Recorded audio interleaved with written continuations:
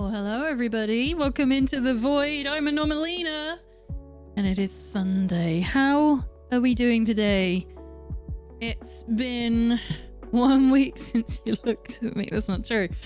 When was I last up? Was I on Wednesday? I don't even remember. What have I streamed this week? It was Wednesday, wasn't it?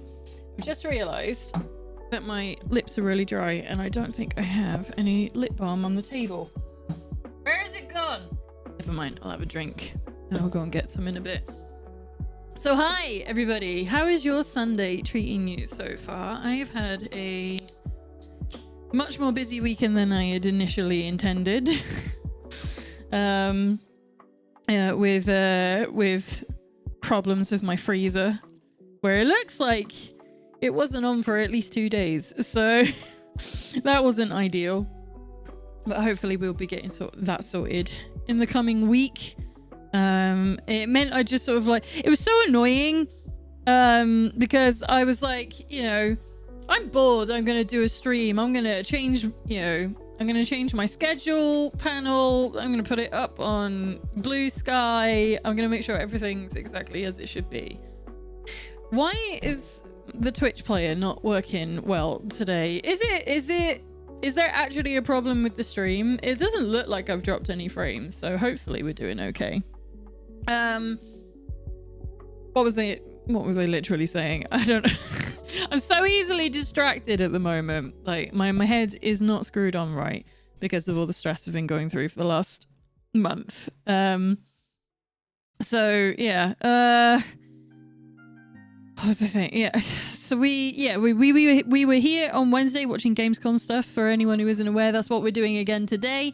We're gonna be looking up some. We're gonna be watching the Gamescom Indie, Awesome Indies show that they did. That I was not present for. I haven't gone and watched it. I don't know what they announced. I don't know if it's just like a bunch of stuff that we're just getting updates on. So we're just going to take it really easy today. I'm not intending for this to be like a super hyper sort of like, yeah, let's fucking go kind of stream today, because frankly, I'm too goddamn tired. Mostly because, like, you know, like I said yesterday, with the rushing around trying to get the freezer sorted, having to leave the house more than once, having to interact with people when I hadn't initially intended to, and having to cancel plans that I had, you know, changed my plans to do and then I couldn't do because I was too goddamn tired. So it was a lot of rushing about yesterday that I did not really want to do. I'm meant to be relaxing. For anyone who isn't aware, I have signed myself off for a week from work because there's just too much going on. And I just don't feel rested. Even when I am resting, even when I'm doing fuck all, just don't feel very well. So yeah, hopefully today we can just sort of recline a little bit. I have pulled out one of my Good Rays drinks. It's the one with the 30 milligrams of CBD. Not that it ever seems to make any real difference to me. But I have no ice. So I can't have like refreshingly cold drinks. It's just sort of like chilled, which is fine, but it's not what I'm used to doing. I wanted something a bit more cold. It's just not the same. It's fine though. It'll get sorted. I'll have a new freezer a second-hand freezer next week. If my colleague is able to bring it to me. What else was I going to talk about? I had some other things. I have, so next week, I do have the stream planned for Wednesday for Expedition 33, but there is a small chance it might get cancelled because it depends how I'm feeling. Because like I said, I've been signed off for a week. Because I've not been well, but also to update people on things to do with work that I have alluded to. I didn't turn the camera tracking back on. Get over here. Yeah, so a little update from work for this week. So the meeting that was previously postponed has now been rescheduled for next Thursday, and I'm fully convinced that this is going to be the time that they say goodbye to me. So there is a small chance that I will not be well on Wednesday because I'll be stressing about that. and that I might need a couple of days breaks, or it might just change like my immediate plans immediately, where I'm like, no, I need to be occupied for a bit. So there might even be extra streams. We'll have to wait and see how things go next week and what I need to get done, because it really is all dependent on how this meeting goes. Though I have no faith that it will be a positive outcome for me. So that's kind of it. I did like make I did the silly thing. I made a timer, as you can see. So it's 3 days, 22 hours and 44 minutes until I lose my job. But I was like, no, that's a bit depressing, so I'm gonna leave it off. I was gonna do some silly shit, but I'm like, I realized I won't be streaming when it happens, so I can't have it do like little fireworks or or playing a specific sound effect or anything. But yeah, so next week's plans are probably going to be a little bit loose. I don't know if I'm going to bother writing a schedule for next week, but there will be streams, so don't fret. I really, if I've got some time, I've got to get on and start doing that final Dragon Quest grind, so that we can do the secret boss, because I don't want to put it off by too many weeks, because otherwise that'll feel a bit disjointed.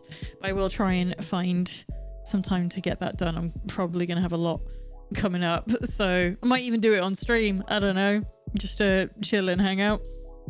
So yeah, that's kind of it for announcements, for updates from me.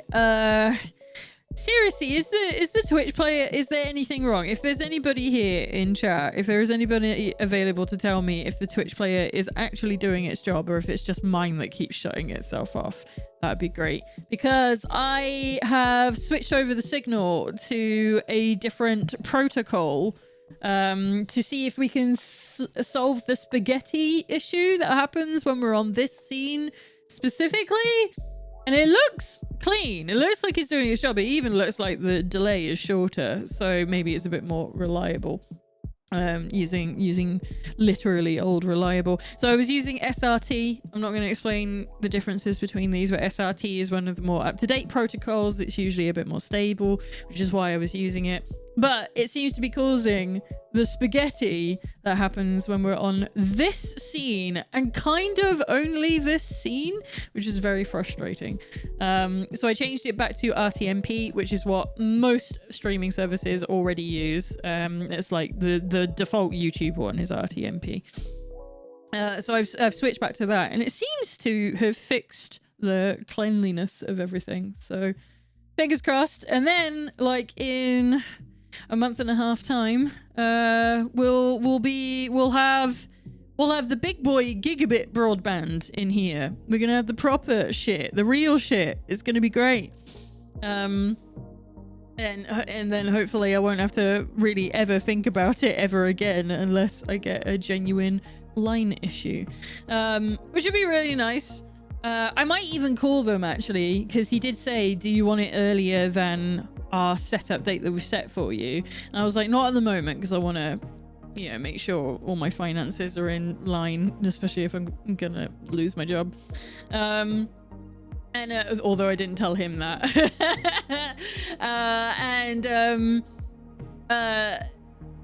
He did say that there is a chance that I'll be able to move it forward, so I might give him a text or an email and say, like, hey, I'm gonna be home a lot soon. Could you just, if there is a sooner date to set me up, I would love it. I've already received my O2 SIM card from my mobile phone, so I can switch that over whenever the fuck I like. So I'm probably gonna do that during the week. I don't know whether to keep my old phone number at all, or switch to the new one, because, like, I know this number, but I've also had it since, like, I think I've had it since I was a teenager, and every scumbag in the world has gotten hold of this phone number. Like, the amount of, like, fucking spam calls my phone gets, thankfully it blocks like 98% of them. The amount of spam calls it gets is just unreal. It's just really super unhelpful. And I have been considering, like, maybe just ditching it and getting a new one, just so that I can have a clean slate and just give out my phone number to the people that I want to have it. uh, and keep it more private than I did previously, instead of using it to sign up for like email, like free shit all the time like I did when I was younger and stupider. So yeah, I'm gonna make a decision on that, but chances are I'm just gonna keep my old one because it's nice knowing what your phone number is. Right then, I think that's it for all of my announcements today. I already whinged about the Adventures of Elliot in Discord, so if you haven't seen that, please go and hang out in the Discord. Where's my button for that? The Discord is the best place to go and see when I complain about a video game that I was looking forward to. I had a really crap time on that. I just did not enjoy it. However, I did play a demo that I've had for ages for a game called Stories from Soul the Gundog, and it's a... what's the word? It's a visual novel in the style of like a really, like, I don't want to say SNES, it's too clean for SNES, but definitely that 90s era. And it's like a mech anime kind of deal, and you're a pilot. And something happens to your ship. It's like a mystery novel thing. And I was pulled in immediately. So for anyone who is nostalgic for 90s mech anime, or space anime, if I'm going to be more accurate about it, it's like dogfighting. If that sounds like your bag, go and check out Stories from Soul the Gundog, because I'm really enjoying it, and I'm only on the demo, and I'm 2 hours in and I'm still only on the demo. So like, I really hope that it saves my save file and switches it over to full release, because I'm definitely going to be buying it because it was really good. Right, let's go get ready to watch some more trailers and continue to take it easy this Sunday. So, as I said, we're watching the Gamescom Awesome Indies, which I'm gonna like, I have a slight complaint before we get started. I have a slight complaint about Gamescom in general. Your branding for everything was incredibly difficult to get hold of. Like, it should not be that hard. If your indie stuff is purple, why can I not access that logo somewhere? Why did I have to go and find it on some dirty website that I've never heard of because it was not available anywhere else? Also, why is your logo flipped? Why is the Gamescom logo... I'm going to show you this, actually. I can show you this on my next screen. I'm going to go just Gamescom logo. I'm going to show you the old ones, and I'm going to show you the new one. I want to know why it's changed. I'm not going to find it now because it's all updated with the recent Gamescom stuff. Here we go. Okay. Right. So if I head over here.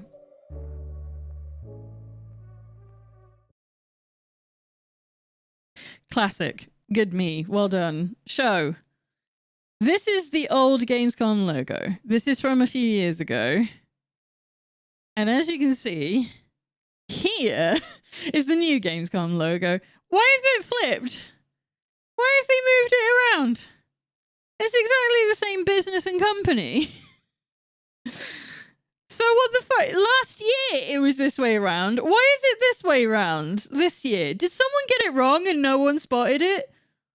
Also, this logo was not available on the Gamescom website on their logo page with like the little dots thing going on. None of that was available. Like, I'll show you that as well. And this is just, it's something I really, it's a pet peeve. If you're going to have a page for people to come and access your global branding so that they can put it on their own stuff. Why is my CPU crapping out? Stop that. It's just, there's way more details on this page than there was. Yeah, see what I mean? It's just the black, it's just the white. The logo is flipped randomly since last year, but this is all that's available. So none of the indies stuff, none of this, like the colorful lines and the little dots and the squares they've been putting on stuff, none of that. What's going on with your branding team, Gamescom? What the fuck is up with that? I demand answers. Anyway, it's enough complaining. Let's go and watch some trailers for some chill shit. I've been looking forward to this because I just want to hang out. I don't know what the audio is like on this, by the way.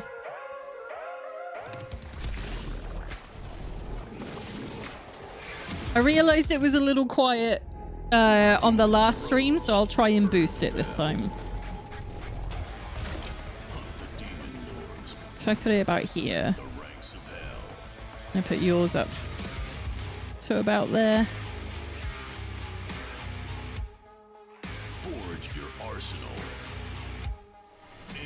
I love that it just gets into it without introducing anything either. It's just like, here's the first one. Precision is power. Your bullets speak order.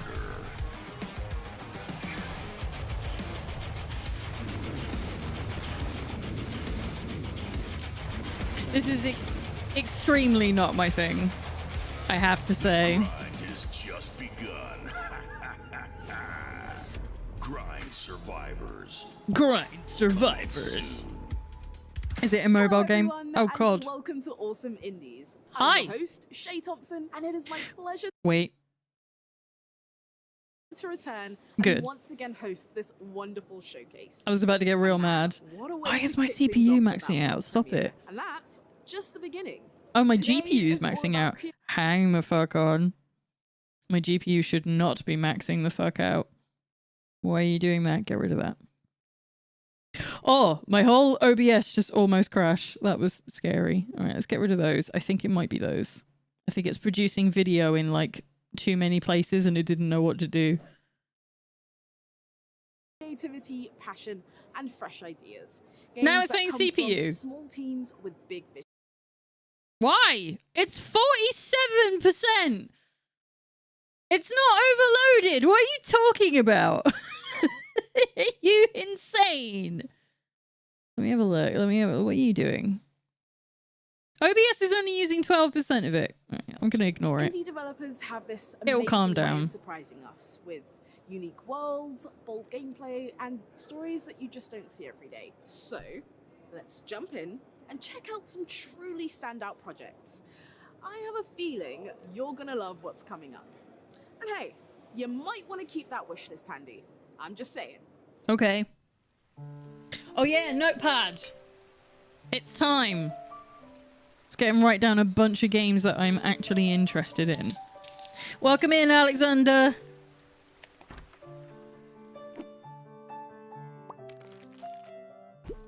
I might turn off that indicator if it keeps going.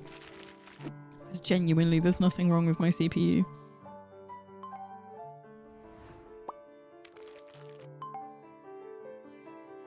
Let's get rid of it.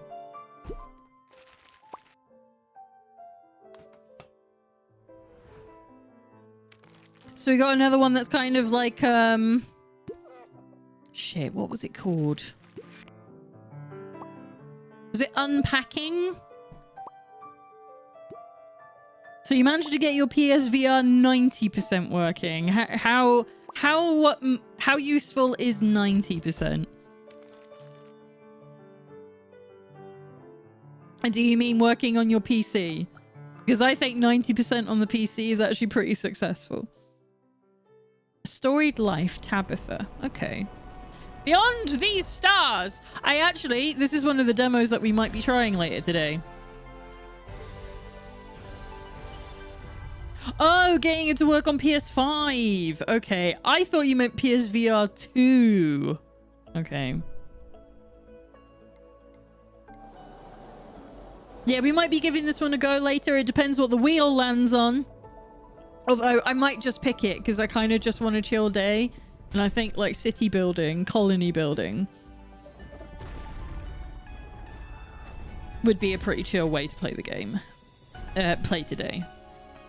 So that I stay relaxed.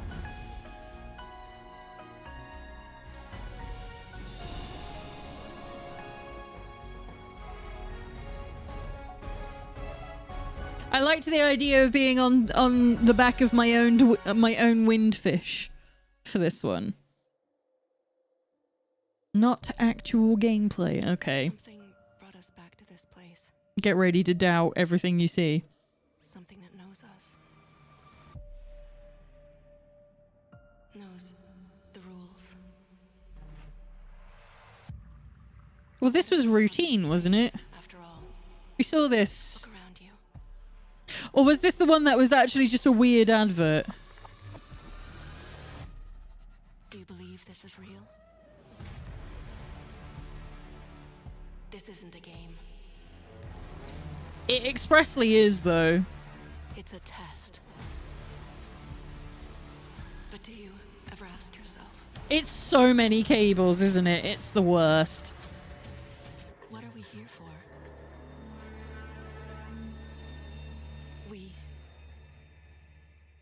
We're here to play. Do you have the adapter? That would be my question. The PS5 adapter?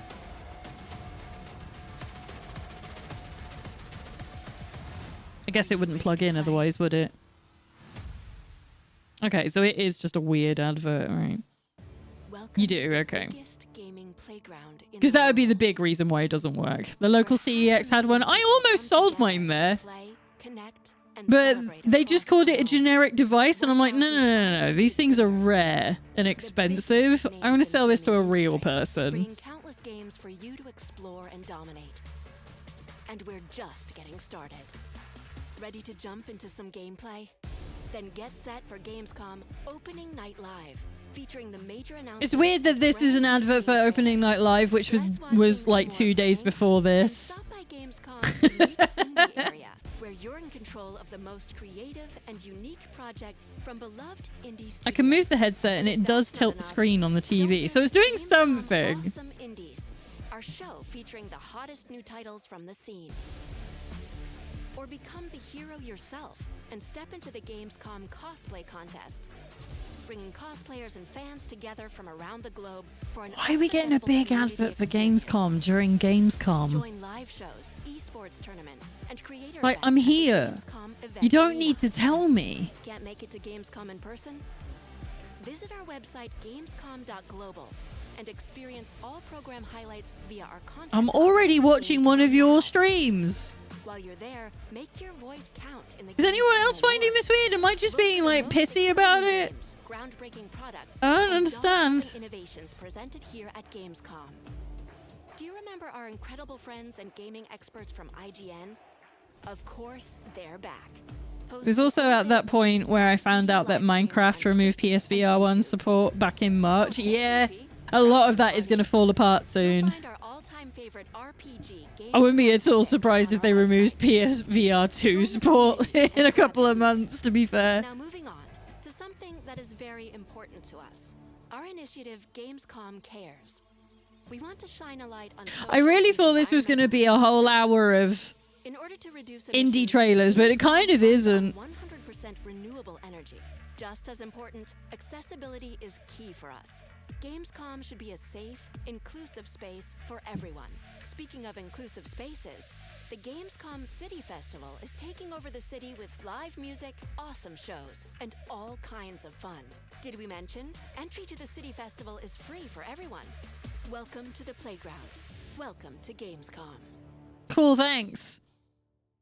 Up next, we're diving into worlds full of action and Yeah, you had it on unexpected Opening Night Live, exactly. narrative-driven I don't know challenges why it was to playing chaotic during the musical adventures.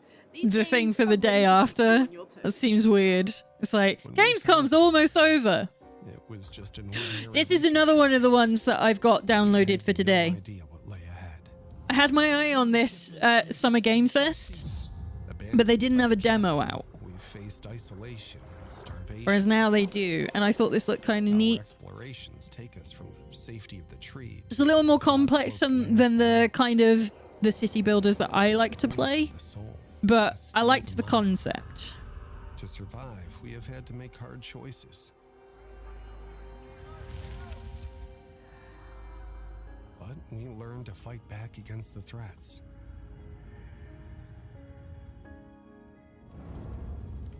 You know me, I'm a sucker for like, you know, purifying the land Resources shit. secured, we are expanding. And that's kind of what this Living without is. fear instead of surviving in it. We uncover ancient technologies, and new discoveries reveal themselves to us. I also just like their as weird do new machinery. allies and new enemies. The fog is relentless. The monsters who call it home innumerable. And when fear is about to consume everything, only the tree's light can bring hope. The tree prevails. And then yeah, you get this as a final thing, is like your tree becomes an ultimate weapon at some point. I think that sounds cool. So obvious that you'd make it big. Oh, you don't know the half of it.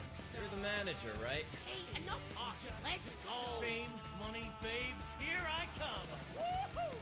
Would you look at that? The band's first album, all mixed and mastered and ready to print. I'm getting emotional. I kind of like that you get to make your own freaky animal person. Oh, you must be the new kids in town. We worship you. I love these fish guys. Hit a little snag in production.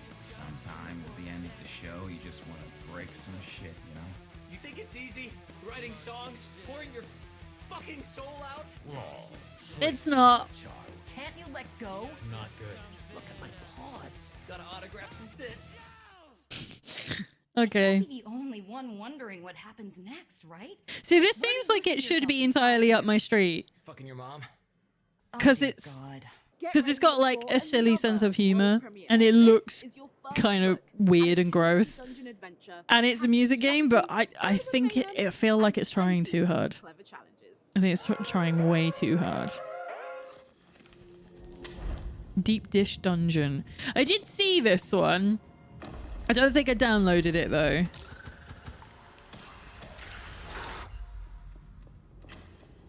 Oh, it does look kind of cool though.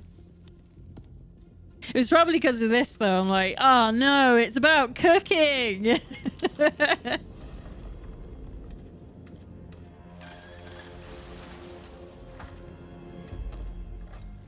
Probably crafting from the look of it. It's kind of neat looking though. I like the art design in this one.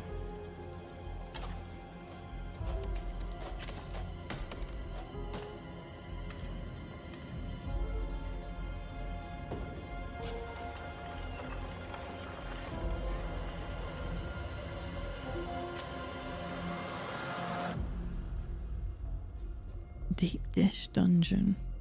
Wishlist on Steam. Raw Fury have always got like their finger on something really decent though, so chances are it's actually really good. Because there's so many So maybe we'll write it down. Maybe we'll go take a look at it during the week. It's portable and it's awesome. Indies are awesome because they're not only making fantastic games, they are also the driving force in creating and demanding a more diverse and more inclusive games industry overall. True. Indies are awesome because we make really cool, innovative games. Indies are awesome because they rather work on the show floor than in the B2B area. Indies are awesome because you can do very many experiments. And have more fun. Indie games are awesome because it's such a lovely community of developers with great ideas and very diverse. We with a lot of different games, so there's so much to explore and to play. Indies are awesome because we can do whatever we want. Indies are awesome because indie developers are better people. Bold statement. We're just better people. Bit loud. Expect to be put through your paces and have your patience tested. These games throw you into the deep end, and the ride is as unpredictable as it is thrilling. Light Odyssey. I remember seeing this one. Was this at Summer Game Fest as well? And I was like, it reminded me of Jotun. Because you're just a little guy. Just a little guy on a big map. With like very, very big bosses. Just a little guy. I think it's Jotun. Which is a game that I'm pretty sure I bought it on PS Vita. And I played it twice and it was too hard and I never played it again, but I still love it.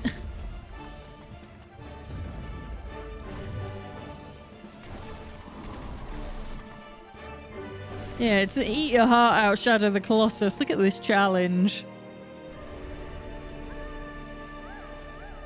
Light Odyssey.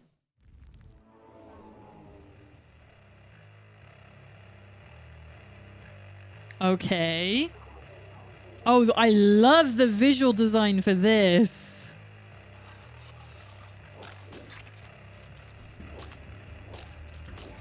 we gotta... I don't know. It's not Darkest Dungeon, is it? It's something else.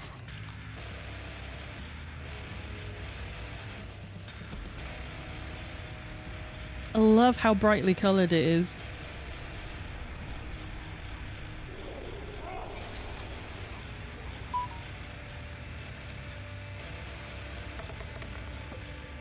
Okay. Failure.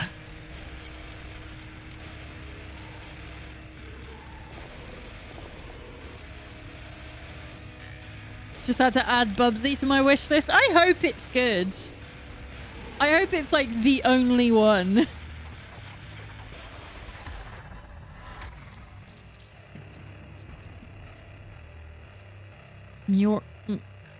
Mjorkborg. I'm gonna look that one up. It's not normally my kind of thing, but I appreciate that they're going for something a little different aesthetically. We won't just show you exciting trailers of upcoming indie games. No, we've also got some insight from the hard-working people who make these games. So now we'll hear directly from one of the creators of Outbound. They'll take us behind the scenes and share the story, inspiration and challenges that shaped their game.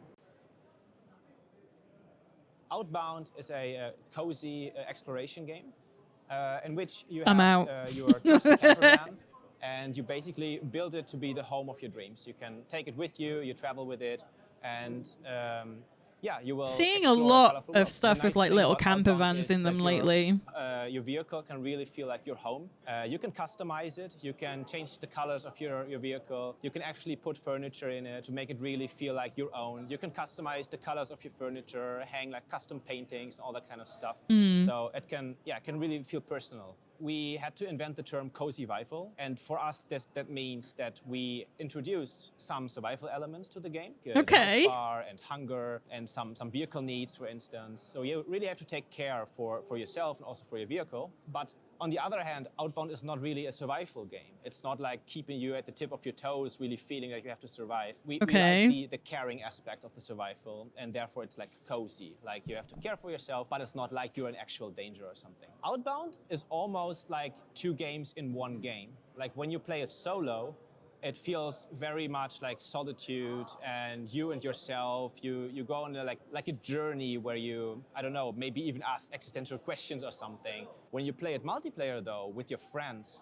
you can play it with up to 4 players online. It feels very different. It's like more, we're going on a road trip together. Sustainability is one of the core themes of the game. For instance, to pick up litter from campgrounds where you leave it like a little bit nicer than it was. We announced it, and I think after 4 weeks or so, we already crossed 100,000 wish lists. Not bad. I think it's just, the main reason for that is that people are naturally like torn or attracted to this idea of going like on a digital road trip. Yeah, it's really not that easy to live that dream, but it's, I think, really I mean, nice it's cheaper to able live that dream, and it it's at least less like digitally, for instance, in Outbound. risky We just hope to that do it in a fans can game. Wait a little bit longer until the game comes out. A little bit longer. To be really like polished and well done, and we want to incorporate Trailer. everything we wish for Outbound to be in the game. Enjoy the new Outbound trailer that we created for Awesome Indies that has brand new gameplay scenes and never before seen footage. And yeah, I think you will really enjoy it. So I remember seeing this one, but I don't think it's one I've kept an eye on at all. Mostly because it has all the stuff in it that I don't do, which is build your own home, crafting, designing. I'm just, no thank you. But I think it's really cool that, there are still games like this being made.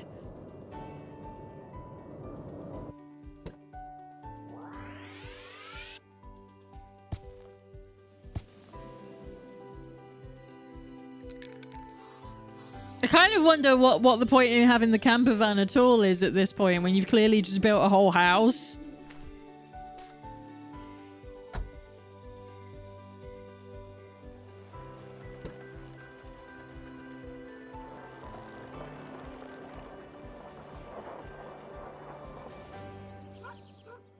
Okay.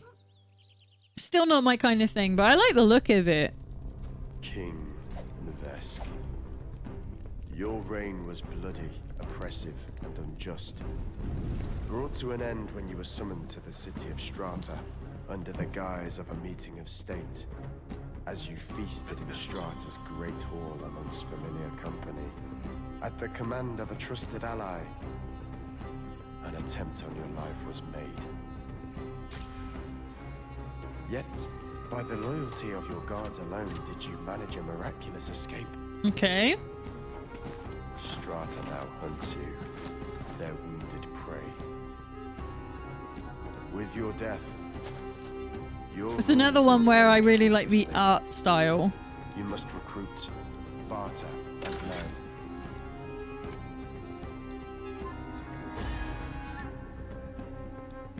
You must fight for your life against extraordinary odds.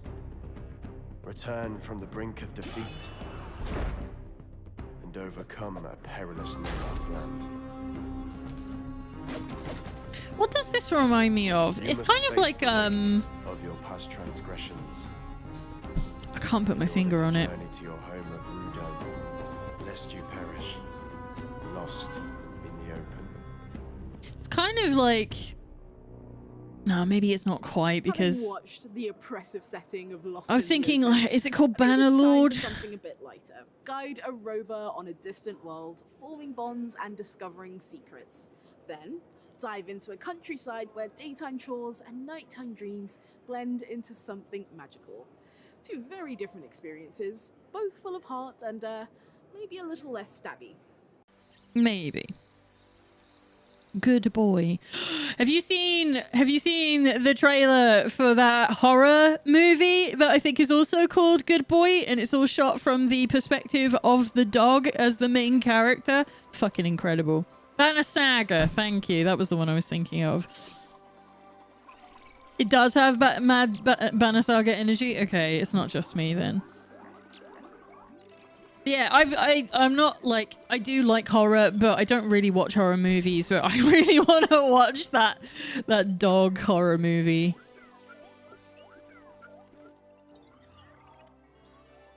Well, this is delightful. You're playing as just a little guy. It's like Johnny Five. But with, for some reason, Stitch's face.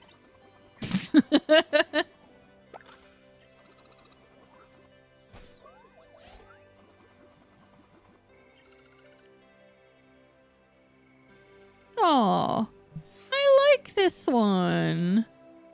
I'm gonna see if there's a demo for that.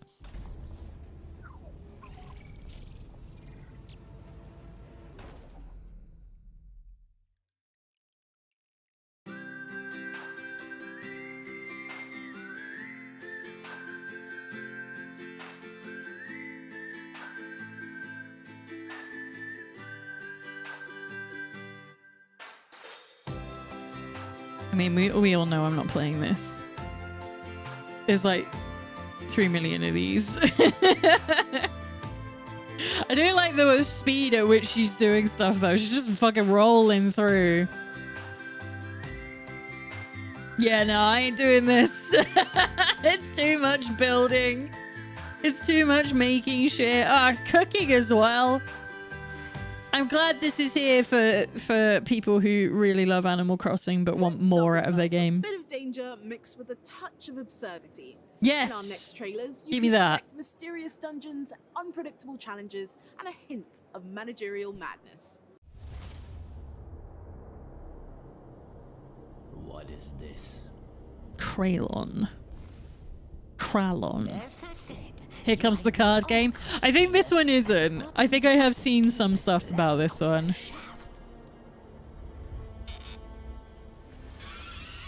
Not everyone will be happy about your arrival down here. Okay. The people up there are sometimes quite... I had to really stop myself from saying barrels then. Fucking PewDiePie shit coming out of me. They're everywhere! You mean like the grumpy little red-eyed guy? Yes, exactly. Exactly. I mean, I wouldn't want to show my enemies too long in a 3D, like, horror game either. Here we are. Your first world to redeem for me. It's colourful. It looks like a city builder. Is it? It's not exactly a Is it a colony world. sim? This one is magically warded against wanton stupidity. Okay. What? I don't think it is. Take it easy. Welcome Manage to hell. Administrator. Okay. Tell me more. Play gods. Okay. There's an extremely old game that has exactly this system. What was it called? I can't think of it. It was a really old PC game. I think it came out in like the fucking... It wasn't... Okay, I'm gonna look that one up, but that's gonna annoy me. I'm trying to remember. Time to switch tracks. Literally. We've got a world premiere coming up, and this one's all about speed, style, and a whole lot of drifting. And while we're at it, let's hear more from the people making it happen. Okay. All right. So there were three concepts since the beginning of the project that were really important for us. So these are skate, trains, and Japan. Japan for being a very inspiring country that we... No, not black and white. I'm older. I'm talking like NES kind of graphics. Contrast between the nature, rural areas, and the I'm talking like cities. Then skate, of course, we have before few skaters in the C64 team that really dig that sense of self-expression and all the character that the skate. I can't remember the name of it. It's going to drive me up the fucking wall. Big nerd train guys. But that was about balancing like heaven and hell. So to balance the speed, that's one of the things that has been the most iterated during the development, because you go so fast that we didn't want the player to feel overwhelmed. So we really tried to balance the game to feel really frenetic, but at the same time readable and really fun. I wouldn't call it far behind. The thing I'm thinking of is like super niche, and I wouldn't expect anyone under the age of 35 to know what it is. As to be able to express themselves throughout all the circuit. I love this guy's t-shirt. It's very funny. Trains move incredibly fast. The scenarios are like ginormous. So like making everything interesting enough, but also like kind of the size that we can manage in game, it's been kind of a challenge. So we are trying for each level to feel very unique and very surprising. When implementing especially, like how do we recreate a 360, pop show bit, a flip, etc. with a train? Sometimes like physics go crazy, and sometimes it's the good kind of crazy, you know, like So only sometimes though. That, or we could interact with this building this way or that other way. We really want the players to feel empowered with this game. We don't. This guy looks like old Peter Parker's character model in the new Spider-Man game before they changed it. Kind of does. And of course, the ones that want to master the game can bring it to the next level. So the reaction we're hoping for is, wow, that looks interesting. That looks cool. I want to play that. So as for early access, we have nothing to comment on that at this time, but Good. for us it's really important to bring the community together when building the game and to help it get to the best form possible. Okay. Well, I do hope players So it's not find, ready yet. The trailer exciting and that they really want to hop on the train. He has resting I can't pay rent face. That's just like the face you have when you're a developer. When you're an indie developer. Denshataku! I can't wait to play this. It's so silly. It's so silly. And I really respect that. I can't wait. It's very Dreamcast era shit. Just like so silly, so over the top. Really simple concept, but also not. Dench attack.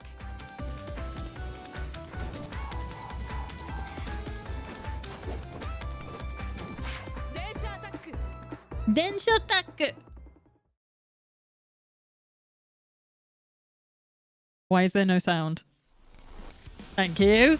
Don't do that to me. You're going to make me think I've broken something. Made with passion, creativity, freedom, awesomeness, inclusive, cozy, and diverse. magic, and wonder. So is this going to be another Gamescom advert? Hey, come to Gamescom. It's super cool. We're going to tell you that while it's on so you can't get tickets anymore. Discover some new games, see what's going to come out soon. Indie games have something for everyone. So many different games, they're very creative. They have a heart and a soul, different genres. Wow, their audio is way out. Connect and like ask questions. They can just really lay the game close to your heart. Very big and hot and amazing. I'm very excited and very happy to be here. You should all come. No harm. No harm done. It's fine. These things happen. Streaming is difficult.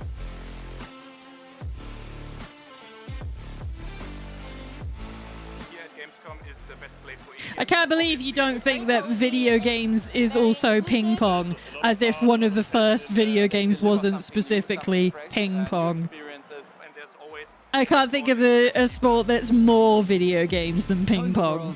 What games are? It's a little bit like novels and films. So there's a genre and there's a tone for everybody. And as a player, you can be stepping into someone else's shoes, or you can take a flight of fancy. And that is why I love indies. Indies are awesome because I can explore so many cozy She has a really experiences nice and house. stunning art sets Oh, with she my has a pink community. TV. It I'm feels so like jealous. There's a never-ending stream of creativity and innovation just waiting to be discovered. Oh, they are just so creative and they are like the heart of game dev, in my opinion. Indies are awesome because they take risks, break rules, I love and your surprise suit. us in ways that big studios can't. These What a games great aren't just suit. entertainment. They're stories, struggles, and dreams made playable. Alright, indies are awesome because they make the coolest shit. It's all the weird games made by weird people, which as a fellow weird person, I love. Usually they're catching laughs, but this time A it's all about fellow catching weird person. fish and saving I too atoms like to at take the a same flight time. of with Let's bring in the fancy. Viva La Dirt League crew to tell us Like what French their new fancies, game the little is all cakes. I would definitely take a flight if it was full of Hello, French adventurers, fancies. And welcome to Awesome Indies. Hi. Nice day for fishing, ain't it?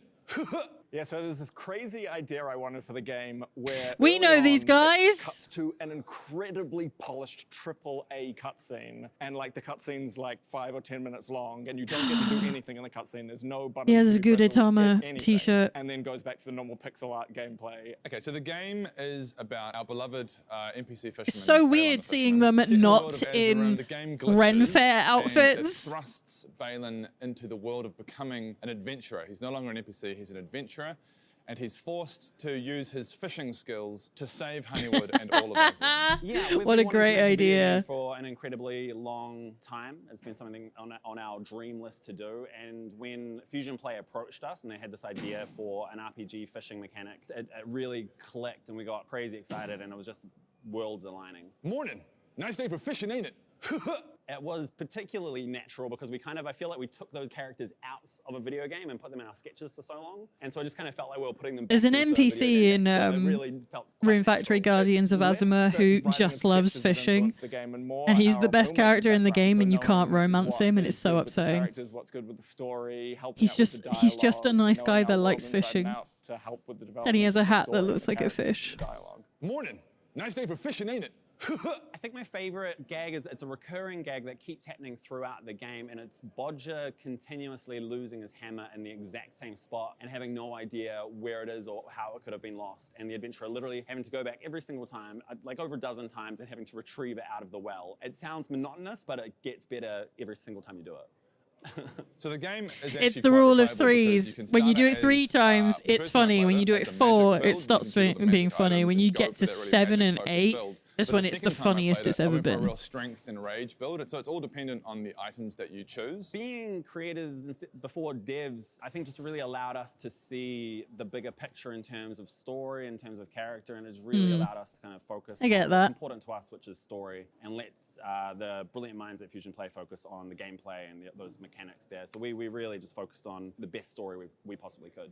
Yeah, I mean, I think as the first game that we've been involved in, we wanted just something that was nice. We love cozy games, so something that was dipping our toes into the realm of making video games. How long would I personally survive if it became permadeath? I don't think I would survive very long at all, especially if... You're literally currently playing permadeath run on your entire life. So I think the best way So to you're play doing Night all Saber right. Fishing is on the Switch or on PlayStation or on Steam Deck, and you curl up on the couch with a cup of tea or a nice hot drink, a blanket over your lap, and just kind of chill out. What would the title be of this journey? It would be something like, nice day for making our first video game ever. You don't have lives.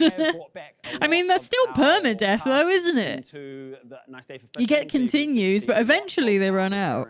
characters in there. If we had an unlimited budget, we actually have grand plans to make a massive game, but it's a mix between World of Warcraft and Skyrim, but set in our world. But that's like a long time down the line, I think. Absolutely, this is the beginning of a larger VLDL game universe, and I think it's the larger Epic NPC It game universe continues? as well. Everything's crossing over. I mean, sometimes you can be resuscitated. And an exciting Someone could news, stop you we bleeding can out. confirm that Nice Day for Fishing physical copies will be available Someone can very soon. do the Heimlich maneuver on you. Soon. Please, adventurers, you must check out Nice Day for Fishing.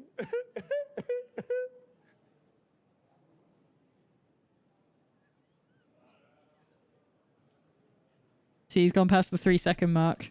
Stops being funny. Starts getting funnier. Mordant. Hey, Balin. Nice day for fishing, ain't it? Yeah, Balin, it's a nice day for fishing. I'm almost sad it's not shot entirely like one of their videos.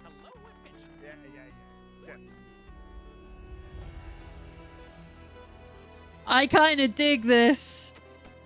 I think this is a great idea. With that adventurer.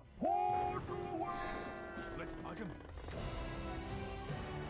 Yeah, if it was like Night Trap, yeah, absolutely. If it was an FMV, that would have been fucking incredible.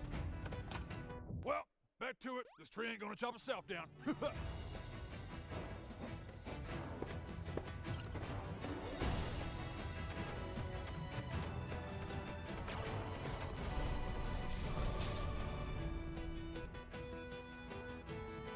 Okay, nice day for fishing. Let's find out if there's a demo for that and we can play it in the week. Fun mechanic. This is really fun. Nice day for fishing, ain't it? Hey, finally, we've got a fish. Can I go now? Congratulations, adventurer! You caught a fish. Super didn't though.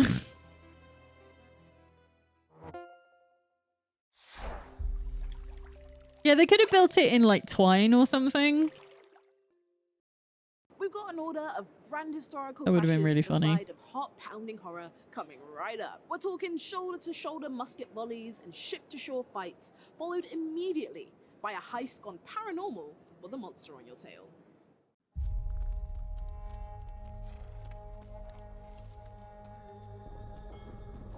Here we go. It's one of these games again where it's going to go extra hard on the trailer, but the game is just like you 3 million miles in the air with lots of little dudes.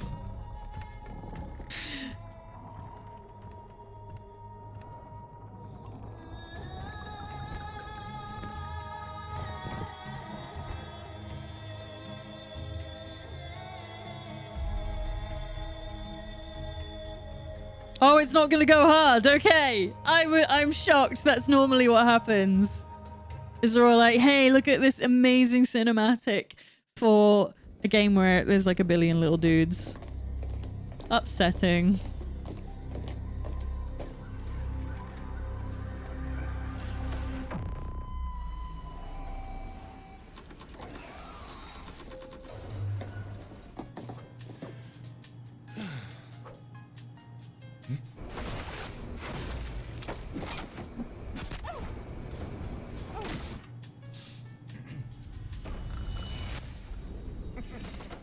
Well, what else are you going to do on a Thursday evening, right? Yeah. So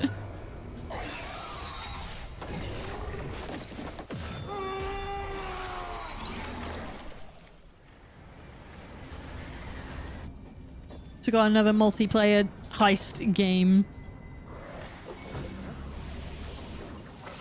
Uh-oh.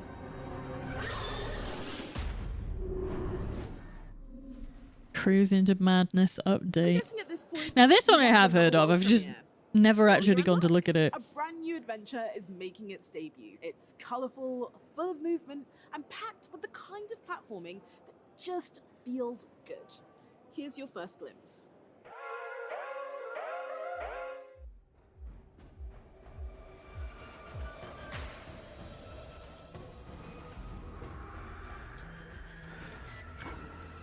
Oh, I love the look of this. Oh, it's so grainy. I love this. There's an artist I follow on YouTube that does art a lot like this. Oh, this looks great.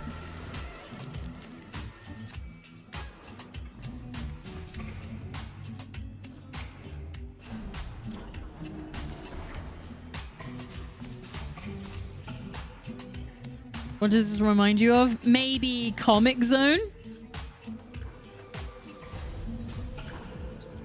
The Plug Outlet game? Oh. Isn't that just called Plugged or something? Asteroid bases run by birds. Rebounder. Gourmet duels where every I'm gonna go card's look a that one dish up. and every turn's a bite. It's brain food and comfort food. What more could you want?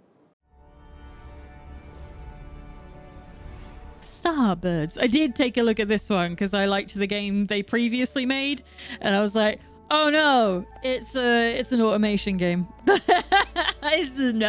No, thank you. This is too much. Look at this. It's so nice to look at. It's really pleasing, really pleasant, rounded shapes on everything. So I think it looks great. But I know I'm never going to get very far in it. I'm going to create like 2 things and then I'm going to stop immediately because it's like, I don't want to automate anything. You're allowed to just have games that you'd watch. Yeah, I don't even watch people play these though. Like I watch CodeCarnage play things like this occasionally, but most of the time I'm like, skip. I'm just like this. I'm glad this is there for people that like automation stuff. I just wish I liked them myself. It's a card game and it's cooking. I'm out.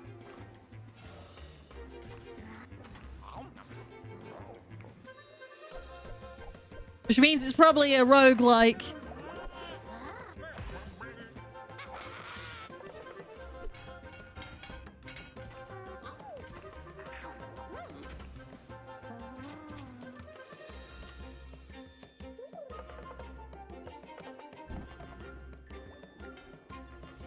Releases 4th of September. Why is that? Is that a problem?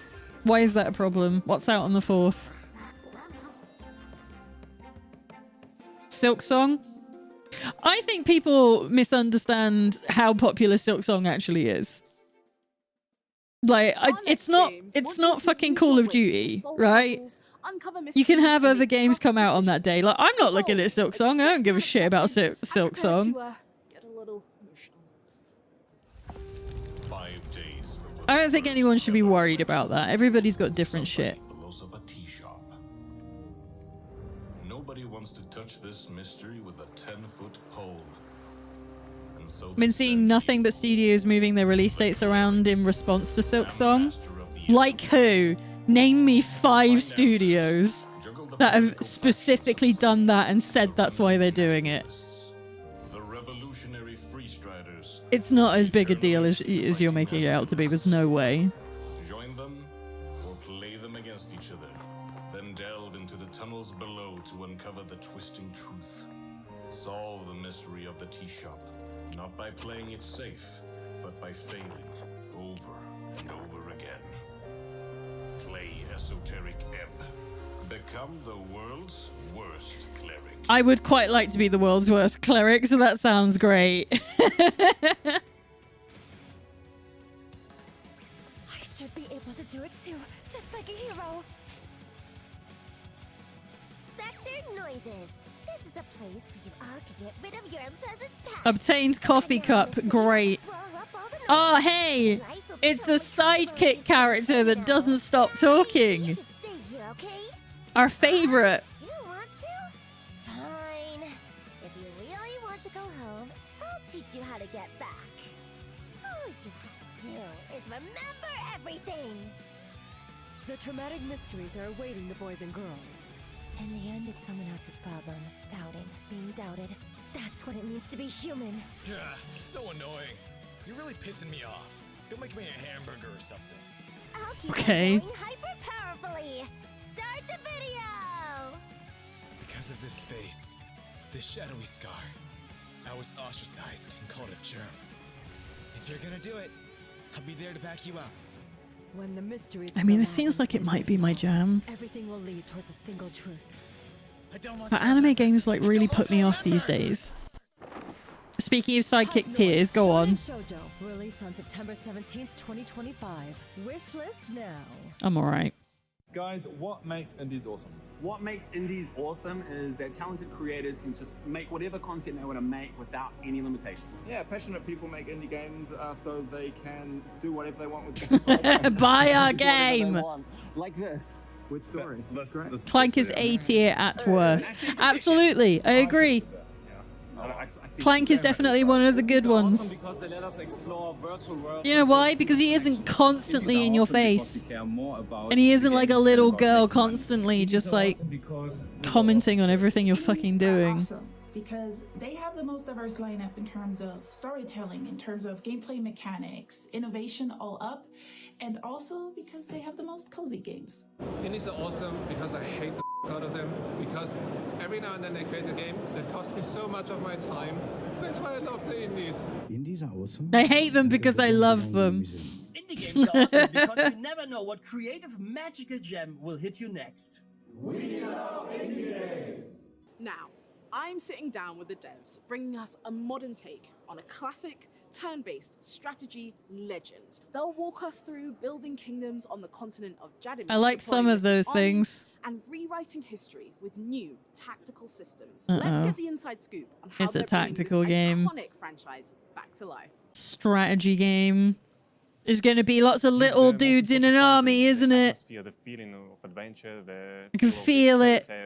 That you're exploring yourself through your heroes. To modernize it in a way is to adapt it to modern standards, to new technologies, to new asks from the audience. Heroes of Might and Magic has a lot of Oh, to say. There is it's a Might and Magic game. Okay. So Okay, we wanted okay. to have some kind of like a fresh start. So we decided to go with a prequel to the whole other Heroes of Might and Magic games. Our main reasoning for choosing the factions that we have in the game is that we wanted to preserve some of the factions that feel natural and familiar to the players from the original games, and at the same time we wanted to bring some new things, new fresh ideas, new fresh concepts. We tried to balance this out in our faction roster, and every single faction has its own unique abilities, unique features, and every single faction plays completely differently, so we feel it enhances the strategic experience. Focus Chargers is a really fun mechanic that really deepens the combat. His hair looks like it's frozen in time. Does it look like Indy's hair with that new graphics thing that they showed off? It didn't look much different. Because it becomes a bit more unpredictable in a way. We feel like multiplayer modes are an It's just important short, part that's of all. Heroes game. The previous Heroes games It's have just short, it's simple clipped, and, it's tiny. allowing community that still plays multiplayer modes, and we wanted to give them also something to find in our version of the Heroes game. Music in Heroes of Might and Magic Golden Era plays the core part of the whole experience. It plays an essential role in creating this nostalgic feeling that players can experience while playing the game. So collaborating with Maestros made it possible for us to capture this nostalgia. I have two favorite tracks. One of them is the new dungeon theme. I love that. It implies they asked her. Like, I'm not very good in singing. Like, hum it for us. Go on. Tell us how it goes.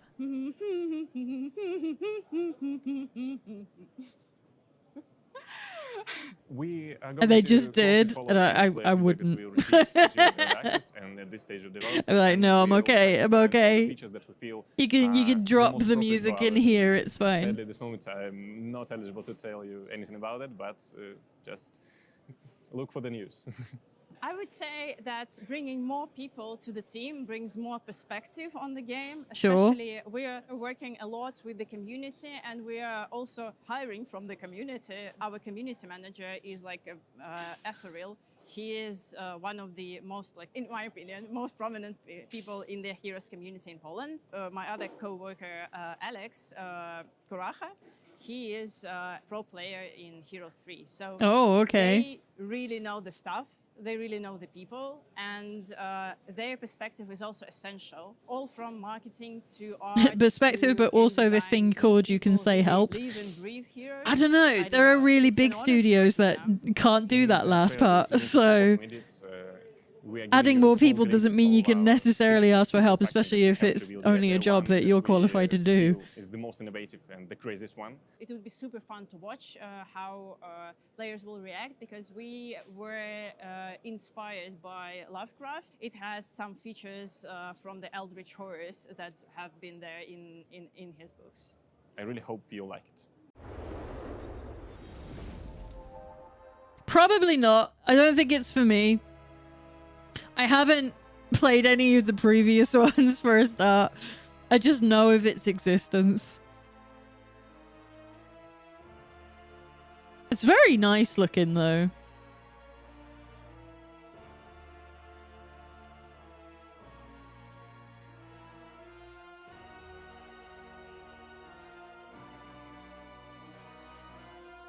I love that it's got this dramatic rising music and it feels like it's gonna lead up to nothing. Like no bass drop or whatever. Or it's just gonna cut off.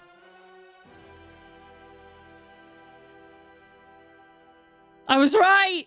It just cuts It's another world off! premiere. This time, it's about a battlefield Sad time. few have ever seen, and invites you into a conflict, both unforgiving and unforgettable. I was gonna say, if this is literally Battlefield, this isn't an indie game. I have seen this one. I was looking at it last night, like, do I try this? Gallipoli isn't like something that's covered very much, especially in video games. So I was like, this is actually kind of neat.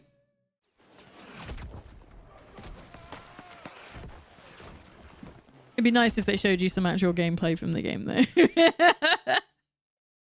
Nice try.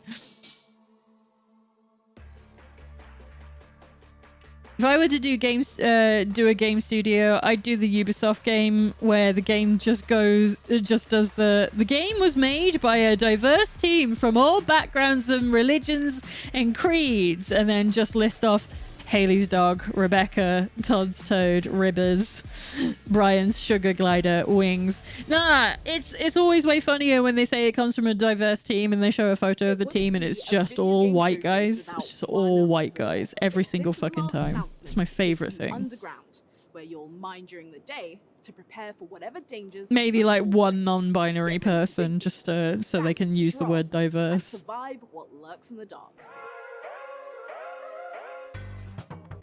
Hold the mine. I did see this one as well. I think I might have seen all of these because I was looking at the demos page.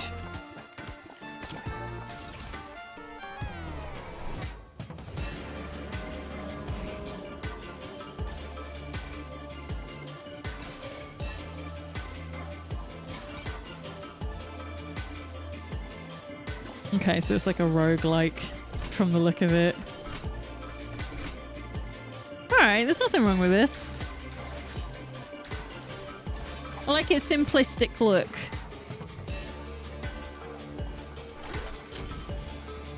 Seriously though, I hate the American education system. They skip straight to World War II, like World War I wasn't important. It wasn't, because you weren't there.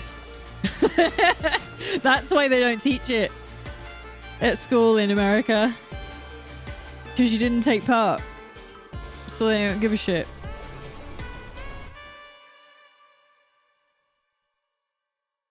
I don't know why it angers you, because you have access to books, though. You can educate yourself about it at any point.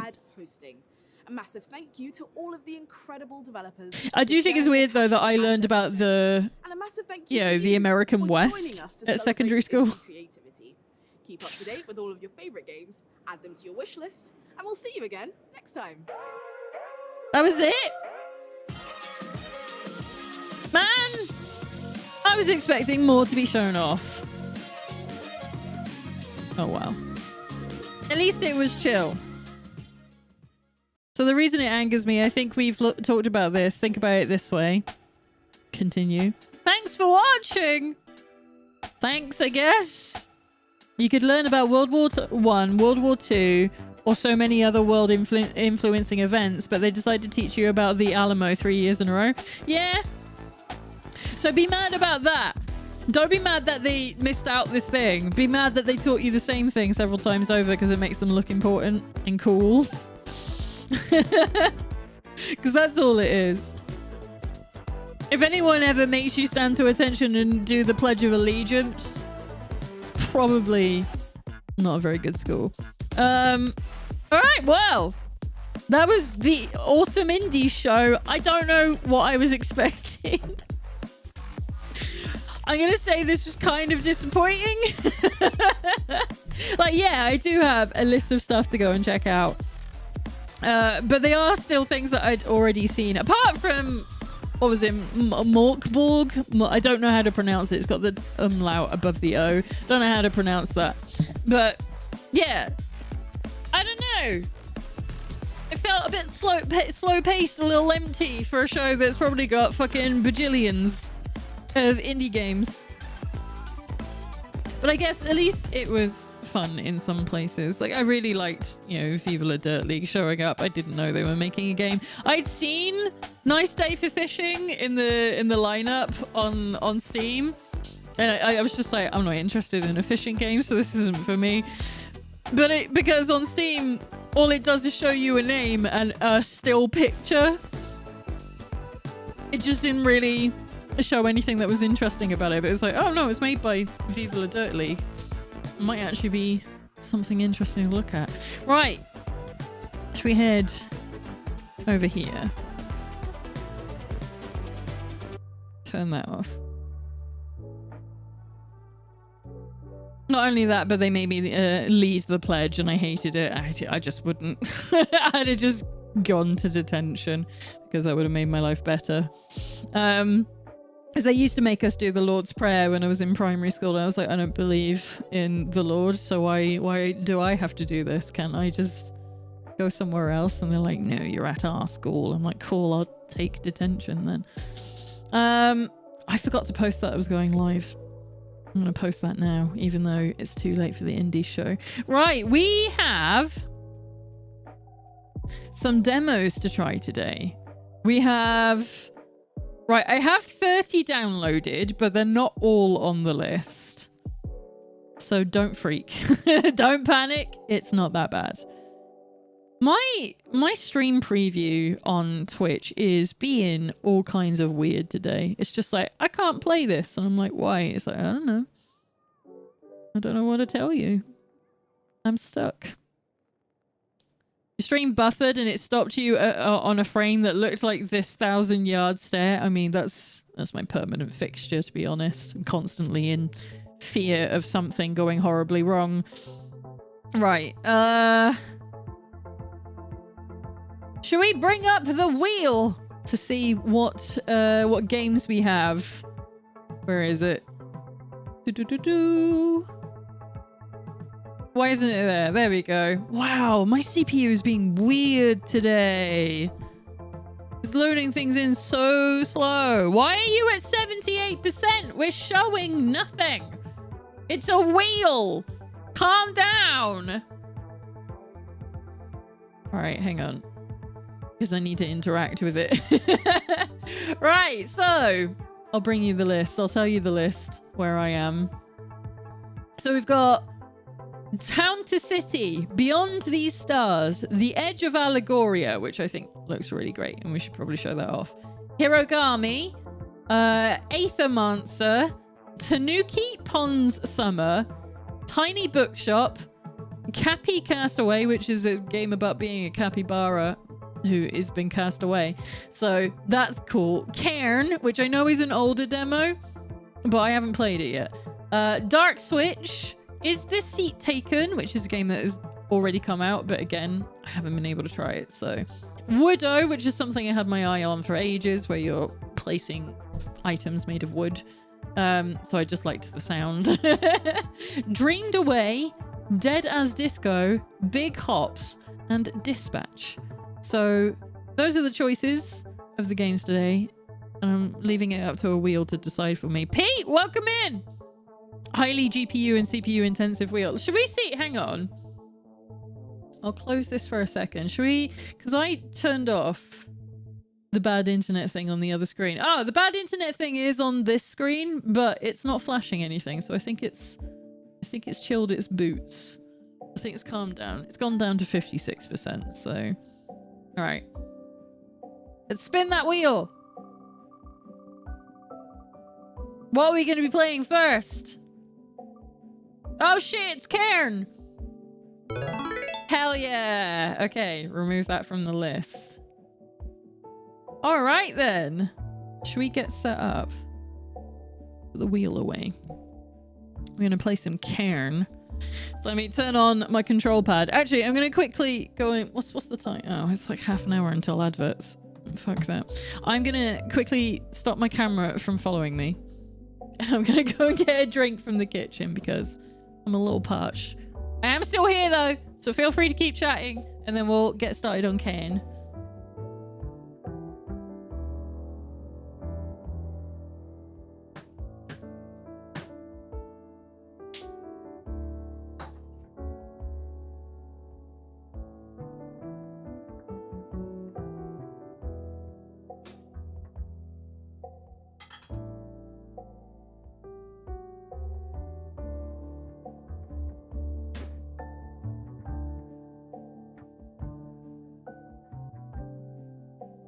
I'm back. Have another drink. I don't know if you can hear me because I don't have my headphones on. You're mostly here for the Minecraft streams? Damn. So twice.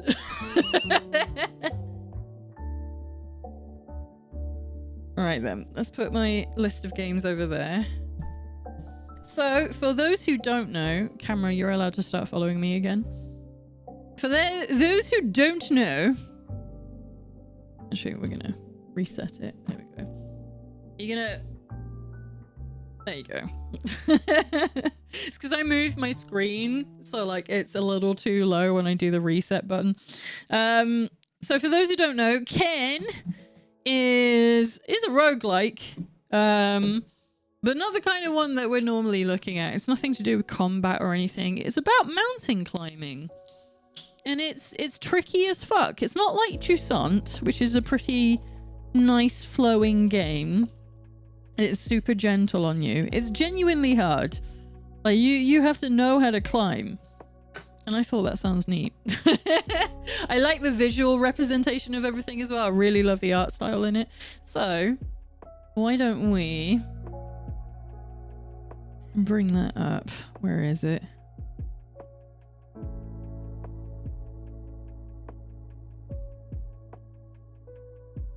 Is it gonna boot? Is it gonna be one of those ones that doesn't want to load? Probably. So hopefully we head over here. Oh, controller recommended. Good. What do you mean nothing to see? Thank you.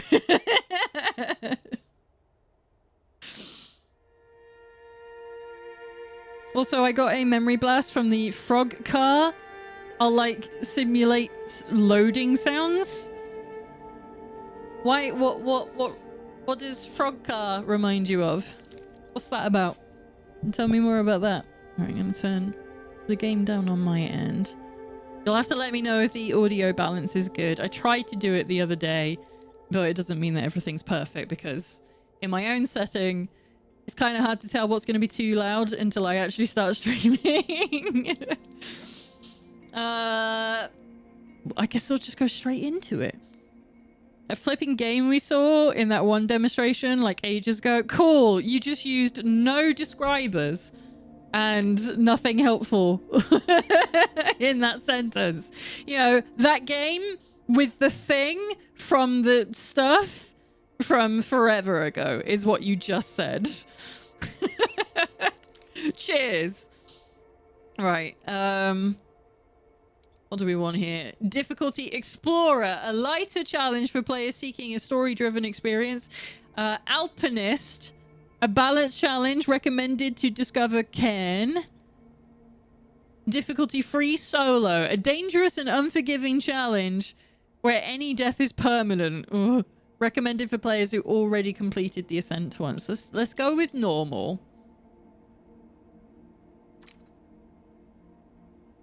Oh, I remember now. Right, I'm gonna turn the bad internet thing back on just in case. Yeah, it's saying, isn't it? It's CPU, CPU, or is it GPU?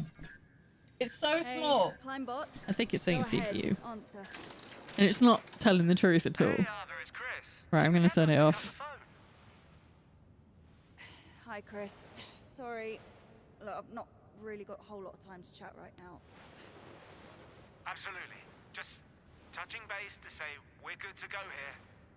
And I gotta tell you, we're all fired up.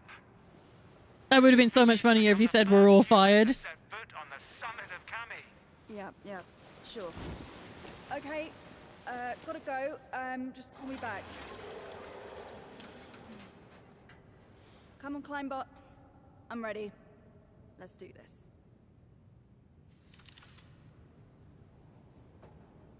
Because it's like, okay, listen, I don't know what the game it was, but the frog reminded me of that day we all hang out, okay? That specific day that could have been one of many. I don't just you for the things you do like, explain thing. Or that's not a sentence. The mountain is calling, but every great climber needs a warm-up. Reach the highest holds on walls 1 to 3 to learn the basics. Let's fucking go. Right, let's get back on the screen.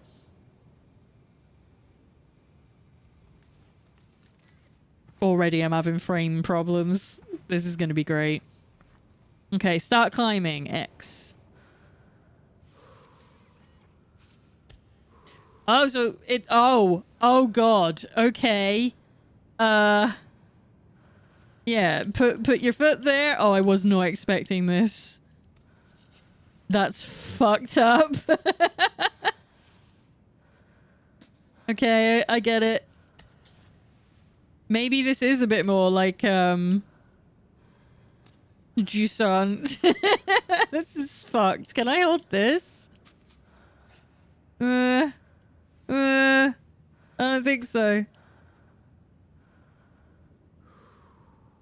Put that one back there. That one's fine. Yeah, there we go. It is QWOP. It's fucked. It's really fucked up. Alright. So, and then we can jump back down. Finish wall 1. Done. This is not what I was expecting the control system to be, but I dig it. So you go there. You get there, I guess. No, it's alright. Don't freak. So that was hurting a hand. I was getting like a rumble sensation.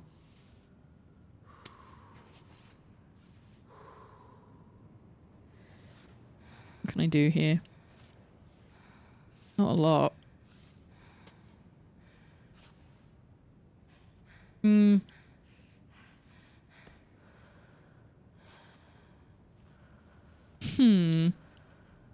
See, this is what real rock climbing is kind of like, to be fair. It's like, it's a lot of puzzle solving.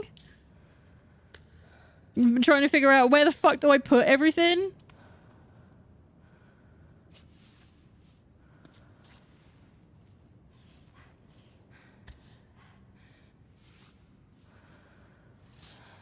Okay.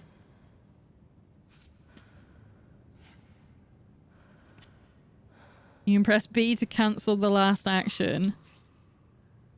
Okay, good to know. I did it twice IRL and surprisingly didn't die. It's so much harder than people think it is. One of my exes used to be a rock climber.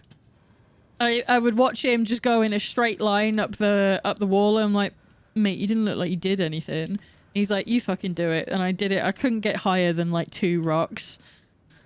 It was just physically impossible for me.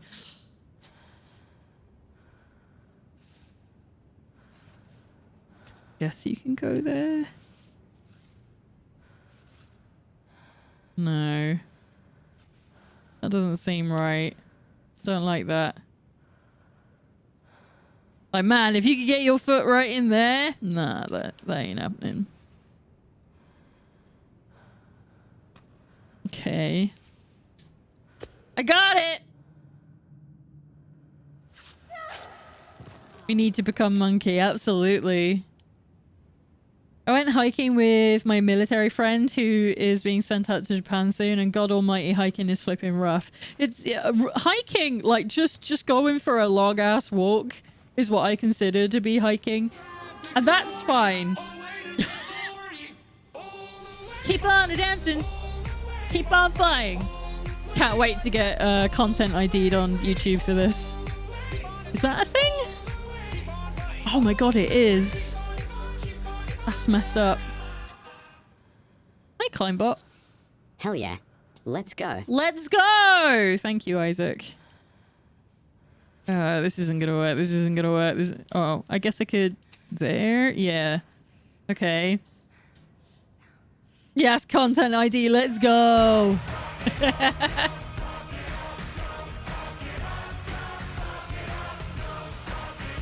There doesn't seem to be any rhyme or reason about which limb is next, by the way.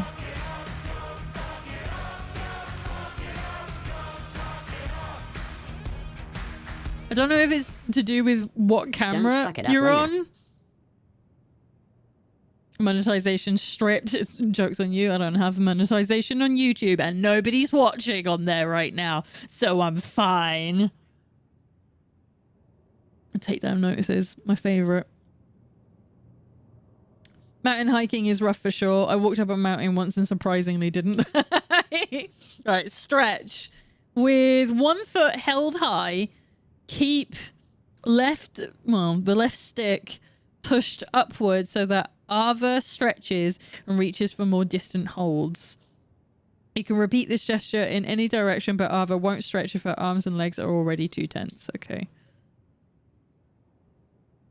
Joke's on you. I'm watching. Not on YouTube, you're not.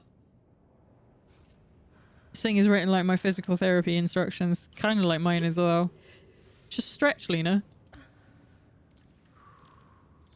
I like that little spider friend. Hello. I put that... Is that not where I just had it? I kind of want to... Yeah, let's go. Fucking do that. That's fucked up.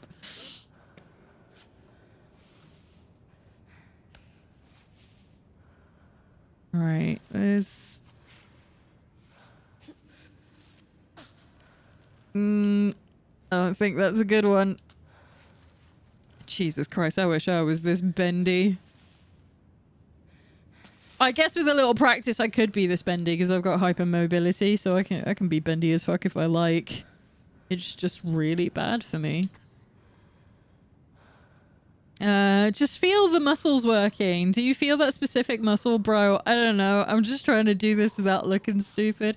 Yeah, a lot of my my physio exercises are like designed where you basically have to stick your butt out a ton, and I don't like doing it in front of my instructor because I don't like sticking my butt out a ton because I look stupid. And they're like, literally, I've seen worse. Why are you shy? And I'm like, listen, it's not my fault. I just don't like people looking at the shape of my everything, you know? Where do I put this leg? You go there. Then, yeah, you go there. You go there. That's better. Right, just get your hand. There we go. Place a piton. Let's go. Ah, I didn't do it that well. Okay. Off belay? What does that mean? Okay. RT hold. Which one's that one? Okay. Hold the rope to rappel down. Oh.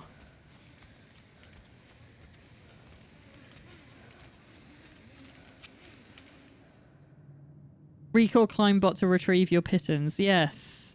Says he's busy. You best be busy getting my pittons or pitons or whatever the fuck they're called. Because no one ever seems to know.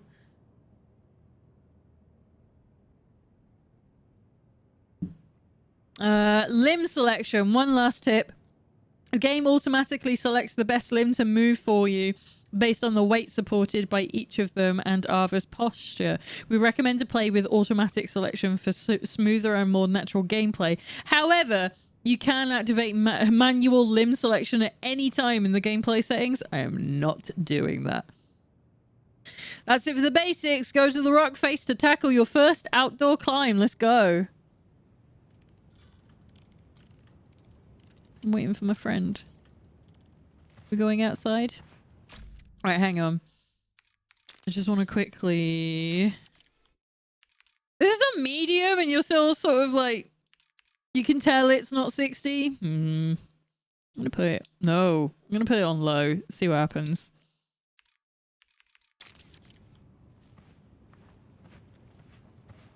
Okay, can I sprint? I cannot sprint.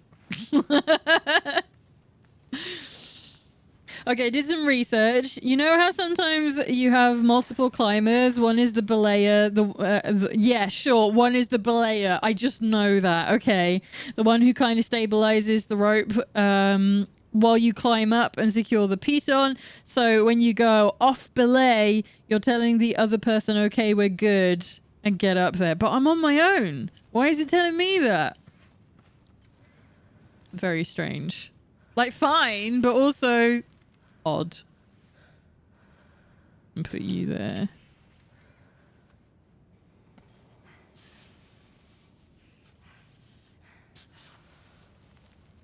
I go this way because it looks more stable. Looks like there's more gaps. This is so funny because it's basically just wiggly body mode for the whole thing. Get that up there.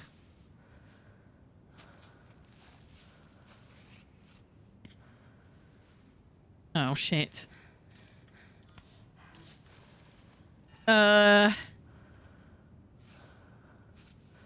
Yeah? I guess? This looks bad. Move your leg. There you go. That's what I'm trying to get you to do. Look at him go. Exactly. Look at him. He's a good guy. Oh, she's panting. Quick, grab onto something. I'm getting stressed. Oh, she's getting wiggly arm. That is not what a leg is meant to do. There we go. I was wondering if there was going to be a recover stamina thing like they have in Jusant.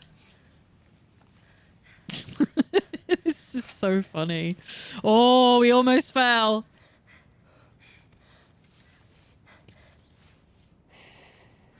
Okay. Yeah, blow on them hands. All right, come on, come on. Can you get your wigglies in there? Place a piton. Alright, I got it this time. Right, planting pitons regularly will help you secure your ascent, but beware, you have a limited supply. You can retrieve them once on solid ground by recalling your climb bot. When you plant a piton, you can go off belay In a resting position, you'll recover your stamina and will be able to open your backpack. Okay. Stamina refilled. Where do I see stamina? Is that like a thing I can look at? All right, let's keep going.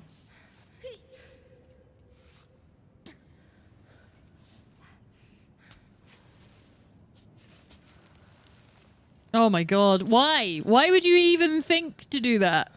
No! Do that. Little higher. There you go. That's what I'm after. Stamina is DLC? That would be fucking hilarious, wouldn't it? Nope. Nope. Nope. This is all bad. This is all bad. Just be normal for a second. Thank you. We can go over to that one. Just. This is so funny. No. No. None of that's natural. Why would you choose this? There we go.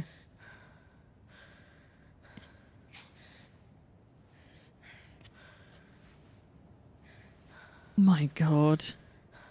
People who do just do this are just made of different stuff than me. Which I knew anyway. Oh, there's nothing up there. There's nothing up here. Oh, shit. Alright, is there... What about you? Just... I guess I'll hold on to that.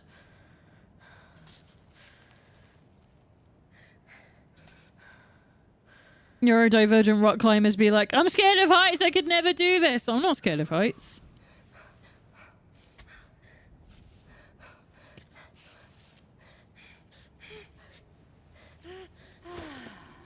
Right, get some stamina back. I don't know if that's helping at all.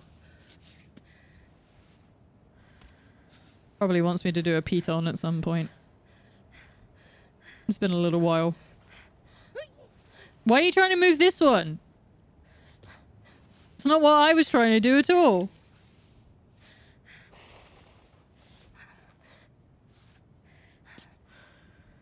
I'm scared of heights. I could never do this. Yeah, I'm not scared of heights at all. I think you're not scared of heights because you're neurodivergent. I think you're scared of heights because you're scared of heights.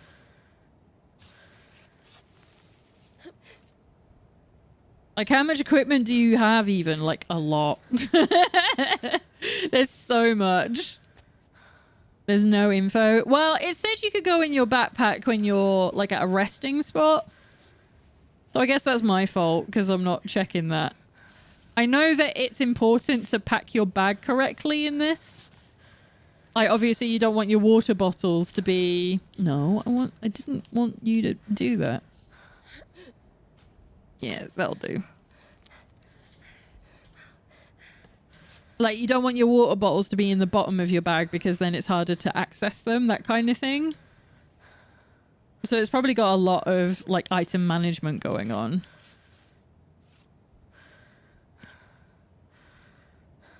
The neurodivergent bit was in reference to your crazy leg technique. Well, it wasn't, though, because you were talking about being scared of heights. So how was that? Never mind. It doesn't matter.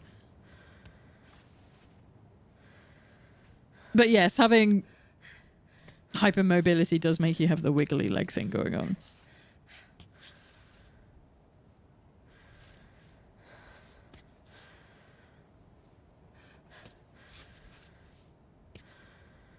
Don't want to brag, but gonna hunt a Kezu. Oh my god. Is that in Wilds? They added Kezu to Wilds, or did they always have it? And I just didn't know. I fucking love Kezu. It's like my favorite monster. We did it! Climb the rock! I did it. Oh my gosh. Look at all this. You're playing Rise, okay. Save your progress. Outside of the climbing gym, serious injuries can be fatal. Find a bivouac site and... I know this word. and pitch your tent to save your progress. You'll be able to resume from this point if you die. Your progress will also be automatically saved at certain points in the story. A robot's busy. Man, the camera moves so fucking slowly. He's on his way. He's bringing the one piton that I used. Ascent saved. Day 1, midday. Self-screwing piton, thank you. Alright, bivouac. Let's go have a look.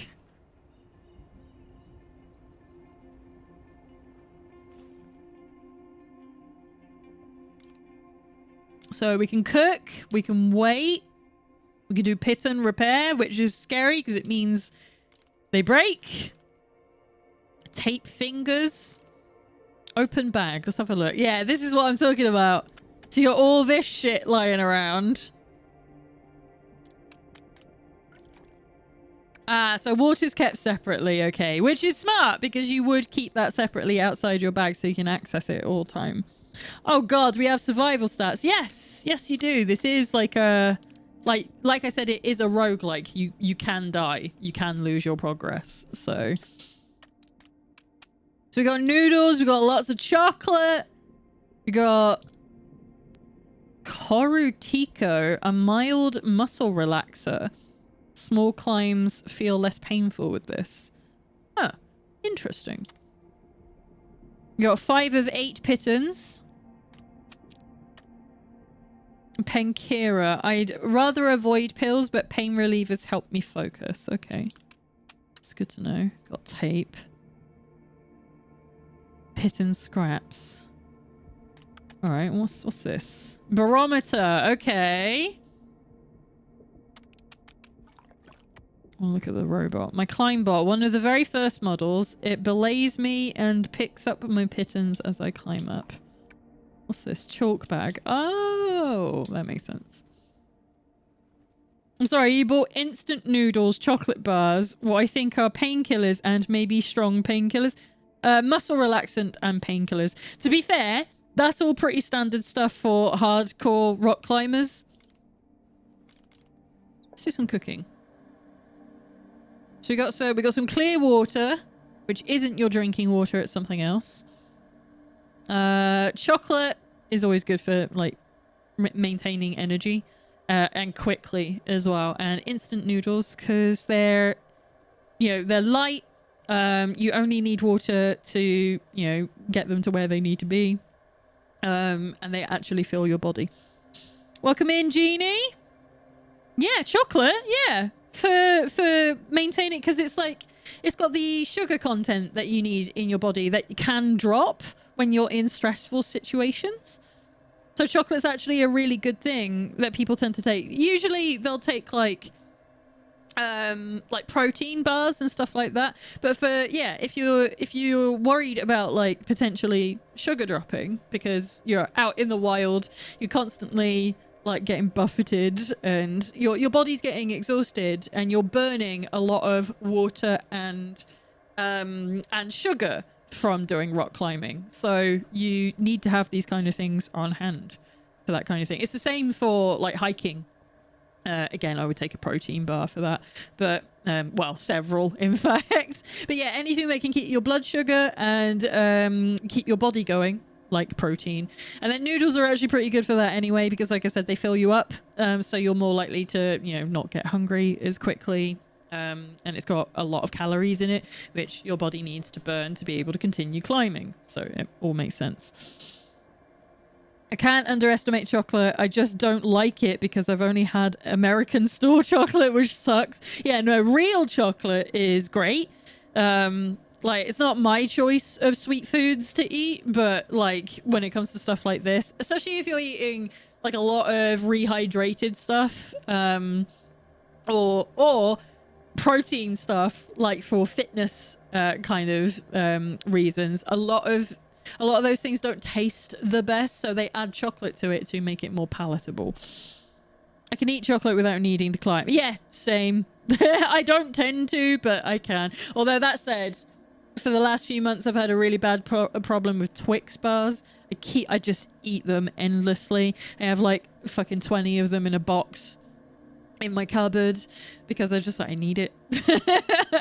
I just desperately need it. All right. Fresh, pure, beautiful water. The only real water, actually. Okay, right. I'll take it from here. And we'll put in some noodles and we'll cook those. Give me that. Instant sweet potato noodles. Around here, that's what we call a feast.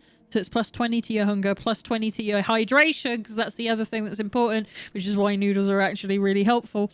Because you get to take in the water that you've been cooking it with. And then whatever the plus 40, which I'm guessing... That looks like a snow symbol, so maybe to warmth, potentially, is what that means. I'm gonna consume that. We'll do that.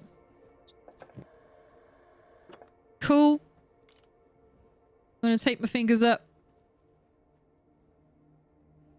I mean, they look good. We'll do... Oh, looks like I don't have to. Our fingers are good. Okay, good to know. Hit and repair. Welcome to our new follower on Beam. If you want to stay lurking, please lurk. If you want to say hi, say hi. Right. Yeah, we got some crap. Oh, I need 2 of them? Okay, we can't do that just yet then. Right, I guess. Oh, check weather. I don't know what... Oh, it's sunny. It's sunny. I'm glad this explains it in the most basic way possible. I'm weird when it comes to snacks. I'll go 4 months without eating snacks, buying snacks, etc. Then one day randomly pick up a thing and be like, why did I stop eating these? And then you buy like 500 of them and then you eat them in quick succession. If you're anything like me. All right, let's get out. Oh, we do have a sprint button. Let's go. And a jump. Oh god, that's terrifying.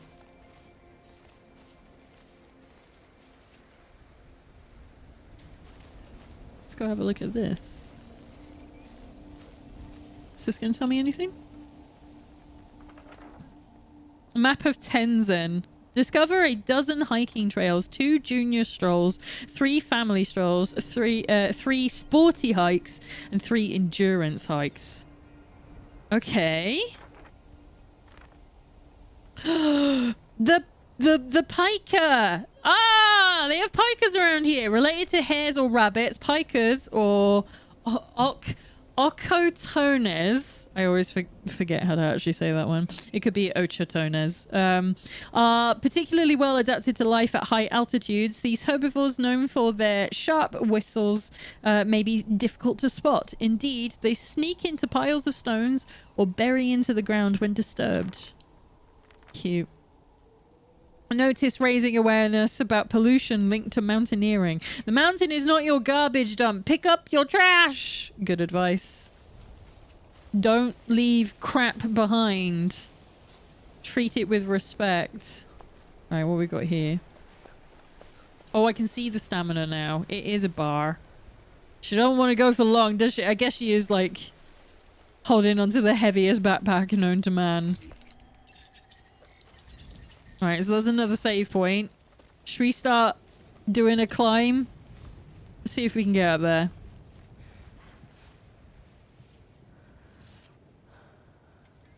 I like goldfish. I love goldfish. Oh, so we don't really have the goldfishing thing naturally here.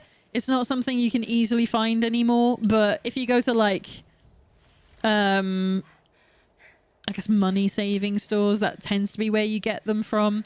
They're not a big deal in the UK, but I do like me some goldfish. Very tasty biscuits. Well, not even really biscuits, are they? But yeah, salty snacks.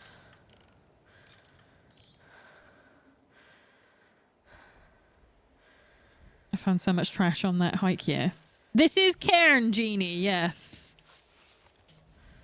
The control scheme is not what I expected, but I don't hate it either. And I just love how wiggly she is.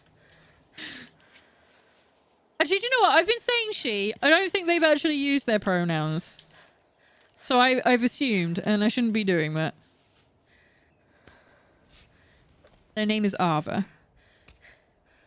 I've seen goldfish in import stores. Yeah, it's a really big deal in America. Goldfish. Well, I say a big deal. It's a snack that is well known in America, but outside of America, it's less so. Alright, that's not gonna work. So we're going this way.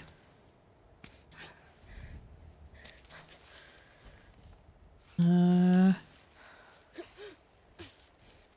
wasn't quite what I was expecting you to do. Wanted you to go a little higher. That's fine though. This is actually a really good art choice for this kind of game because you have a better idea of like the texture of everything. Does that make sense? I'm gonna put that there. So you can see where the edges of stuff actually is.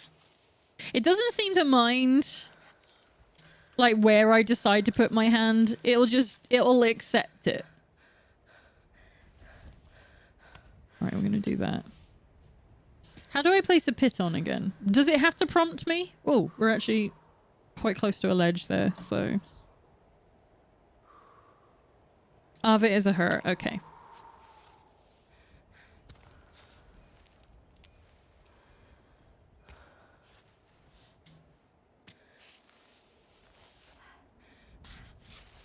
But this is like... Ah, it is telling me to do a pitten. Oh no. She's getting all wiggly. Okay. No, we're almost there. We don't need one. It's fine. We can get to the edge. Don't you worry. Put our foot in there. That's not a place where I thought your sticky feet was gonna go. Whatevs. There we go. Are they all little pikers? Look at them! Oh my gosh! Hello, little ones! I do like that it isn't hyper picky on what you're grabbing. Yeah, it is nice. So it does have some sort of kindness to it. It's not like being super like specific. Obviously there is the harder difficulty, which I imagine will be a bit more picky. Alright, so we can go basically vertical there. Route planning. Plan your route ahead and find the best ways to study the pathways. By studying the pathways, you can observe the wall from the distance with LB. In remote view, press Y to review your path. So we can do this. Take a good look out. I wonder if that's honey up there. I wonder if we can gather that. That could be really interesting. I want to see what it does when she goes upside down. Actually.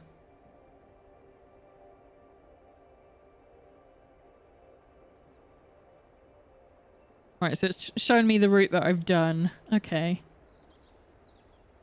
Should we go that way and go and take a look at stuff first? Let's go do that. I'm just waiting for you to slip and roll all the way back to the bottom. I mean, we could do that. I don't necessarily want to be playing the entire demo because then otherwise we don't have time for other games. Like, do you want me to jump from here and see what happens? Because like I said, it is like, you are in peril. You can get hurt. You can die. And it's not pleasant.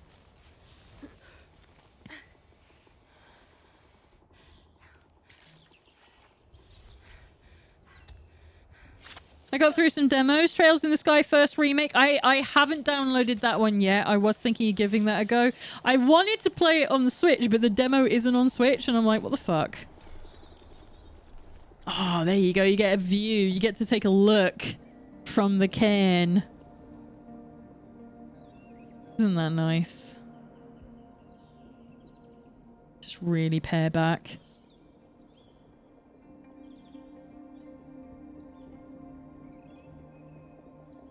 Toa and the Guardians of the Sacred Tree. I wasn't too interested in that one, but it does look nice. I do have the Daemon X Machina demo, but again, I do have that on Switch, so I'll be playing that in my own time, most likely. But it does look really fun. Isn't that nice? You can climb to the top of that mountain. You see that mountain over there? Everything the light touches. Jesus Christ. So we can go all the way up this. I wonder if there's avalanches in the game. Oh, a nettle. Oh, does that mean we get to... Okay. Oh, it's got gathering stuff. That'll be for the cooking. We could make some nettle soup.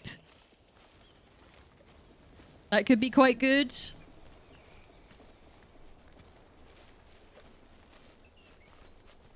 I want to see if we can get up to the honey.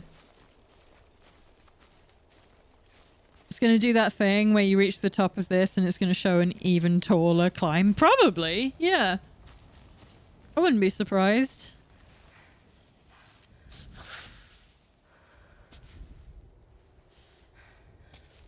There we go.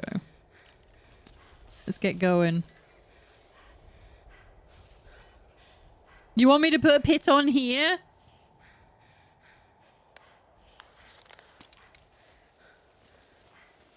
I don't think I do. I think you're lying.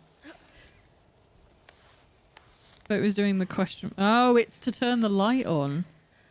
Oh, because it's kind of dark. Okay, I get it.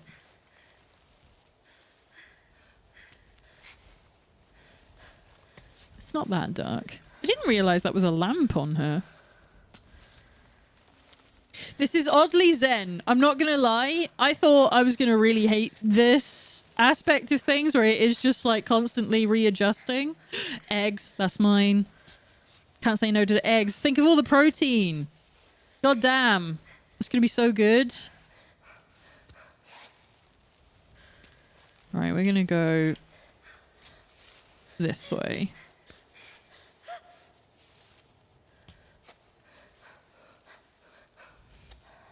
Just casually steal that almost bird. Yep.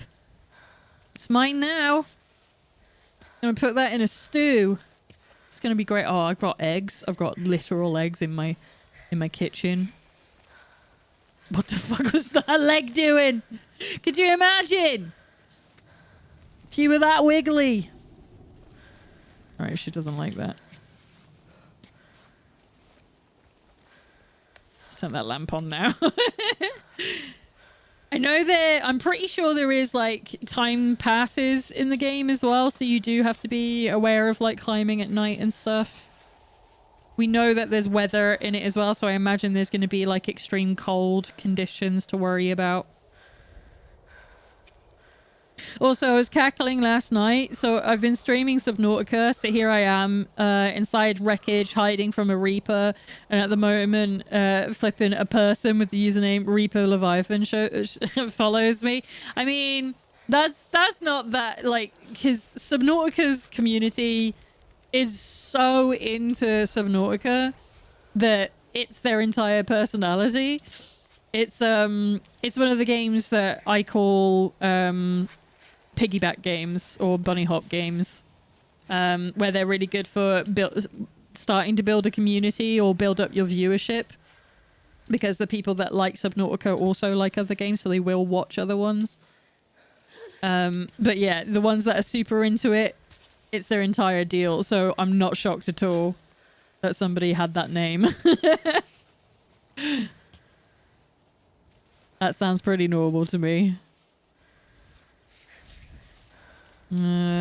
This looks like a...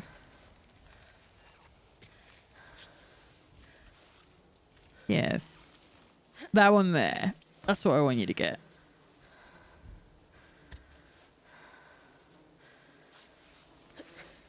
It just slew you because of the timing. I bet they were waiting. I bet they were waiting for the opportune moment. The sort of thing I'd do if I had a name that was related to the game. Right, yeah, we should probably put something in here. Shit. Not my best work. Right, stamina refilled. I did not expect your glue. Ah, I was right. It is honey. Right, let's get some fucking honey.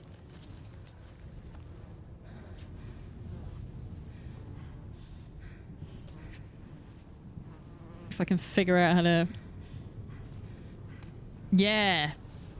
That's what I'm after.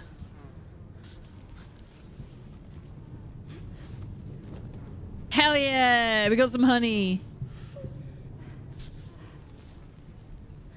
Alright, that's not gonna work. Go there. I love the creepy cave sounds it's playing. Ugh. Oh good, it adjusted for me when she slipped. That's not so bad. Quick.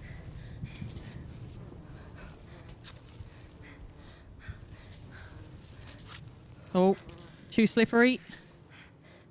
All right, I might have I might have gone too far.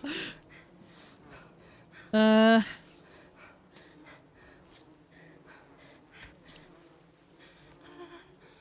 might have really fucked her up.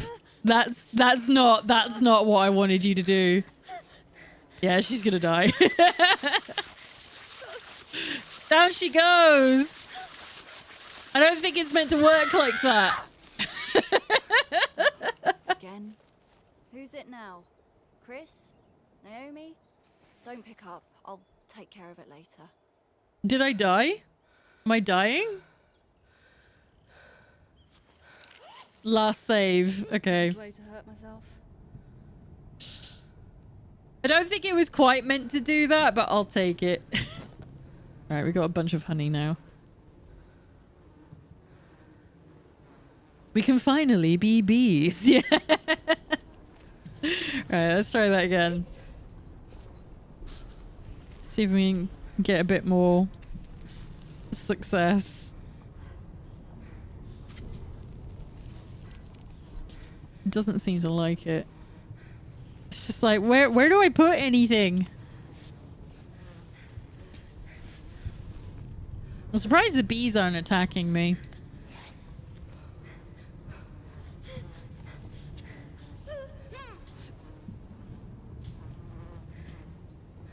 That seems alright.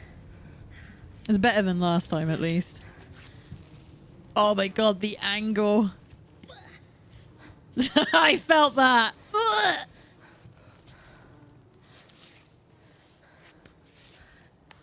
Alright, I'm gonna put another one in. Because she's struggling.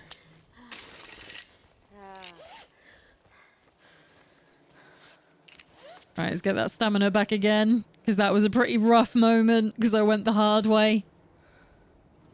Okay, that looks like a ledge that we can get to. Alright, so we've definitely got a day-night cycle going on. I guess that'll do.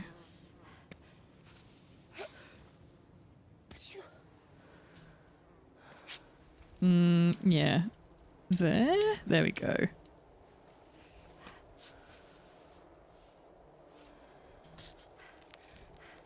Your leg does not like this place. It didn't. Really not a fan.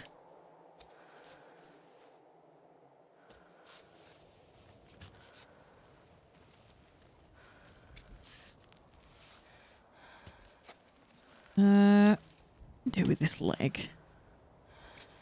Yeah, I guess. That's not what I was telling you to do. Okay. Oh my god. Alright, get me up there. Ugh. Bring my pittons back. Right, we're gonna need a drink.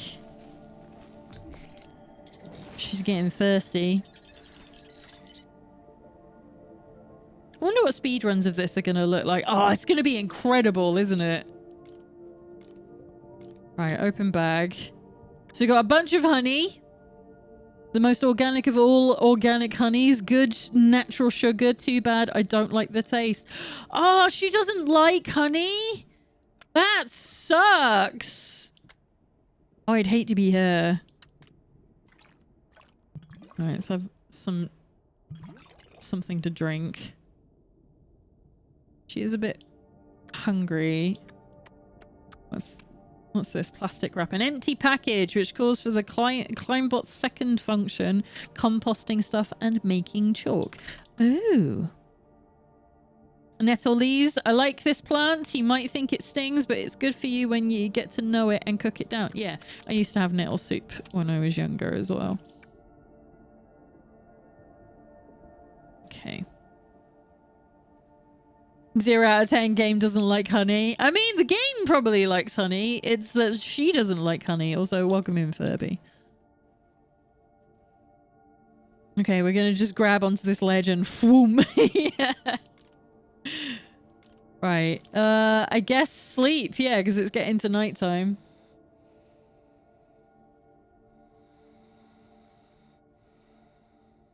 Really? You're gonna wake up at 9 o'clock? I was gonna say. Alright, so she wakes up at 10, does exercises until 3 in the morning. Are you mad? Alright, let's get up at 6.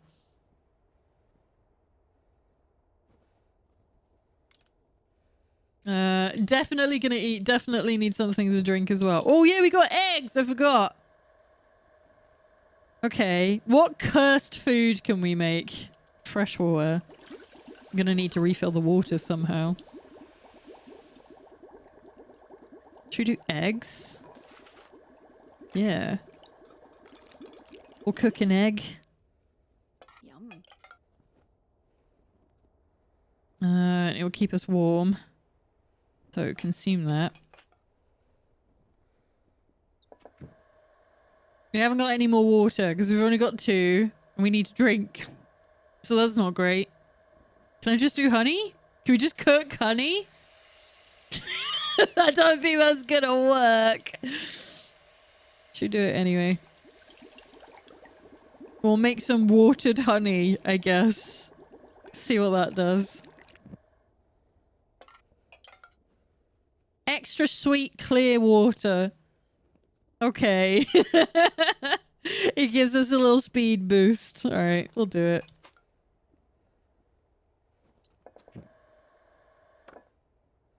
Alright, yeah, we're definitely gonna need to go and get some water.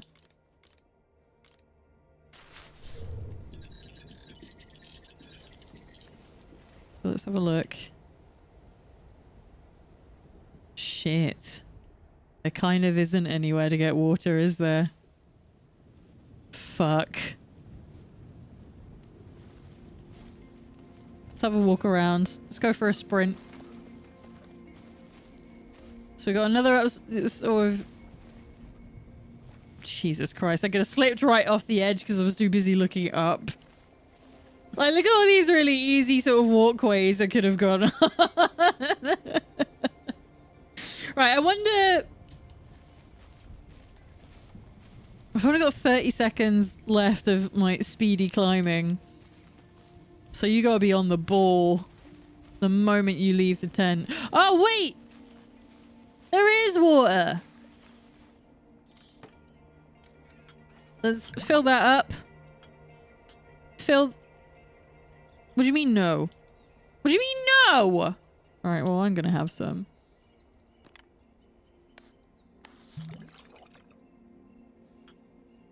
Right now, can I do it? Thank you. That's weird. Alright, we're good to go.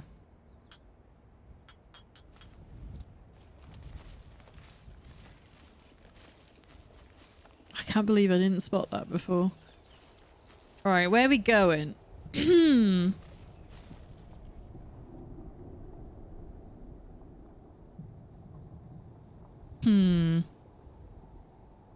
reckon we could do that. That seems okay. That looks like it has some handholds.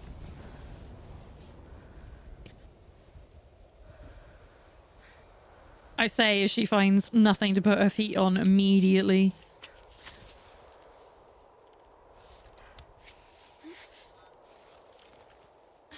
See, I'm thinking, like, for demo days, I'm gonna have to start putting timers on them. Because we never get to look at more than, like, 2 or 3. Because I spend so long on them.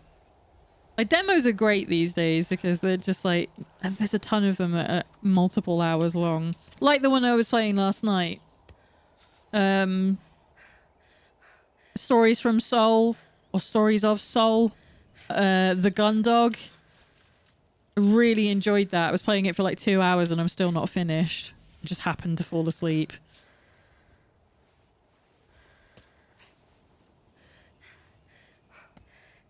You're having fun yet? Yeah, absolutely. I just like getting a chance to look at more than 2 games. Oh no. Oh shit. Oh, that was bad. She just got up though like a fucking champ. All right, let's try that again. She got hurt so bad she dabbed. Yeah. Whoops. Alright.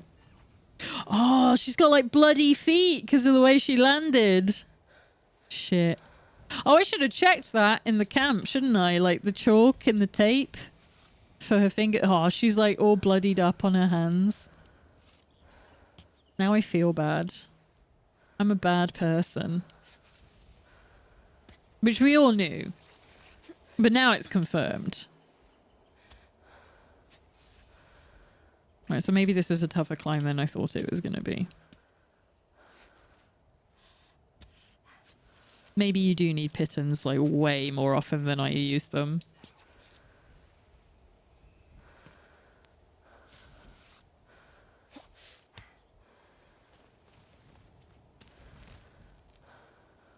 I'm gonna put one here. Fucking hell, I keep doing that. I'm not very good at that at all. Why not hold on to the spider dog bot and ride it up the mountain? I don't think it can carry that much. But that's not a bad idea. I don't know why you don't use him for more than picking up your pittons. Just like hold on for dear life and watch him go.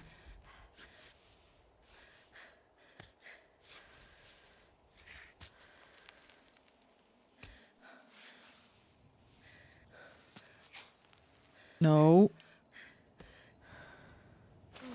Right, let's get your stamina back. There you go.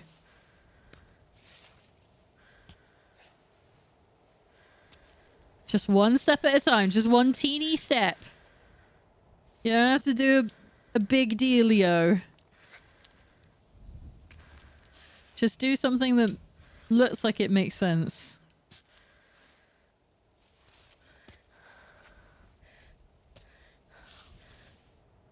Like, none of this.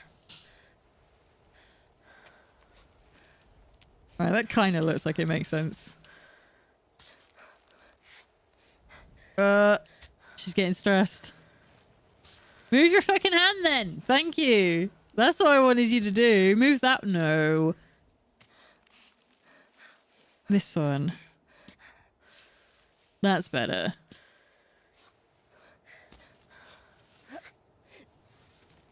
Where are we going?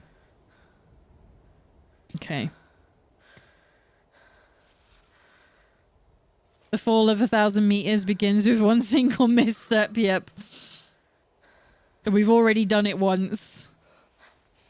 In comedic fashion.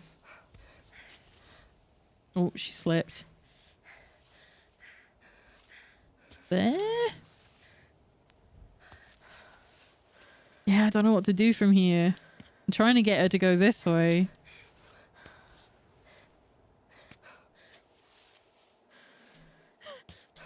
I know.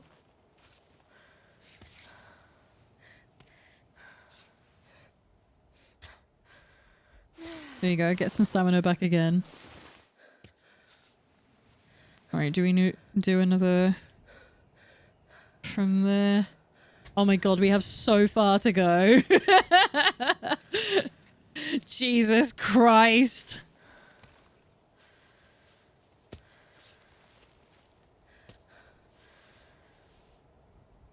I get the appeal of rock climbing. I don't get the appeal of cave diving. Ah, cave diving is the one I want to do. I'm just like, yeah, get me in that fucking tight, tight, closed quarters. Nobody's here. Ah, squeeze me in. All right, let's put a piece on in. Almost fucked it up a second time. I just think about that guy who got stuck in a way that he was never, just never getting out. You say that guy as if it only happened to one. It's happening every day to adventurers, and they never get found. But they chose that life, right? They knew what they were getting into. I think it sounds really cozy. I would want to give it a go, but I'm also like, I know I'm a chunky lady, so that would be a really bad idea. I wouldn't get very far. Just don't go head first into a cave. Yeah. That's the simple rule, right? Just don't do it head first. Seems reasonable. That's not normal. No, that's bad. Why are you doing that?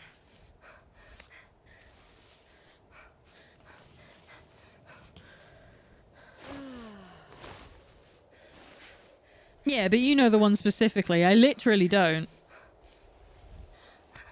Unless you're talking about that one movie, but he wasn't a rock climber. He was a runner.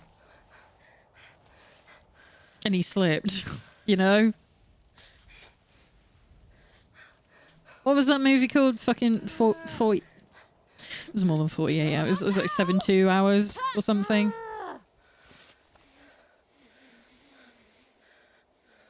Okay. Ascent. My piton worked this time. Yeah, it didn't just keep going into the abyss. Stamina refill. Good. Alright.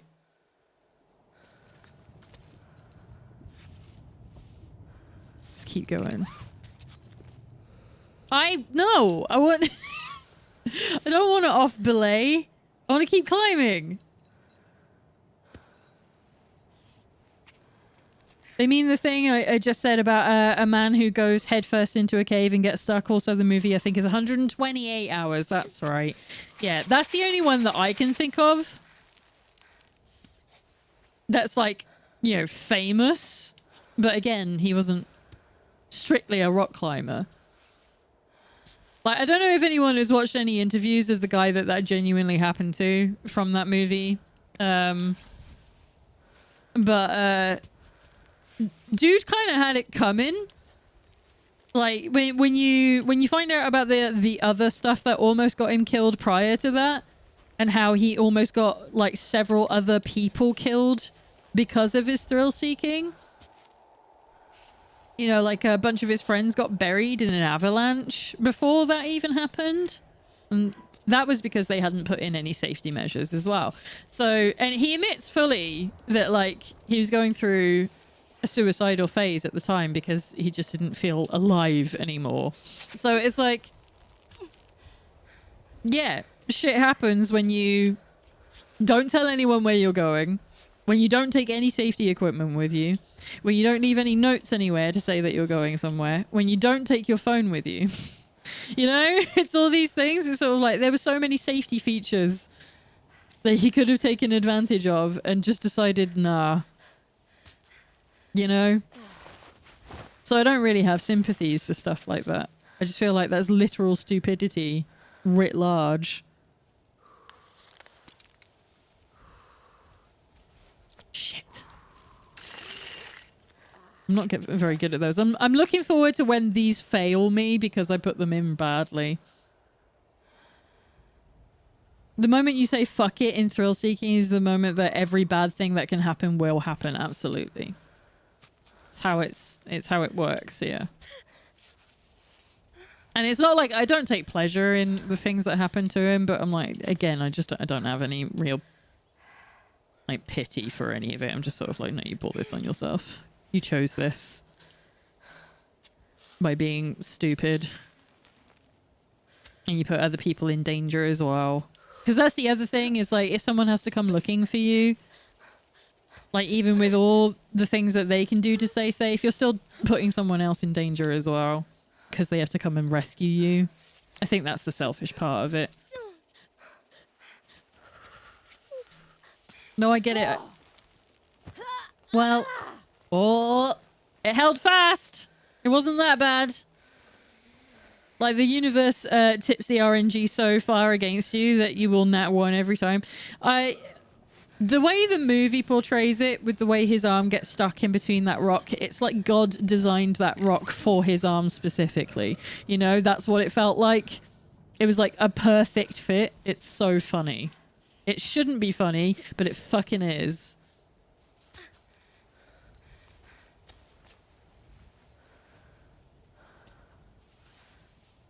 It's like that, what's that fucking, the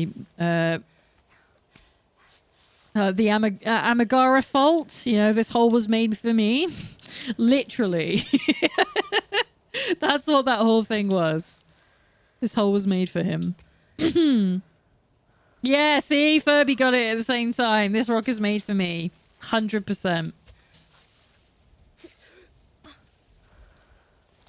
I went, remember that guy who went paradiving and he was so excited he leapt out without his chute? Yeah. Good for them. You know, I'm just like, congrats. We literally, I don't know if any of you will have seen these, but I used to read these books that were called the Darwin Awards. I don't know if it's something that's still going because obviously people get kind of sensitive about that kind of thing.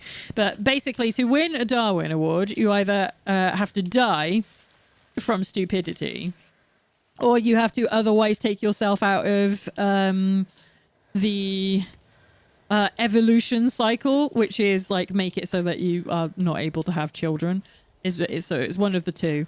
So you can survive something, but it's like you can no longer produce young that will be as stupid as you. Is the other thing. I always find that really fun. Actually, no, put that there. How do we get in the backpack? I'm just thinking. She's real hungry and thirsty.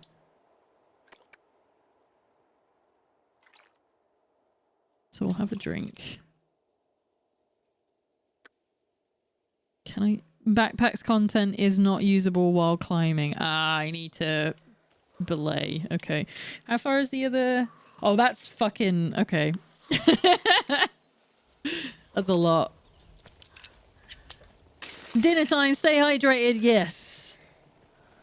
No children and die in a stupid way. I'm fingers crossed. That's what I hope to live by. That's my plan. Right, can I eat now? We'll eat some honey. And we'll eat chocolate. Oh, I don't have any pitons left. Fuck. Shit. Okay.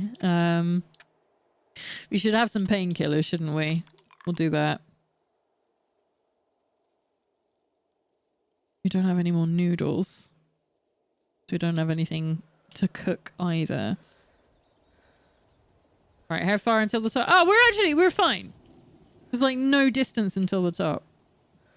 Let's go. The fact that you have pitons that just drill in. Is that not a thing IRL? Do we not have auto drill ones? I know most people use the hammer thing, but there must be some like fancy type ones. But they're probably just not very effective. I literally wouldn't know though. Because this is not a hobby that I ever wanted to get into. I didn't even particularly enjoy watching my ex do it when he used to invite me along. I'd be like, okay, but I'm going to read a book. You know? Wasn't for me.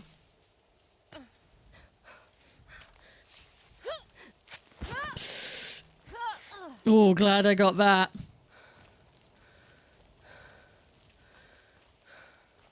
Okay. I imagine being up here and having to hammer those suckers into the rock. I think, yeah. I mean, that's what I expect climbers to actually do. Is it getting to nighttime? I've had the lamp on this entire time, so I hope it's solar powered.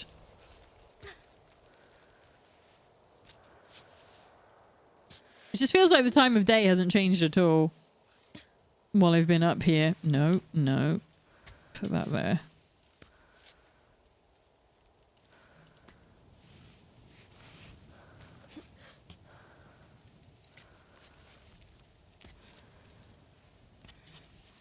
Oh, that seems good. That seems better than the last time. Oh god, that's not great. I'm so desperate to get to the top.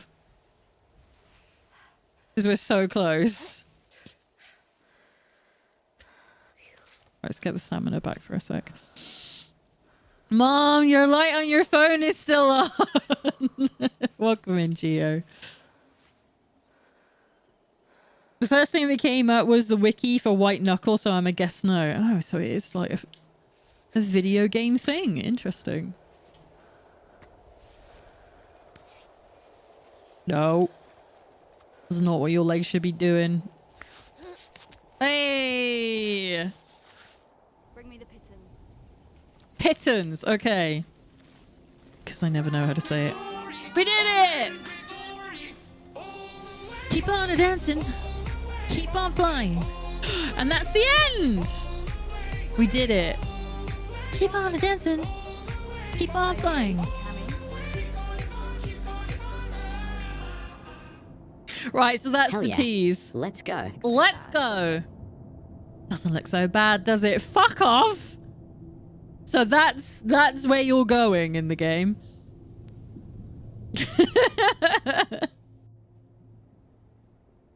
Congratulations! I did it. I'm so pleased. It took us an hour. Okay. Easy. Yeah, that's that random fall that went wrong. That was clearly a bug. Because we went all the way down there. So we had a couple of falls. None too drastic. Okay.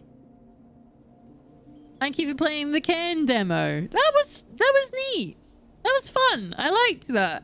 I really wasn't expecting to enjoy this one. But I wanted to give it a go because I wasn't too sure how I was going to react to it.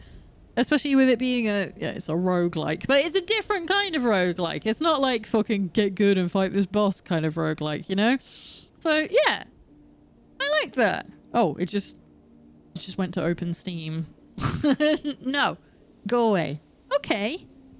Well, there you go, folks. Let me quickly go and grab the Steam page for it so I can post it in chat for you. Please load.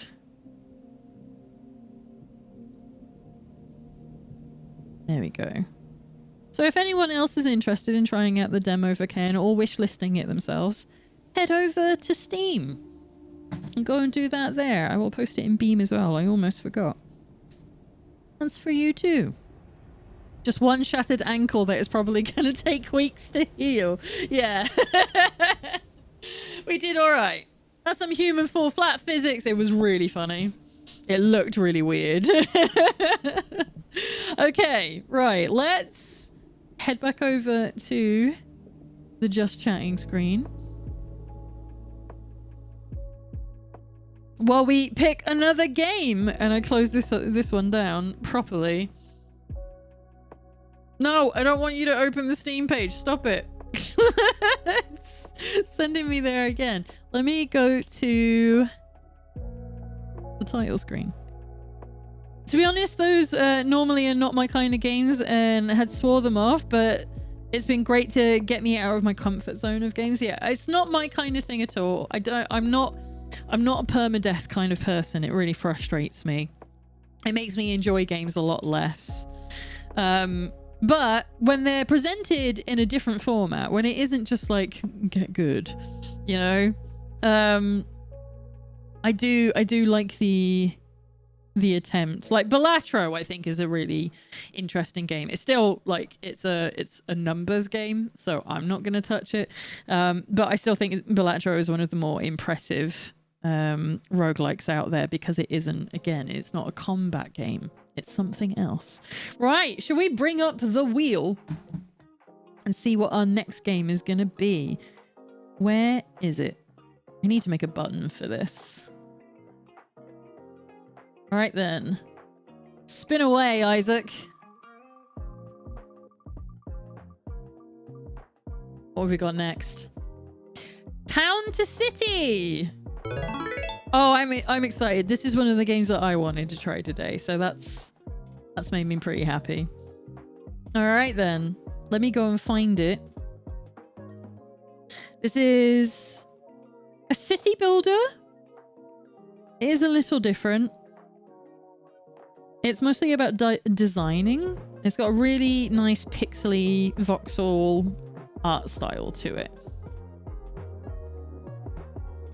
Right, time for Heavy Rain Pain Through. I've already played Heavy Rain. Did I do it on channel? I don't think I've done it on the channel, have I? We did Detroit on the channel, but that was like forever ago. It was before I was documenting things. I play my own way. I don't really care if this is the only way to play video games. It's tiring when you see the same type of game over and over again. It's boring. All right then. So let's delete the Karen demo while I remember. Where is Town to City? There we go. Play. I still need to check out the Blacksmith Master. That's a very good game for nerds. All it took was a push, yeah. What you thought of Gamescom's show, by the way? I thought it was just mid, personally. I quite liked the normal Gamescom show. Oh my god, the game just started playing audio at me. Yeah, I thought the Gamescom show was pretty fun. I understand why people think it was mid. I think the problem is because it's Jeff Keighley, people are expecting it to be like hit after hit after hit. And it's never been the case at Gamescom. Gamescom's always been kind of mid. Do. Welcome to our new Mote of Light that has joined the Void. If you want to say hi. Oh, you've already said hi. Hello. How are you? Emma the Taco. What a great name. Thank you for being here. You're now another Mote of Light who has joined us in the Void. We're going to be starting another demo in a moment. Oh, I'll finish my thought. Welcome into Linda as well. I just spotted you. Hey, Linda. Over on YouTube. How you doing?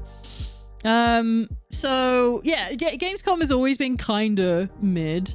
I think the problem with Gamescom shows is it doesn't need to be 2 hours long.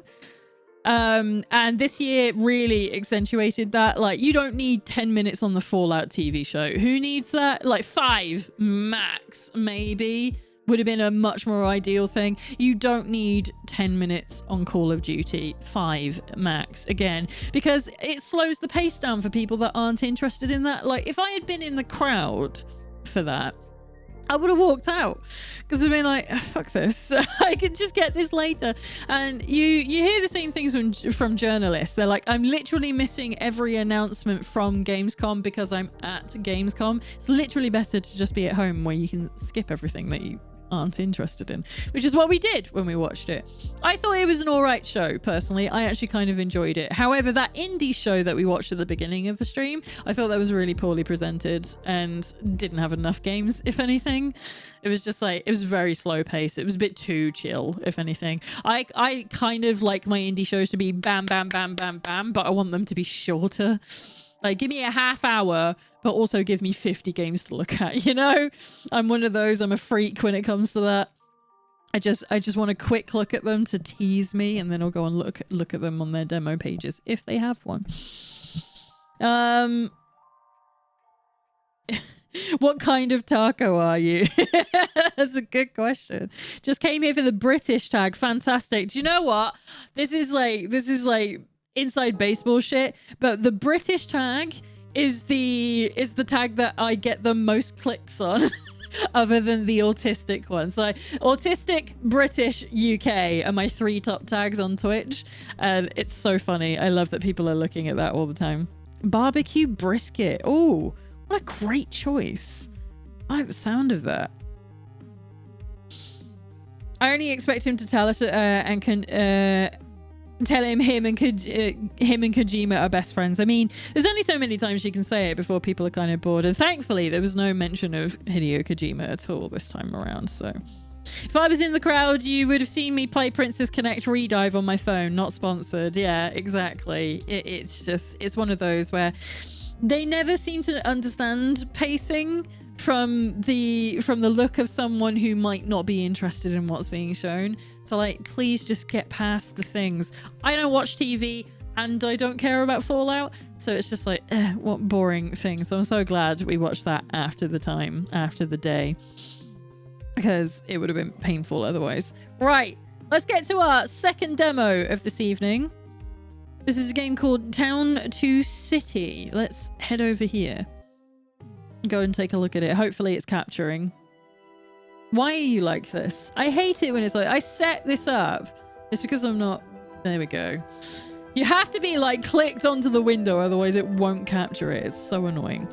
My fave were the EA events. FIFA talks equals toilet break. Exactly. This is when I go to make a pot noodle, you know? I need to get around to watching the trailer for season 2. I'm sure it won't take you that long. The trailer wasn't that... You know. Oh no, is there no controller support on this? Fine. Alright, let me double check. I want to make sure there is actually audio. There is, there just isn't any here. Okay, how do I go back? Let's try Town to City. Hopefully there's going to be some audio. And see what this is like. This is one of the cozy games that I was thinking of streaming for today anyway. But I decided to let the wheel decide.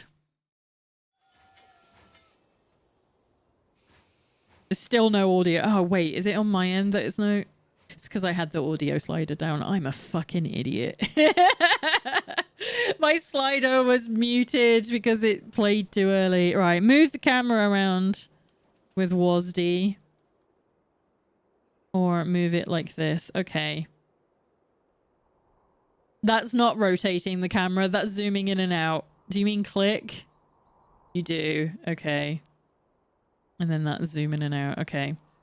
Let's build 3 houses and connect them to the station with a road. Let's do it.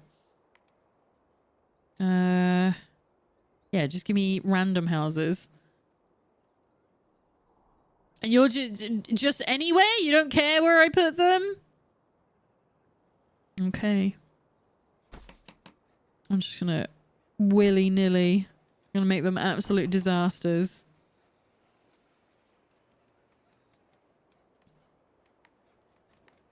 Decorations, special, monuments. Right, so draw roads. Here you can choose a road type, brush size, and whether to use freeform drawing or the line tool. Connect buildings by drawing roads between them. Okay. So this is why I wanted to take a look at this one, because it seems like it's actually quite customizable. It's like your choice how you want to make things look. It seems to be the important part. So we'll carry on with the one that we've got here. So we can just... There we go. This isn't even a town. This is barely a village. Yeah. Why are you trying to make a joke about it, like, on the first millisecond of the gameplay, though? The whole point is, like, you are slowly building up. It can become a city. And you're designing every aspect of it. It looks cute. This is another thing. Like, you all know me. I like kingdoms and castles. It's my favorite city builder because it's really simple.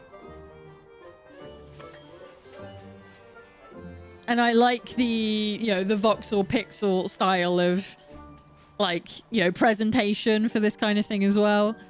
So this is like immediately like, while I don't like making stuff, I don't like designing things, I don't find that fun personally, I do love the idea of just having a little makeshift town, and it's like just this cute 3D pixel art design.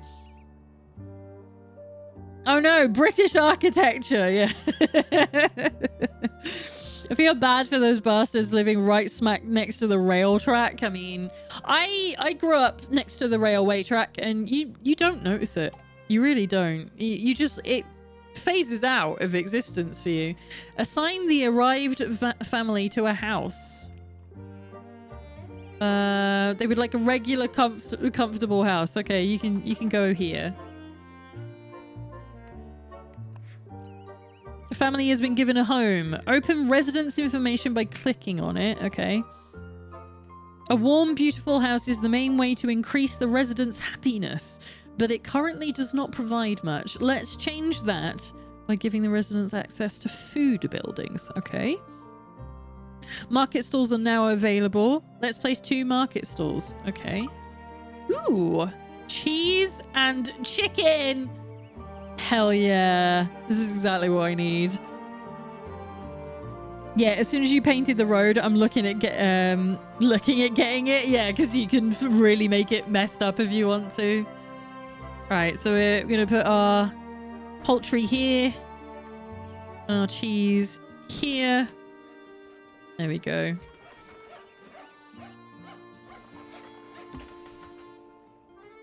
Residents what? Happiness. Did the mic cut out? Click on the market stall. Before a shop is operational, it needs to have workers. All adults living in your town can be employed. Let's add a worker. Done. Each worker increases the amount of citizens, so I don't get to choose who. Okay. Each worker increases the amount of citizens that can be serviced. I'll bet. So make sure all shops can be can meet their demand by having enough workers. Okay.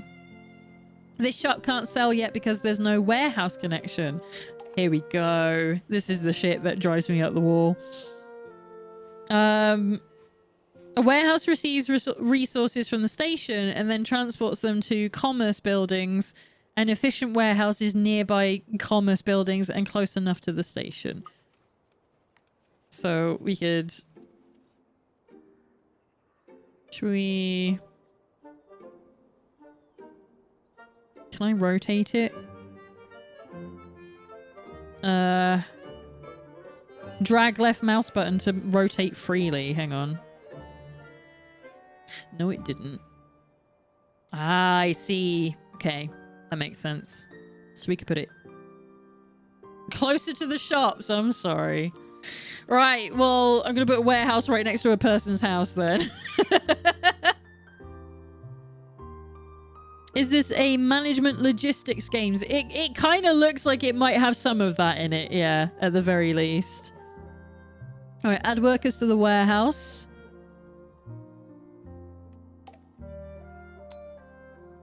Oh, I'm sorry, is the path not close enough to it? There. Jesus Christ, okay. That's fine. Alright, add workers to the warehouse to cover transport costs. I thought I did that. Make sure the warehouse is connected to the station and the 2 shops with a road. It is!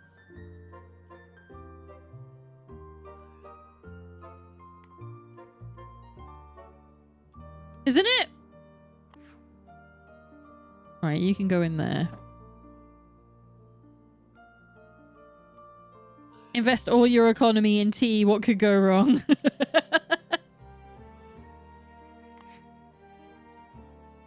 Make sure the warehouse is connected to the station and 2 shops with a road. It is! Are you mental? Hang on. I don't know how I'm not. Like, if I just... just do the paths even closer. There we go. Is it because this is too far away?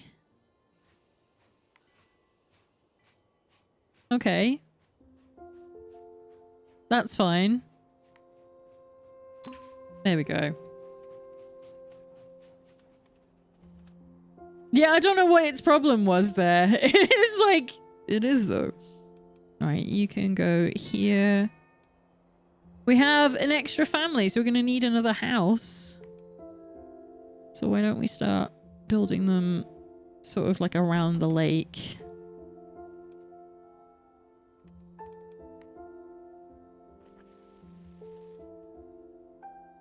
And then we can get them in there. Click on the house. Hang on. I don't want to paint anything. Leave me alone. Access to multiple different shops greatly increases the happiness of its residents. Okay. Sorry, Mayalina, your road just isn't up to code. You see, you painted it to be 1.5 meters from the shop when it should be 1.7. That would drive me up the fucking wall. Its house earns you more daily income with each shop connected. Okay.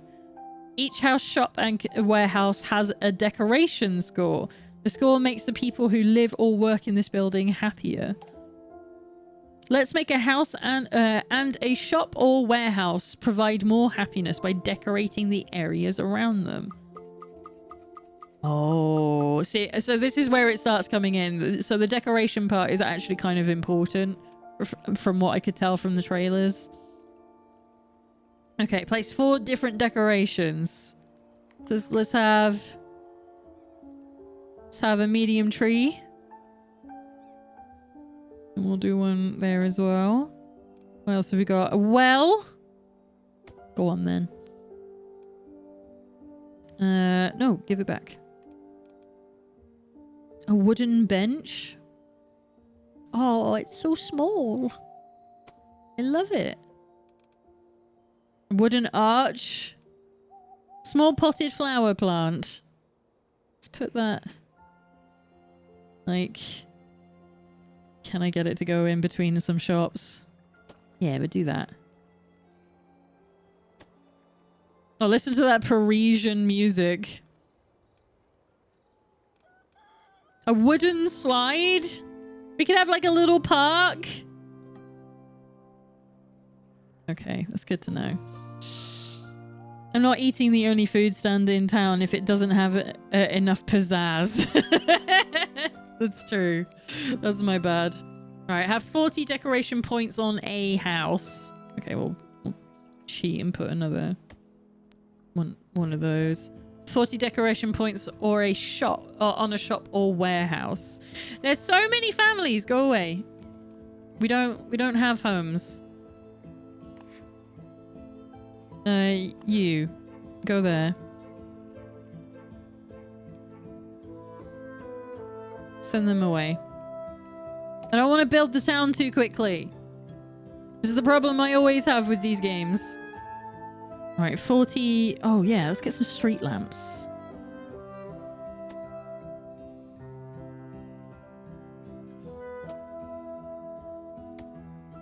Okay. So I'll make it a bit lighter. I'm not very good with the whole fences thing. This is the part where I suck at video games because I'm like, I don't know what to fucking put in here. I don't know how to make a town. Should we just put a random slide next to the lake? Or... could probably do it here, right?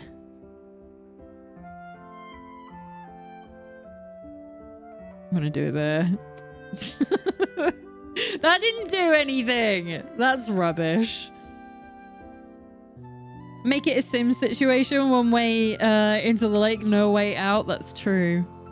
That would be quite tempting. Right, let's put another... Let's put a bench near the lake, shall we?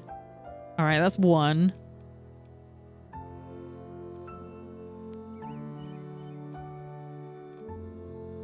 Should we do a wooden fence? I don't really like doing fencing. It just makes things complicated.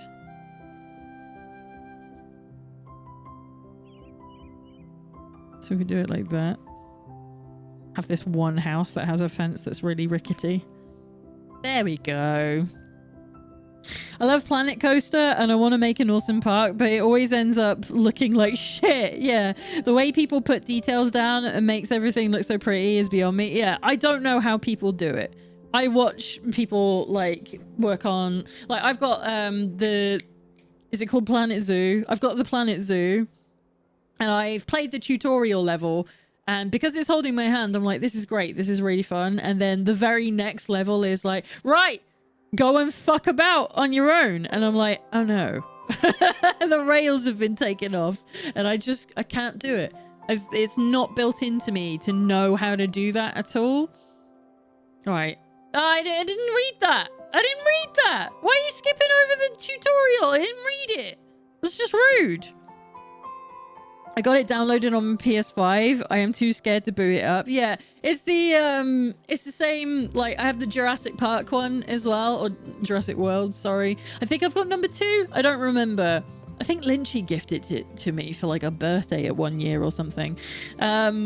Because I wanted something to do, because it was like when I was living with my, when I was, living with my mum.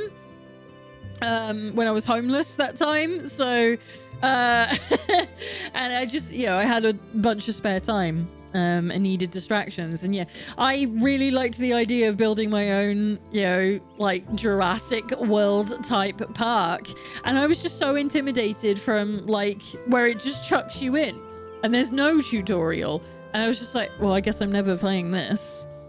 And it's such a shame because I love the idea of games like this, where you design everything yourself and you make it look pretty. But I don't have that built into me naturally. It doesn't come to me on my own. I prefer the rails, Warwick. Yeah, rails equals rails equals freedom. Yeah, for me it is. I need to have like, I don't know,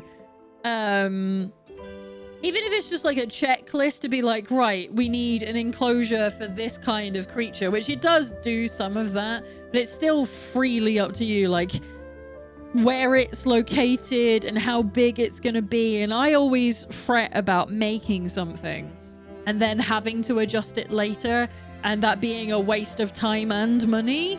So I just don't do it. It's the same reason that I don't build stuff in like crafting games or like survival games, like in like Conan. Like I've got like 40 hours in Conan, but my house is still just like a little shack next to the water because I just don't want to make more shit. I don't want to have to adjust it. It's too stressful for me. And then you just unleash the T-Rex on the local population. Yeah, but then you reload your save, so it's fine. I'm the same. I need something in front of me. I need a reason to do a thing. Absolutely. It's that I need the goal and the reason to continue. And like that's why I don't play sandbox games, because I'm like, that's not fun for me. Like I get why people like them, I do, but it's not for me at all. Right. People only arrive at the station if the total average happiness is 60% or above. Percentages in yellow and red should be... Okay. Sweet. We're at 71. Percentages in yellow and red should be improved to increase the average happiness efficiently. You can also click individual residents to dive deeper into their happiness level. Let's keep the happiness above 60% and grow our town's population. Okay. Right, so we need 5 houses, so let's go and make it another one. Start building in a circle around the lake. How do I move my camera again? There we go. It's been a little while since I've had to do anything like this, so yeah, we'll maybe have like a little park around here. There we go. Assign 5 families. Okay. Give me a minute. Let me... There we go. Done. Excellent. Subnautica, I'm trying to get the hell off this planet. Yes. Yeah, that's why I like Subnautica so much, is it actually has a storyline to follow. So it gives me a reason to go to the next place. What are the other survival games that are kind of like that actually give you a thing to do? Raft. Raft is another one that does the same thing, where it's like, this is the goal, thus do it. Or I really love Dragon Quest Builders, because it's the same. It's like Minecraft, but it's still like, you need to build this to make the people happy. You need to build that to unlock this cavern, you know, stuff like that. So Minecraft, you have to beat the Ender Dragon. It's not the same. That's not a goal for me. That's like, because there's no story on the way to it. There's no reason to defeat the Ender Dragon, as far as I'm aware. Like, I could be entirely wrong about that. But yeah, there's no in-game reason for me to do those things, if that makes sense. Frostpunk, yes, Frostpunk's another good example. I haven't played it, I own it, but I haven't played it. But yeah, it has a story to go on, and I like a lot of those like Survive the Aftermath, for instance. That has a story in it as well, and it is procedural, so it can be different. But there's like a story to tell about surviving for a certain amount of time, and things change, and that's fun too. But I can't play those games for very long either, for the same reason, because I just get overwhelmed by all the, like, I didn't build enough water fountains near, like, the main settlement, and then there's, like, pollution problems where the toilets are too close to town, that kind of thing. I'm just like, I can't be doing that. Minecraft is like the rest of the owl meme. Punch tree to get wood, beat Ender Dragon. What's the owl meme? I don't know this one. Yeah, Dragon Quest Builders is pretty cool, honestly. Yeah, it's what I like about it. It's just, it has a story to go on. A higher population count directly decreases the citizens' overall happiness. I love that. It's like, this is a town of autistic people. They don't want to be living next to each other. They just have to. Research, build, and connect more buildings to maintain a high happiness. Okay. Let's build a research center. Okay. So, shall we do that on, like, yeah, we'll do it on the, like, the outskirts of town? Potentially. We do it like this,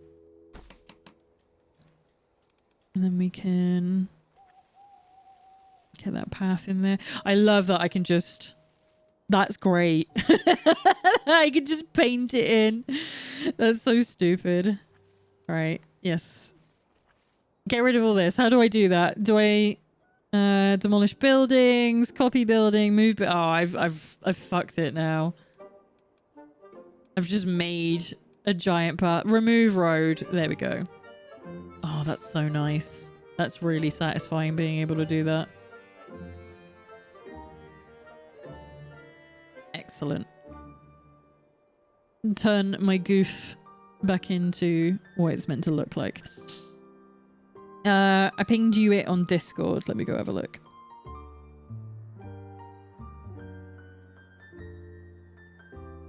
How to draw an owl. Oh, yeah. The two circles. I get it. And then it's like a fully detailed owl picture. Yeah. Hang on. Let me... No. Open it on my main screen, you stupid fuck. How do you even do that? Open link. Yeah, go there. That's the right place. And then I can... show desktop. The owl meme. Two circles. Two oblong, just like two shapes. And then this is how you draw an owl. Totally get that. So silly. Right, let's close that down. Oh no, my chat has gone away. Bring it back, I need that. Oh snap, it's me, it is. A higher population leads to lower happiness. In other news, so some of your town members are requesting access to firearms. Nope. Right, add a worker to the research center. Well, hang on, because we got some people waiting for homes again. Like, oh yeah, let's really fuck it up. Let's put the homes in.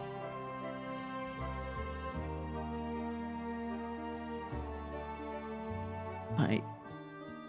Yeah, let's just make them so close together. Really messy. No planning involved whatsoever. I'm gonna make everyone so miserable.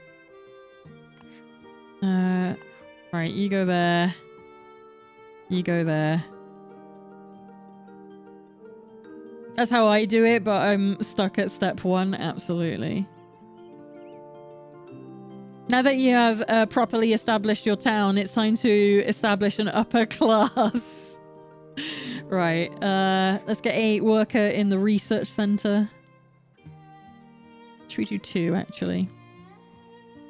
Research a new building. Okay, you are generating research points. You can add more workers to generate points quicker. Should we just do that? There we go. You can see the current research points and money here. Excellent. Open research menu here. Ooh, okay. Trees and bushes. Decorate buildings. Allows certain decorations to be attached to or placed on buildings. Probably going to need that, but we'll get the fish stall. You've now unlocked the fish stall. This new building now appears in the construction menu. Excellent. Can I have this one as well? You have 28 out of 50 residents required to upgrade your city. This will unlock new features and buildings in the research menu. Maintain a high happiness and give 50 people a home.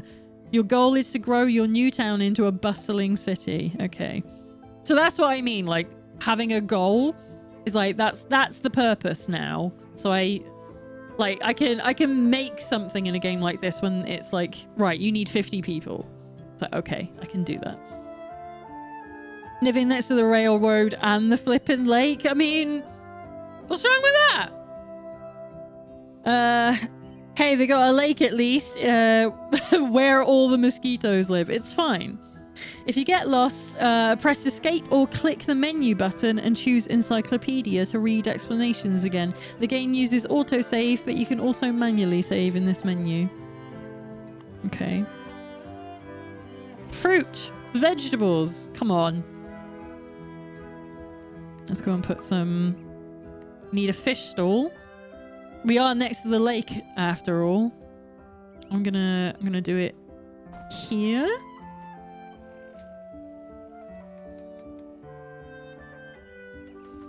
And we need a worker in there. Oh, we're gonna need another warehouse. How do I do the warehouse again? Is it this one? Small warehouse. Oh, this city's gonna be fucking terrible. See what I mean? No planning. I'm just doing it now. Hooray for unregulated fishing. Absolutely. Right, let me out. Let me out. No workers available. Is that because they're all working at the research center? Oh, they do all have names. All right, let's get them out of there. We don't need this money. That's silly. We'll do 2. Okay, you +1. 2 at the fish stall. Should we make people happier by giving them jobs? Does that make people happier? I don't even know. Time to walk a mile to Rebecca's house. Yep. Oh, you should have seen my city skyline stuff when I was doing that fucking forever ago. My Christ, that will be... When was I doing that? That was like 2017, right? Right, I'm going to do this. Excellent. This is perfect. How could we build it any other way? It's not possible. Right, let's put the fruit stall there. And then I want the veggies as well. Upgrade the market.com. There we go. Alright, let's build another house. Oh, this building has variations. Click the variation you like or press C and V to cycle through them. I don't really care. It can do that on its own. Best thing in these kinds of games is to never see anything optimal. It kills the game for creativity for me. So I don't have the brains. I don't have the smarts to make optimal stuff. So I just don't bother. Ooh. What's this? Building has too many workers. Okay. Get them out then. You added more workers than necessary. Interesting. So we need a population of 50. So we need... Has this got... Did I put a house in? No, no, no. Let's put you in there. Let's start adding decorations back to the town. So just randomly have a slide. I want flowers and plants. Give me this shit. Hurry the fuck up.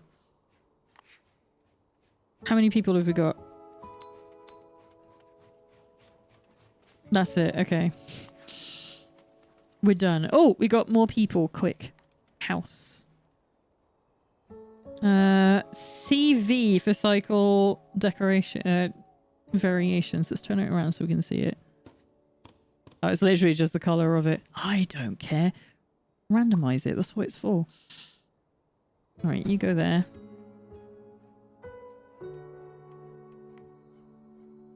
And then I just want to... There's quite a big list of decorations that we can get hold of. All right, let's put trees just randomly.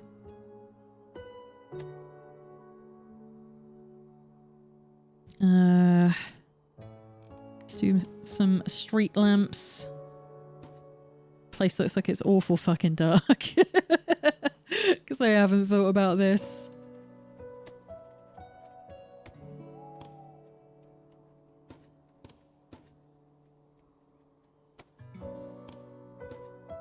Let's do that there.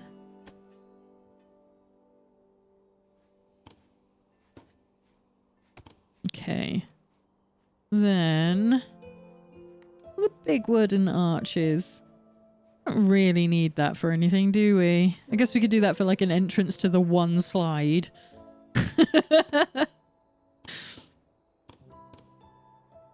Oh. So we could have like hanging baskets. Oh, that's really neat. Okay. So the decorations can go literally on the houses themselves. And that's what it was doing with this. So we could have like a little shelf lamp. Little actual lamp outside. Yeah, let's do that above people's doors. Come on. Let's do that. Right. Now I'm starting to understand like how this will appeal to the decoration kinds of people. Where you can customize like literally how the decorations go. We expect extraordinary, otherwise known as the WEE initiative, the WE initiative. Right, so we're gonna have so many fucking lamps in this town.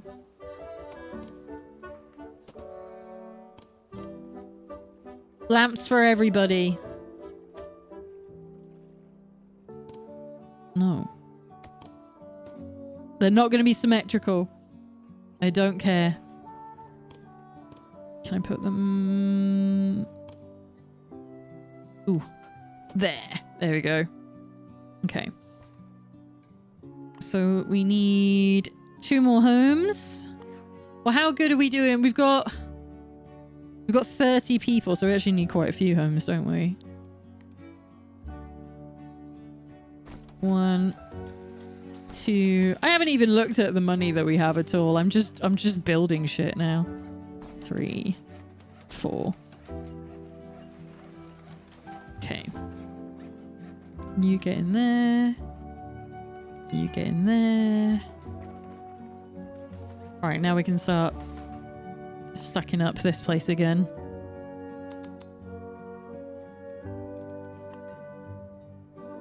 Right. Flowers and plants. Give me trees.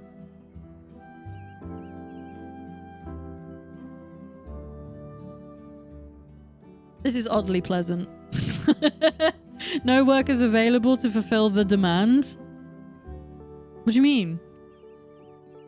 People really want the fish? How about now? There we go. People super want fish. Okay, I'll remember that. More decorations! There we go. Okay, plant. Just plant. Oh, can we turn it into like a creeping vine kind of thing? Alright, turn around so I can take a proper look at what it does. Alright, so if I put it... So it can be an under... a little under window basket. Okay. It can just be... It can just be plant. Is there another way to do it here? What's this? Oh, it's like a hanging plant. Okay, I get it. Could you imagine if a city official just came to your door and was like, we strapped this flower pot to your home. It'll make you happier. We know what is best for you. I mean, what if I do know what's best for you? So I got tree as well. I can just go on people's balconies. Oh shit. Okay. Single flowers. Ah, that's pointless and cute. There you go. We'll do that.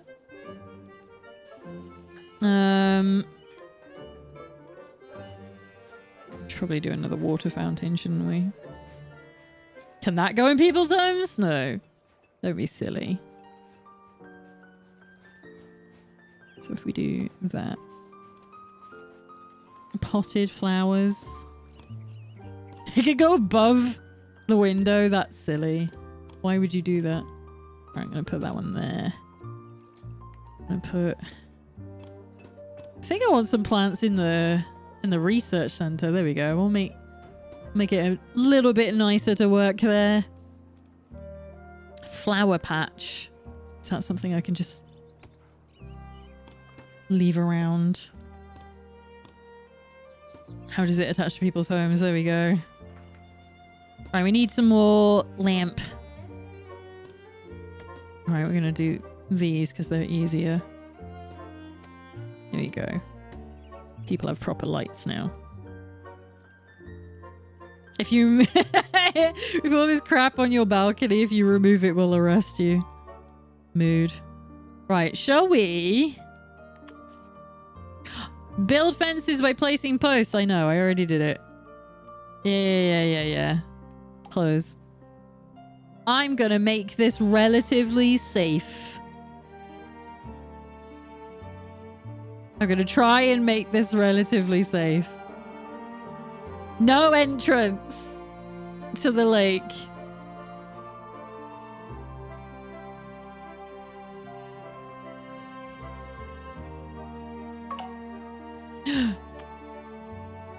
A notification on Beam. Welcome to the void, little mote of light. If you could like to continue lurking, stay lurking. If you want to say hi, say hi. Right, I don't want to... Okay, so now we can... No, turn it around!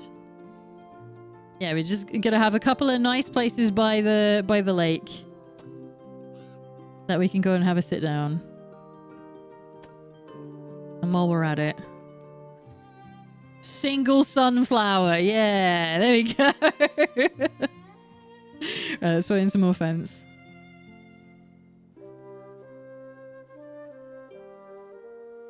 And then...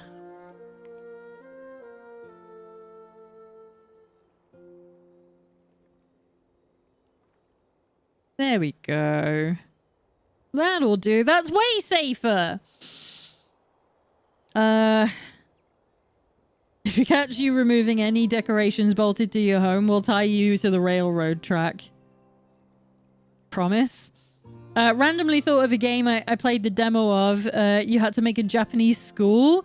You start with one classroom and just a few students, but you also had to light up the rooms properly. Some students were sitting in the dark, but placing down the toilets was such a pain. I never bought it, but I think it got wishlisted. Oh, that does sound like a ton of fun.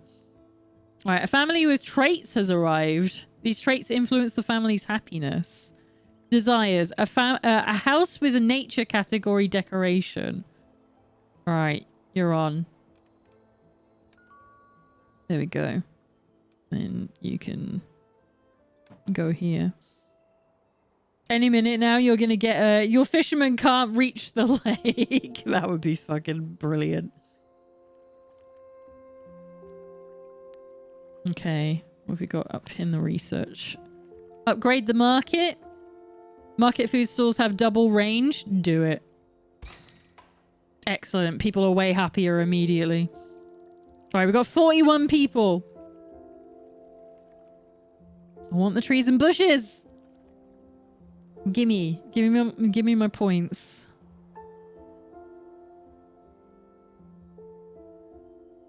All right. You need one more. You need one more. And you. Okay, everyone's connected. We're all doing good.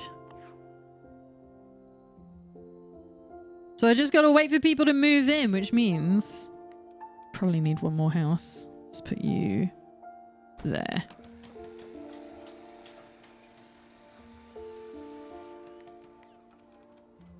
Let's get a light on there as soon as it's available.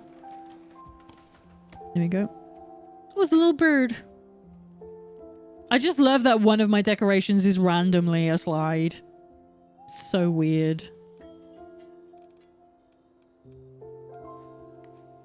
Do a little tree. Invalid location. I'm sorry. Wait, it lets me put it on the lake? Hang on. Hang on. Right, you can't with a tree. You can put flowers on the lake? Not those ones. Ah! Oh, shit. You can make your place look proper nice. Okay. That's cute. Jesus Christ, that is a big fucking arch. Should we do that? Like there. And we can do like a little dirt path. Oh, that's way too big. Let's make that smaller.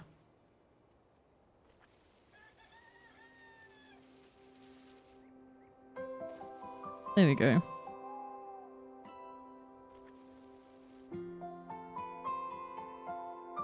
That looks terrible. I love it. They turn into little lily pads. Yeah. Isn't that nice? Okay, I'm starting to understand the appeal of these kinds of games immediately. Right, you go there. You go there. Someone's unhappy. You can research a new item. Trees! I desperately want more trees. We need 2 more people to move in. I've run out of room. I haven't planned ahead for more houses. Shit.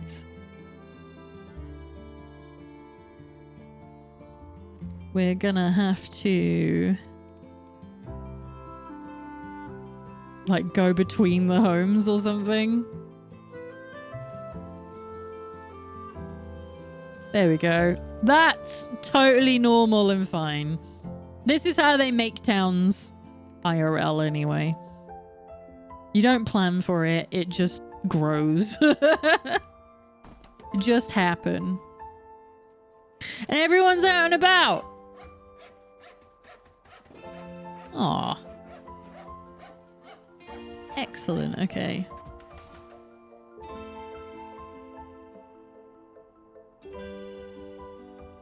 That's not too bad.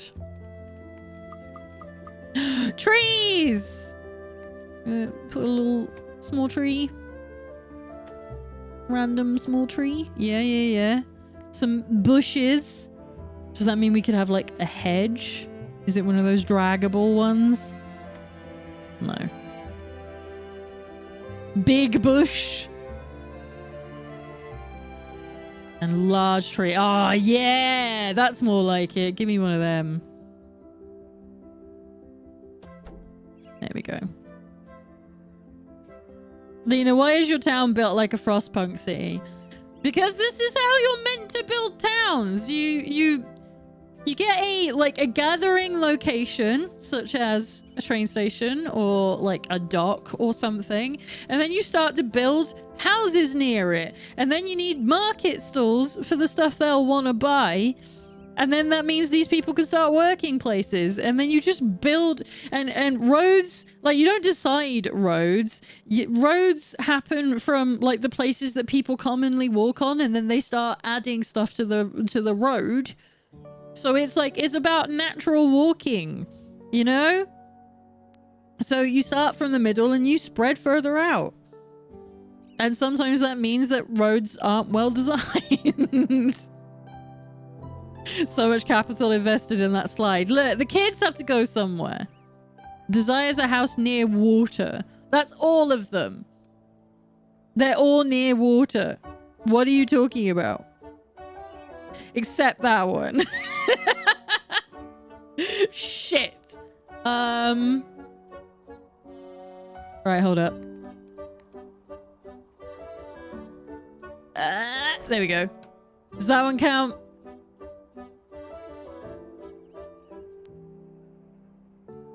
Where are the underground car parks? We'll get there.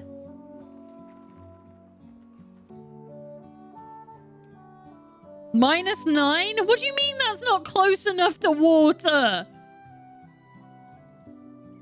Should we build it on the fucking lake?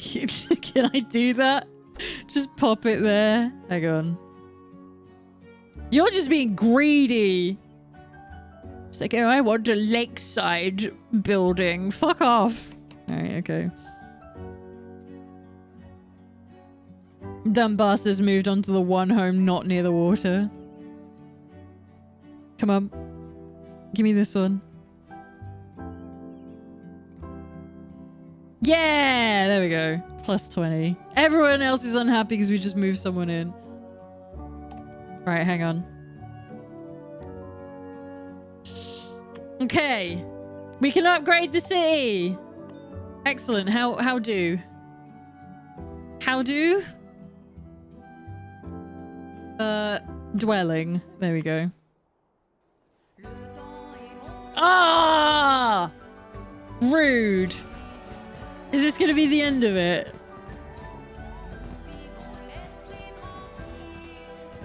I love how deeply French this is. Yay! My shitty little town. Aww. We got apparel? Oh no. Okay. Great. Mayor, could I talk to you for a moment? Okay. We're all excited about the potential for our town to grow into a prosperous city. Everything's going well, swell. Though some of the new arrivals are experiencing issues. I suggest building yourself a house first. There's a lot of them. One with a big mailbox. I don't want people to write letters to me. Lena, we're going to depose and execute you for not giving the Anderson family a lakeside property. We can influence their fashion. Lena, quick, dress them like they're waiting for Silksong. Clowns, the lot of them. That way we'll know how to reach you if we ever have any requests for our little town. I get my own house. Oh, the text is... all right, I found a bug. Right. You have accumulated a lot of research points. Don't forget to spend them. Yeah, okay. There's still more demand for this building, but you can't add more workers. Okay, yeah, no, I know all that. All right, let's build a mayor's home. Special? Yeah. Oh my god, do I get a lakeside house? Fuck yeah, I do. I'm ruining this lake. I should have thought about this. Desires a house with light sources. Where do you live? This one? You're right, you do deserve a light. Everyone does. You fucking move, camera! There we go, that'll do. Your research points are near the limit. That's okay. We can get rid of the workers. We don't need that many researchers. It's silly. Let's just get it down to the bottom. Oh my god, you're right. I do have a lot. Jesus God. Okay. So a hamlet can have a clothing store, a butcher, a bakery, a warehouse, park decorations. Give me that. A giant fountain and second floor housing. Okay. I think this might be my new addiction. I think I fucked myself. I think I'm screwed. Because I actually really like this. Now that's a house fit for a mayor. Fuck yes. Amazing! Your house looks great. I'm sure the first requests will start coming in soon. We're all thrilled to have such an involved mayor in town. Don't worry if it takes a while to address any of our requests. We're patient townsfolk. Oh, good. No pressure. I can just do whatever the fuck I want. No available houses. Shit. Alright then. Let's start putting a couple more in then. Starting to run out of room. I should have put them all closer together. Why are you going at that angle? That's the worst angle. Go there.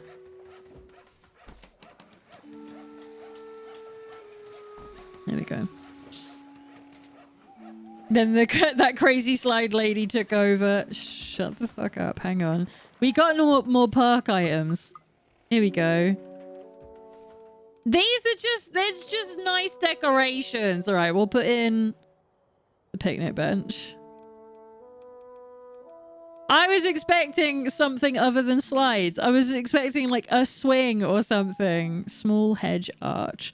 Ah, that's kind of nice. Let's put you there. Absolutely unnecessary, but I'm doing it. Oh, we do have hedges. Oh my gosh. I can make everyone so much happier. I would love a hedge. It's a demo. Give them time. And I just watch. First request would be like increase town population to 100. Time limit 2 days. That would be very cruel if they did this to me. All right, let's have a look. Hello, Mayor. When I moved here, I didn't realize I would have to survive without my favorite tailor. I fear I'm getting desperately out of fashion. Would you be a dear and build a clothing boutique in our little town? And make sure they sell red clothes, dear. I hear it's the latest trend in the big city. Oh my goodness. No, I don't want to look at the encyclopedia. Get out. Stop. Close. Exit. Leave. Thank you. Alright, so clothing store. Set clothing colors. Alright. It's just as well I did all that research. Where are we going to put it? When does this demo end? I've just realized that this might be one of those free form ones. I still haven't put the veggies in. Oh my god. Nobody's had any vegetables. It's poor town.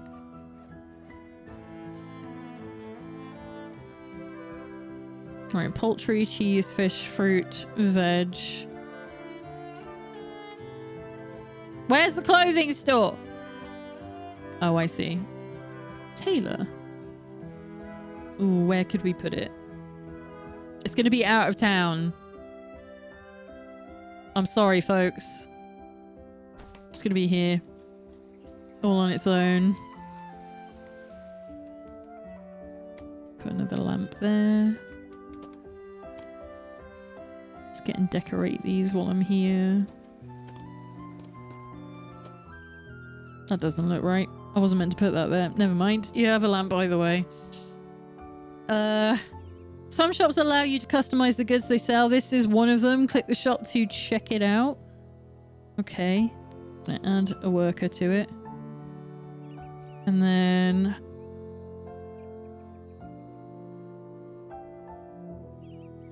no, I don't want to edit connections. And that's how JCPenney was born. Alright, not enough workers for demand. Alright. Done. Oh, there is a lot of people in it. Oh. This seems like I'm managing. This doesn't feel like I'm getting too many people too quickly. Right. Research the set clothing color upgrade. I did. Didn't I? Yeah, done. Connect to functional clothing store. Set clothing color to red at the clothing store.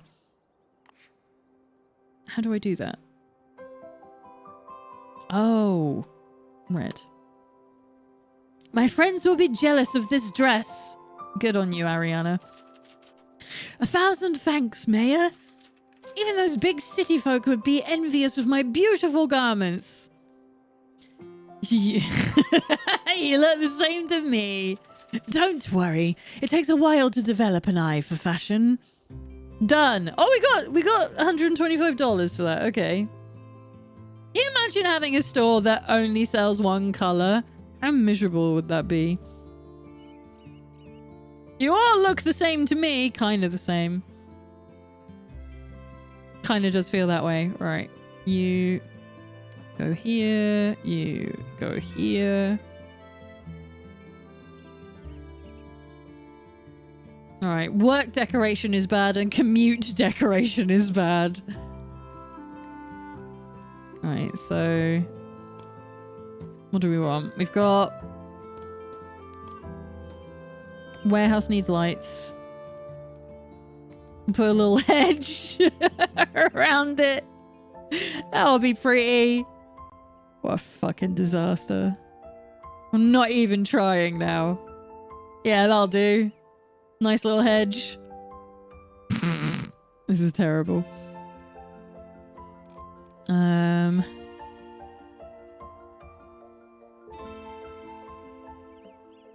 What else can we do? Alright, you can't do that. So I guess we'll put some little... yeah, a little flower out the front. There we go. This town was built by an impulse buyer. Absolutely. It is a problem I have. I do a lot of research before I buy something. However, I still tend to just get something, you know? When I buy shit. Alright, let's get some sunflowers in this town. Yeah. Under the window. There we go. Let's do a little bench. Probably need some more street lamps.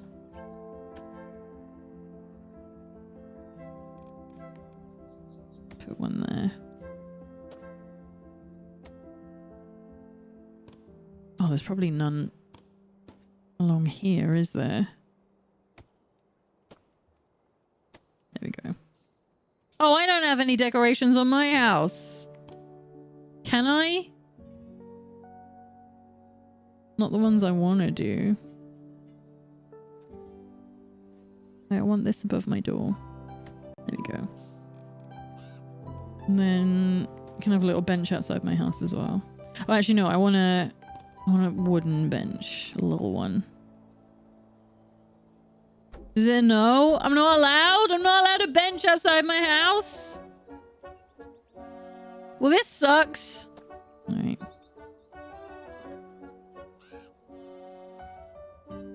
Yeah, the house need more lamp. The town need more lamp. Endless lamp. This is what I want. I want endless lamp. No, we don't need a tree that big. That's really big. Small tree. There we go. Flowers. Give me some flowers outside my expensive house. Look at this shit. Oh, look how stately this is. That's not gonna let me put this one here. Oh, we can even put it in the window, like a little flower. Aw. That's great. Let's do that. Okay. Right. Desires a house with food shops nearby. You're shit out of luck, my friend. Because those were gone a long time ago. We could build another shop though, couldn't we? We could do some food. Let's do some more poultry. Do it there. So you don't have to see your townspeople? Absolutely. This resident is not happy. Their home decoration and their commute decoration is miserable. Okay. I'm working on it. Give me a minute, okay? Rome wasn't built in a day or whatever. Why isn't that got... Hang on. Why aren't you randomized? I don't want to pick colors. Please randomize at all times for me. Put that there.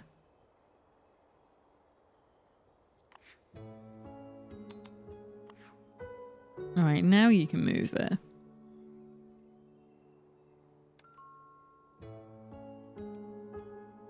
Desires a house with a flower decoration. Alright, hang on. Hang on. Potted sunflowers on your balcony. How does that sound? And some little ones. I did put a lamp in the wrong place. How do I get that off of there? It was meant to go above the door. I'm a big idiot.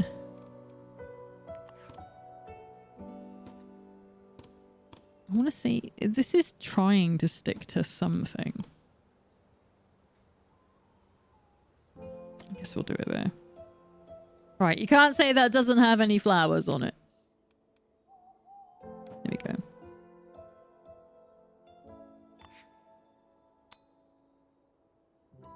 Excellent.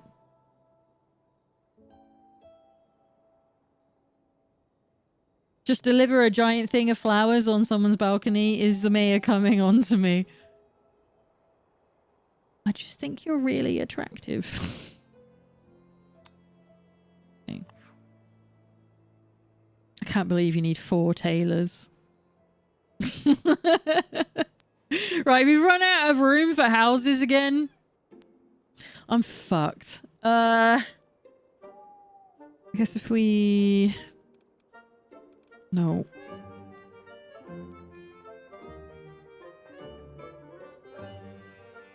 If I did it like here, then we can have some more homes near water, right?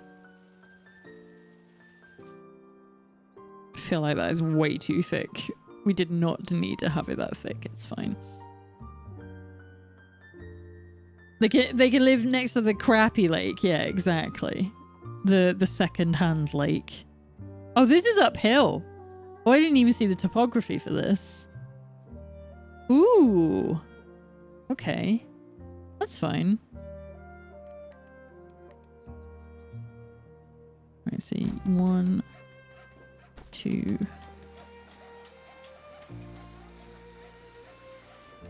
3.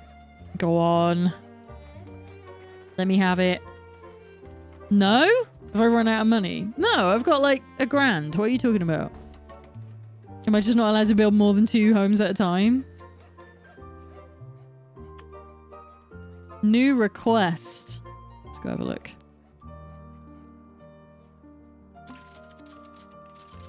Every tree in the neighborhood looks the same. They're all leafy. How about we plant a bunch of pine trees to spruce up our town? That's a good joke. Oh, there are too many spruces, you think? No! Too many oaks! We need pines! I have some saplings and mulch lying around. Mayor, could you plant 10 pine trees? Okay. You can set the area in which to complete the request. Select the set quest area button and put it on a location on the map. You can always move it again if you change your mind. What?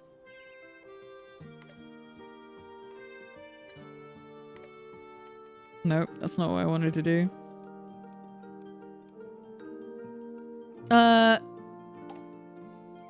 Select the area. Okay, hang on.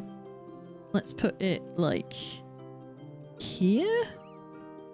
I got to plant 10 pine trees around there.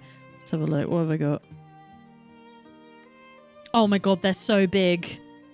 How am I meant to do that in here? No. That's ridiculous. Why would you ask for that? Let's have like... Should we have like a forest somewhere? There, that'll do.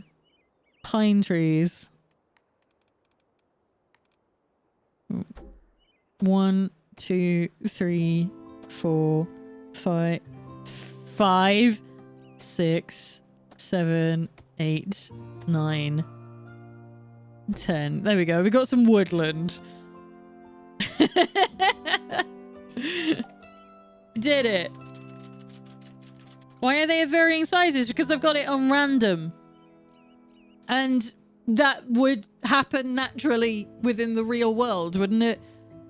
All your pine trees aren't the same size. They can randomize to small ones too. Yeah. Pine trees. Aren't they just the loveliest? It's so much more foresty here now, yeah. Deciduously so. I got $50 for fucking planting 1 billion trees. That's ridiculous. Yeah, provides up to 12 decoration points to nearby buildings depending on distance. This is not going to give us any points. 9 times placed in the city. Okay. Maybe I should have put them in town somewhere, like on the outer edge here. Have you seen our slide? It's the best fucking slide. It saddens me that no one is paying attention to the slide. Right, let's get a ton of workers in there. Get some research points going. Because we haven't got anything at the moment. We need a bakery. Alright, so we've got some more people. Hang on. These what's this one here? Ah, where did it... It looked like they had a demand, but I don't know what the demand was. Right, let's put them there. Desires a house with no neighbors. There you go. Not for long. I mean, if you did put the trees around town, you wouldn't be able to build out. Exactly. Can you build on the other side of the tracks? There's no entry point. So, let's... It lets me put something out there. But my guess would be... Because this is the only entrance, right? So it'll probably be an upgrade later in the game. Or I have to build all the way around the edge.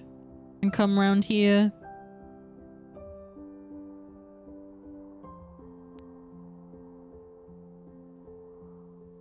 Yeah, so you can build out there, but there's no direct access to this side. But yeah, you have this whole area. Look, you can see the bounding. It does have an edge on it. If I do it like that. Okay. Well, this isn't the worst town that I've ever built.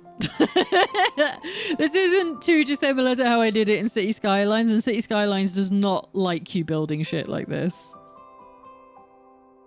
Right, let's add one more. Residents already receives the same need from another commerce building. That's totally fine. I don't care.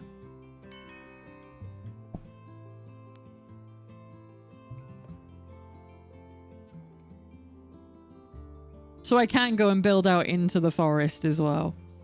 That we just created. Okay, well, our happiness is like 72, which is pretty decent. It still wants me to decorate more, which I think is crazy. Right, we got some more stuff to unlock. Here we go. Shoemaker. Do it.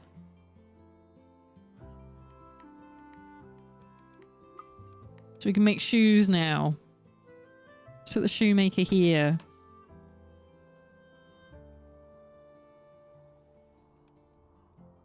Desires a house with food shops nearby. Fuck. Hang on. Oh, but I just built the shoe shop. I should have done the baker. I wonder if the baker would count.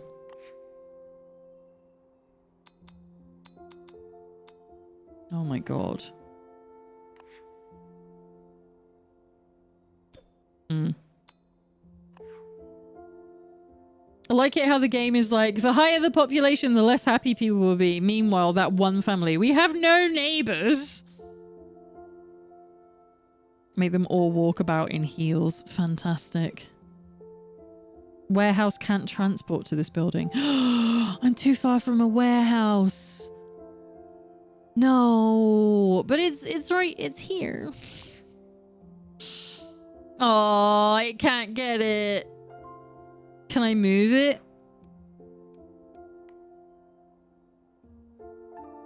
How about if I do it here?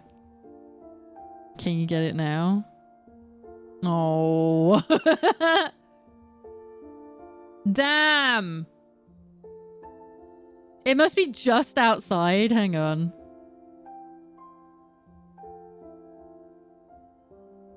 Ooh. Everyone hated that.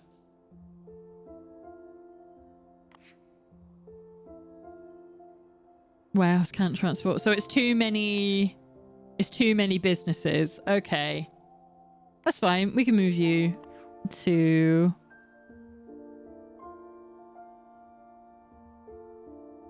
Because there's the other warehouse here. We can probably go here. There we go. But these people are all unhappy. I can't win. It's fine. We'll figure it out. Can you move houses that have been built? Yep. So I could literally... Oh, that's really neat, actually. Because if there are neighbors that are unhappy, this is kind of like with... this is going to be a really bad reference, but in Dark Cloud, when everyone's like asking, like, I want to be next to the lake, or I want the sun to come into this window during this, time of day, that kind of thing. But you could only set them a certain way. Whereas this is like, oh, if people are unhappy with their neighbors, I can just move the entire fucking house. So this works.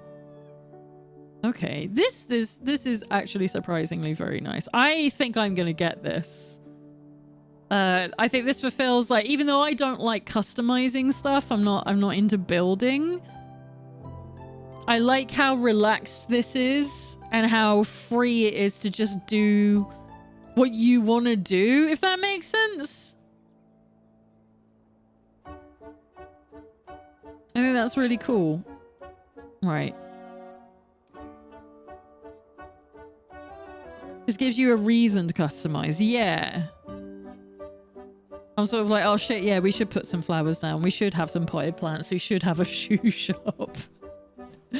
Like, all right, hang on. Let's go get a bakery.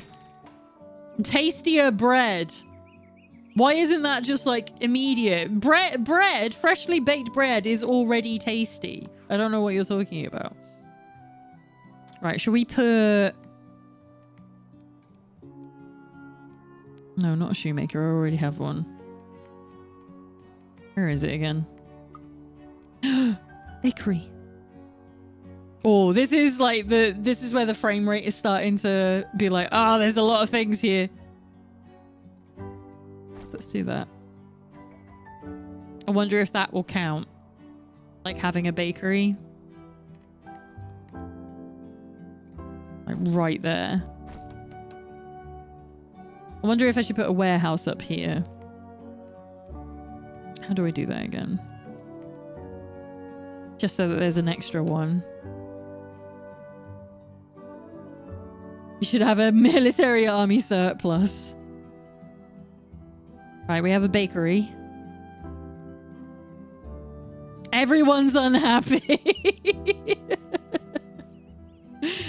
No, it's fine. Look. Oh, we don't have enough townsfolk. Right, let's get some of them out of here then. Fucking delete. Delete. Delete. Delete. Delete. There we go.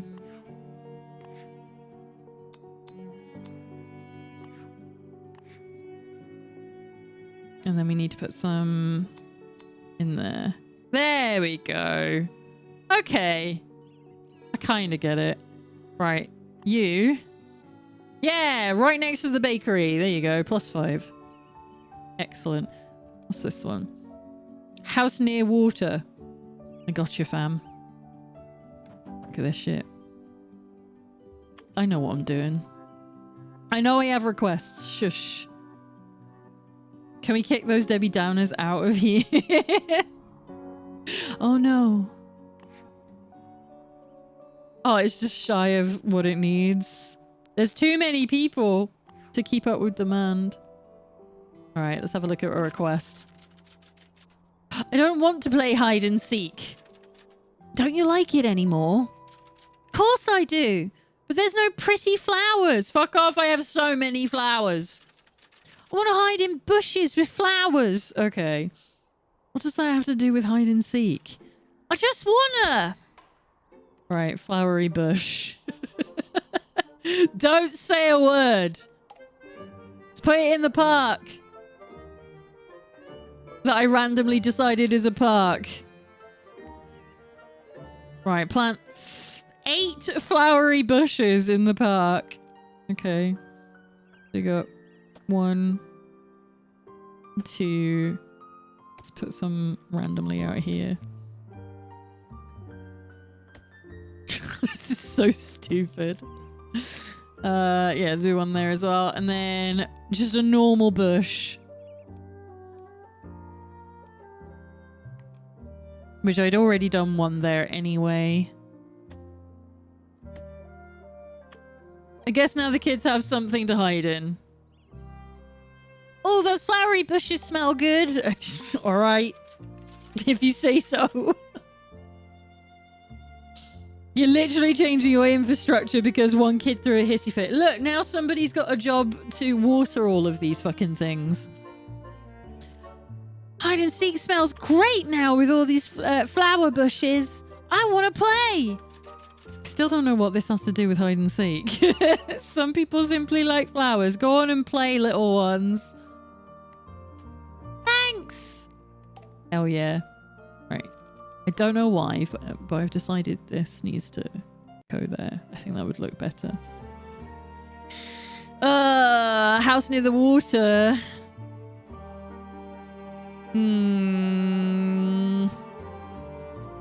My guy, you're too late. Apparently this is too far away. I'm sorry. No available houses. Shit.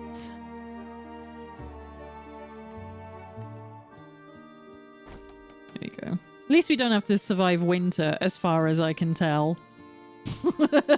You know, we haven't hit that portion of the game where it's like there isn't enough apples in the granary. Alright. We've got the big warehouse. Giant fountain would be ridiculous. Tastier bread. It's important. I promise. It's tantamount to how we do things here. Just want you to get a letter in the mail and it's just you're fucking dead. Just blatant hate mail. That would be fucking brilliant. I would live for that. Look at my crappy little hamlet. I'm so pleased. Oh, we can go in here. Oh my gosh. Come around this way. Oh, you aren't in winter yet? Oh no, yeah. Your money is near the limit. You can't obtain more money than the maximum amount. That's not how capitalism works. How dare you limit me this way? Okay.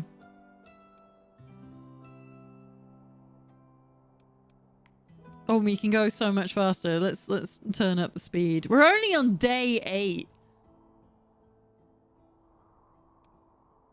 No available houses. I don't know what else you want from me. We have so many... Quick, spend it on slides. It is tempting. What can we do? Like, if you want to live near fucking trees, my guy, I got you.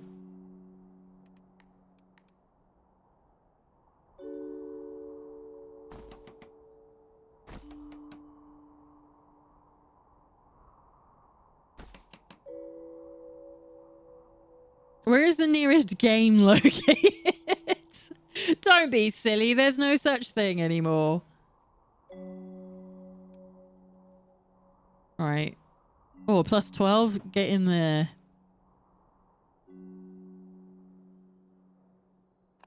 Why aren't you happy?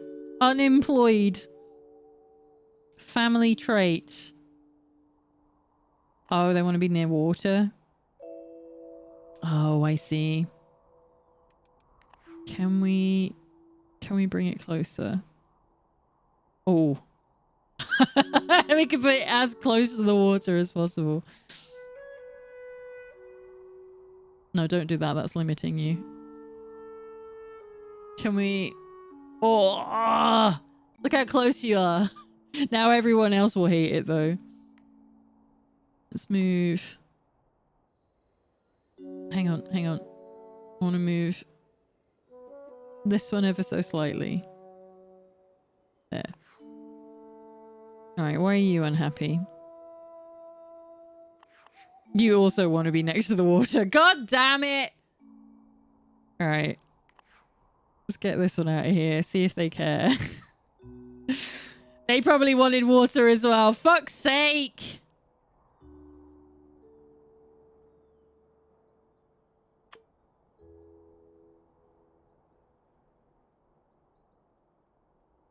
Come on. Is that better? Is everyone happy again now? I had to Google British game stores. There aren't any anymore. We have game, but they're little pop-up stores inside other shops, like a Sainsbury's or whatever. We really don't have any anymore. The CEX, I guess, would be the closest.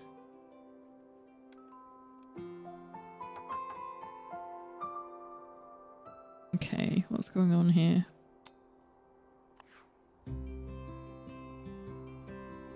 I want to live far away from water further. You wanna be out here. Because a lot of these places are actually quite close to water. Even further. Too far, exactly. Ooh. They want a lot more decorations at the bakery or in their home. Let's go and have a look at their home. This one? You want decorations? Let's go. Give everyone the lamp that I judiciously like to give to people. Let's get the small potted plant on a couple of houses.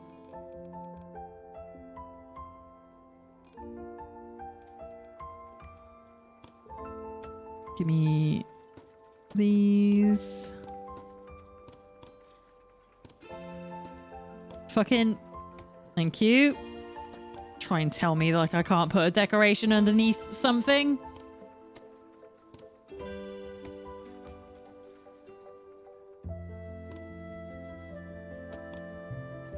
There. How do these waters work? Won't they dry up? I mean, they're just little lakes. I guess this one might.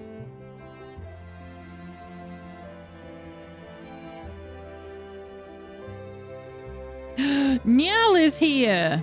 The writing was on the wall for game for years. Believe me, I worked for them for 11. They went from great company, no they didn't, to terrible in the space of 5 years. That's true. Then went into admin and didn't tell the staff, then somehow came back and failed again. I loved watching the stock exchange for game when people were like really fucking with it and they suddenly made game worth money by playing the system. That was one of my favorite things that I watched happen in our economy for a very short time. Also, hi, welcome in, Yao. Lovely to have you. It is a long time no see. These need home decorations too. Look at these people all on their own. Let's rectify that. Let's give them some neighbors that they don't want. There we go, we'll do that. And then let's put some, yeah, let's put some sunflowers outside. We need the mandatory lamp. And you. And you. Should we put another slide up here? It's been a while. Let's do a water fountain. Let's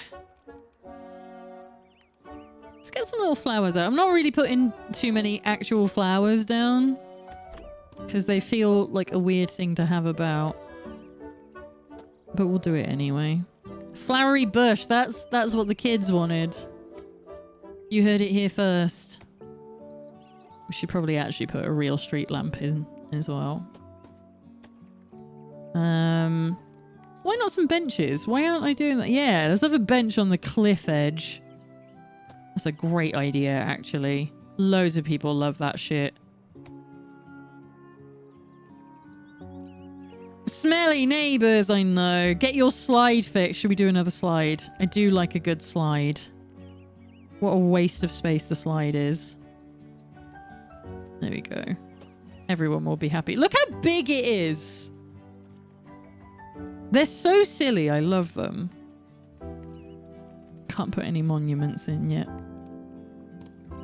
Random plant. Let's do it. That's a fucking big plant.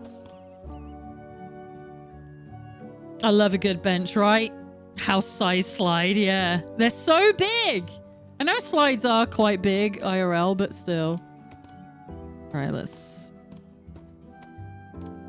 put some more plants around the place to keep people stum. Should probably put some plants. Should put some. No. Let's put some a singular flower. Yeah, a tiny little potted flower at the bakery. There we go. Now I'm happy. And a stupid sunflower somewhere. I think it's a crime you can't put the singular sunflowers, like, next to someone's wall. What do we do? Yeah, let's put in a ridiculous arch. There we go. New request. Let's go. I don't know how long this demo is, by the way. And it's made of wood. Ah, yeah. It's gonna, like, burn on the way down. Oh, hey, you have a request? Maybe some dipstick kid is about to demand a giant hedge maze. Oh, let's fucking go. Hey, Mayor. Don't you just love the wonderful bread smell? I do. I mean, fresh bread. The freshest. Yeah, we've already done that. There's nothing better. If only Mom would bake us something every morning, but I guess that's never gonna happen. Could you do something about this? We have a bakery, you psychopath! Move the family to live close to a bakery. You want me to move their entire fucking house? I don't know which house it is. Is it this one? Hang on. It is. It's this one. Alright. You want to be near the bakery? Let's fucking go. Where is it? There's a lot of houses here. I'm gonna put you there. There we go. So that's my tutorial that I can move people to make them happy. I started with Electronics Boutique, and then Electronics Boutique bought Game to take its name. Yes, I do recall this. And then Lisa Morgan took over, and oh my god, I hate her so much. She still knew when to get out and take a large paycheck, so good for her, I guess. But I digress. What's the cool game you are playing? Yes. So for anyone who wasn't here when I booted this game up, this is called Town 2 City. It is only a demo at the moment. It's not the full release because we're just playing demos today. And it is just a cozy build your own town simulator, essentially.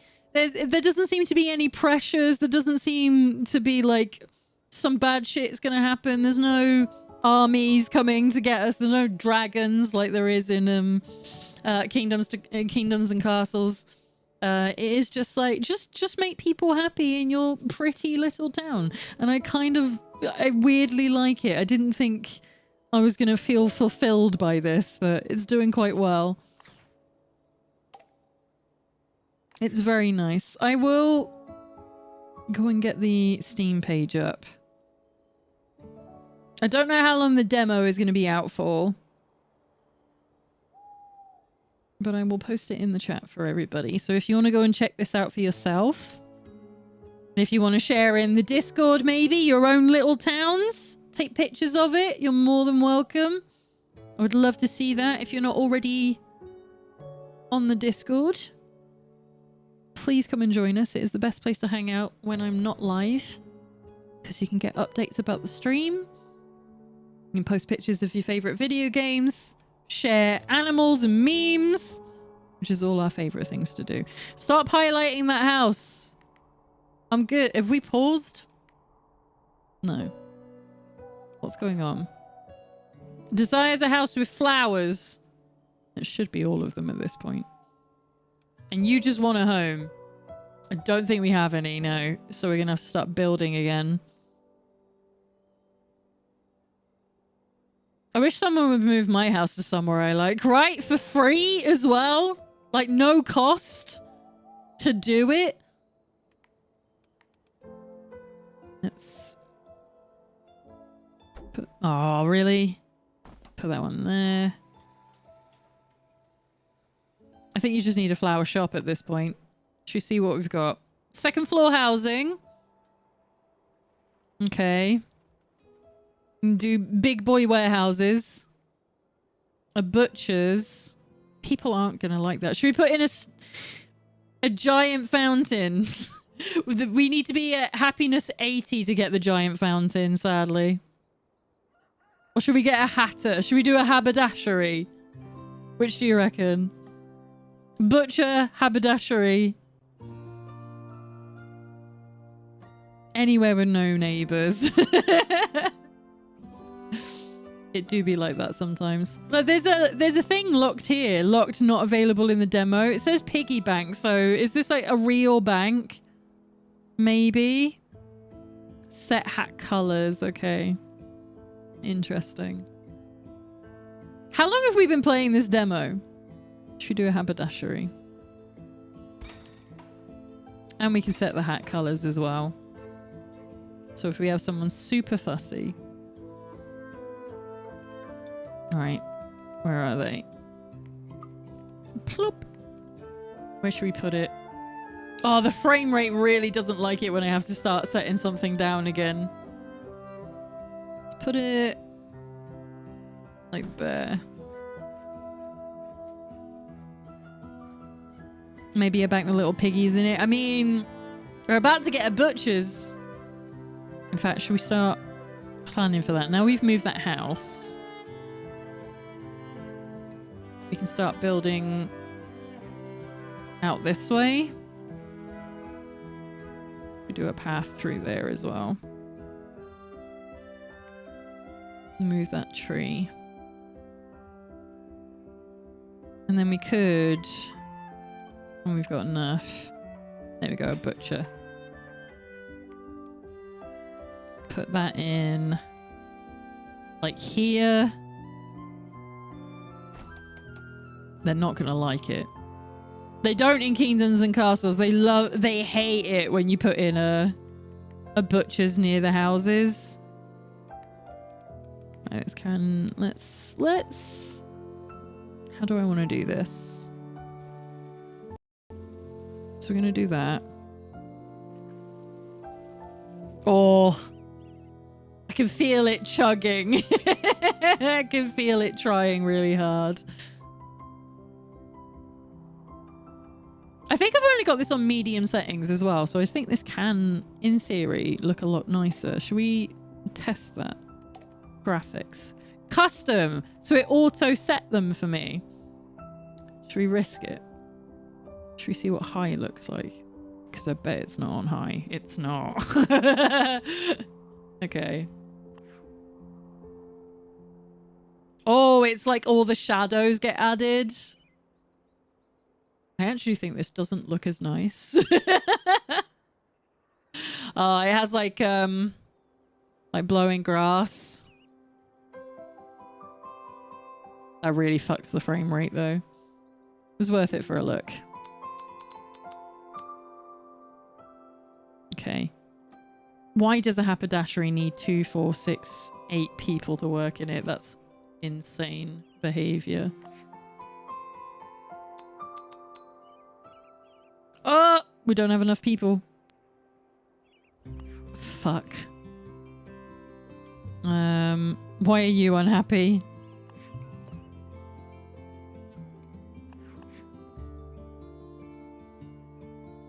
That didn't tell me anything. Happiness bonus from the family trait. Home decoration's bad. Work decoration is bad. Okay.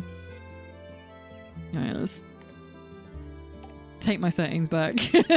Because this is really hurting the quality. And I don't mind it. I think that still looks really good. Ooh, what does this mean? Oh, is it too many shops? Shit. I didn't think of that. You're right. I'll move it. It can... Grab it! Thank you. It can come right next to the warehouse here. And then it shouldn't have a problem. What about you? Warehouse can't transport to this building. Why? Which warehouse is it coming from? It should tell me.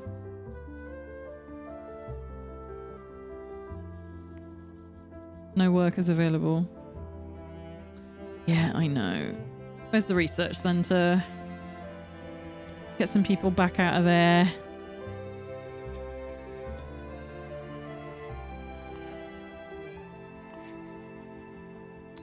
There we go. Alright, what's going on with you? We got... Do I need to move you here as well? Is that what's happening?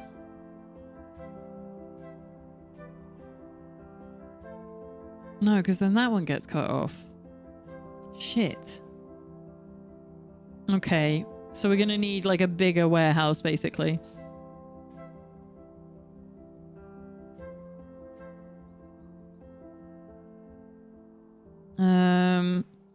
Your villagers are saying you build a road out there and are like, I hope we don't get moved into the Badlands. Out into the wild. It's fine. What am I going to do about this? So we do have a warehouse. But maybe we need a bigger one. Gonna alert, need to cook some food. Yeah, I should think about doing that soon too. It's like 7:30. I've been doing this for 4.5 hours. I mean, not this game specifically, but... What am I going to do about this? Do we build another warehouse out here? For the time being?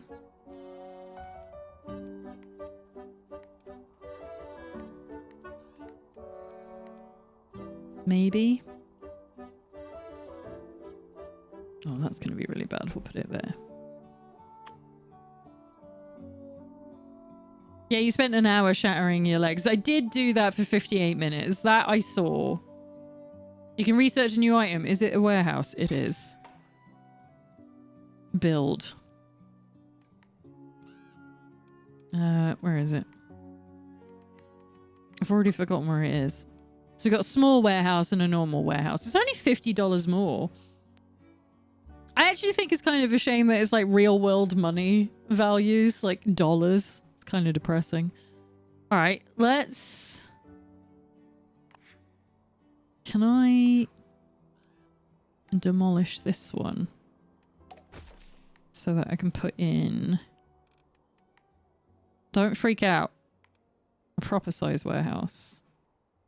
It's probably not going to fit. There we go.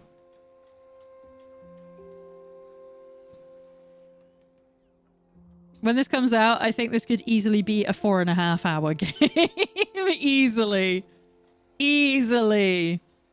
This might become the next Kingdoms and Castles for the days that I want to stream, but I don't want to like have any pressure. There we go.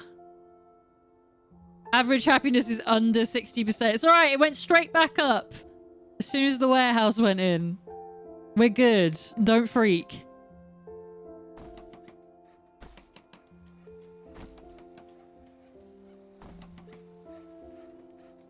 There we go. Get a bunch of houses in. What else do we need? Second floor housing and the fountain. Okay. Right. So you... None of these are near trees, apparently. Right, let's rectify that immediately. Let's put a fucking big-ass tree in between these. Do you know what? We'll have one up here as well. And then a slightly smaller one. Invalid location. Go eat my ass. Right. Try that again. So we got a +9 there. Do that. You don't care, so you can just go there. Excellent. We Gucci, exactly. You can research a new technology, segregation between near waters and not near waters. You could put in another... We do need another fence. Because they're going to start complaining about decorations again soon. So... let's put...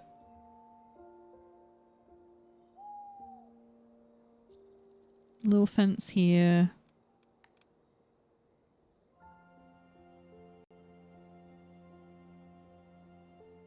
Little fence there. I love this Parisian music. It's so fucking nice. There we go. Doesn't that look nice? And then we can put in another bench or two. Or should we do a picnic bench actually? We haven't had somewhere for people to do that for a while. Put in some street lights. Or any houses or buildings without a lamp outside. Yeah, there we go. I don't even know where to put them here because you can't see them. Let's put it there. That one there. That one there. That one there.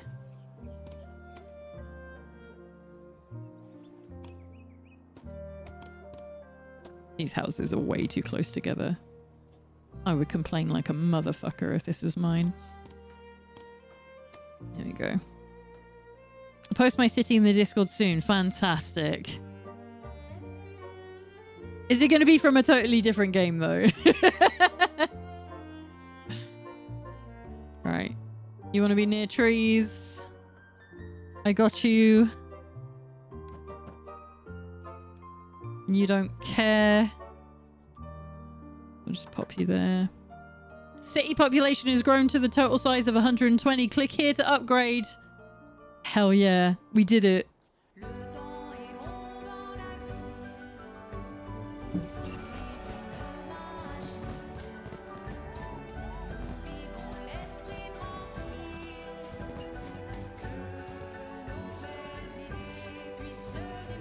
Since time from Fallout. That's what I'm expecting, is something like that. It's from the same game, okay. You can unlock leisure now. And that's it. That's what I was expecting. There we go. Oh man, I really liked that. That was really nice. I had my eye on this since yesterday. I thought this looked really charming. So I'm glad we got to try it out today. This is really sweet. From the development team here at Galaxy Grove, we wanted to say thank you for playing our demo. We hope you enjoyed this small glimpse of what's to come. You have reached the demo population limit of 120. There will be no more new arrivals by train. Feel free to continue beautifying and expanding your town with what has been unlocked so far. Make sure to get a picture with photo mode. I like that. That's great. So yeah, this is what you can build as well. This is fully you can make a proper, Parisian looking city. It's so nice. Town to City is scheduled to arrive in September 2025. Follow us on Steam to stay up to date with all the latest news. I'm definitely going to be keeping my eye on this one. Is it still the link that's in my... Yes, it is. All right. So once again, link in the chat. If you are interested in building your own Town to City, the demo is still available.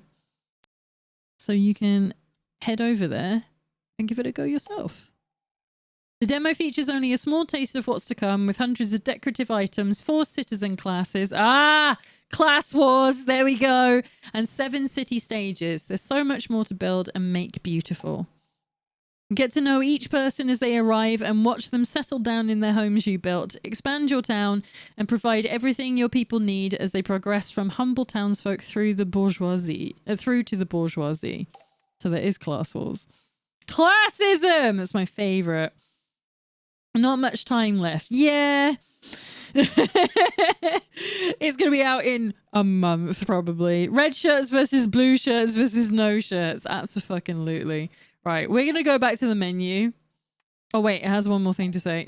Develop your sleepy town into a bustling city with over 50 commercial buildings to research and build. Expand into new towns as you grow your economy with farming and tourism. But as I said, we're going to save and quit for today, because that is...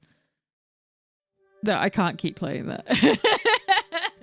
Because I'm going to be playing this when it comes out. I thought that was a ton of fun.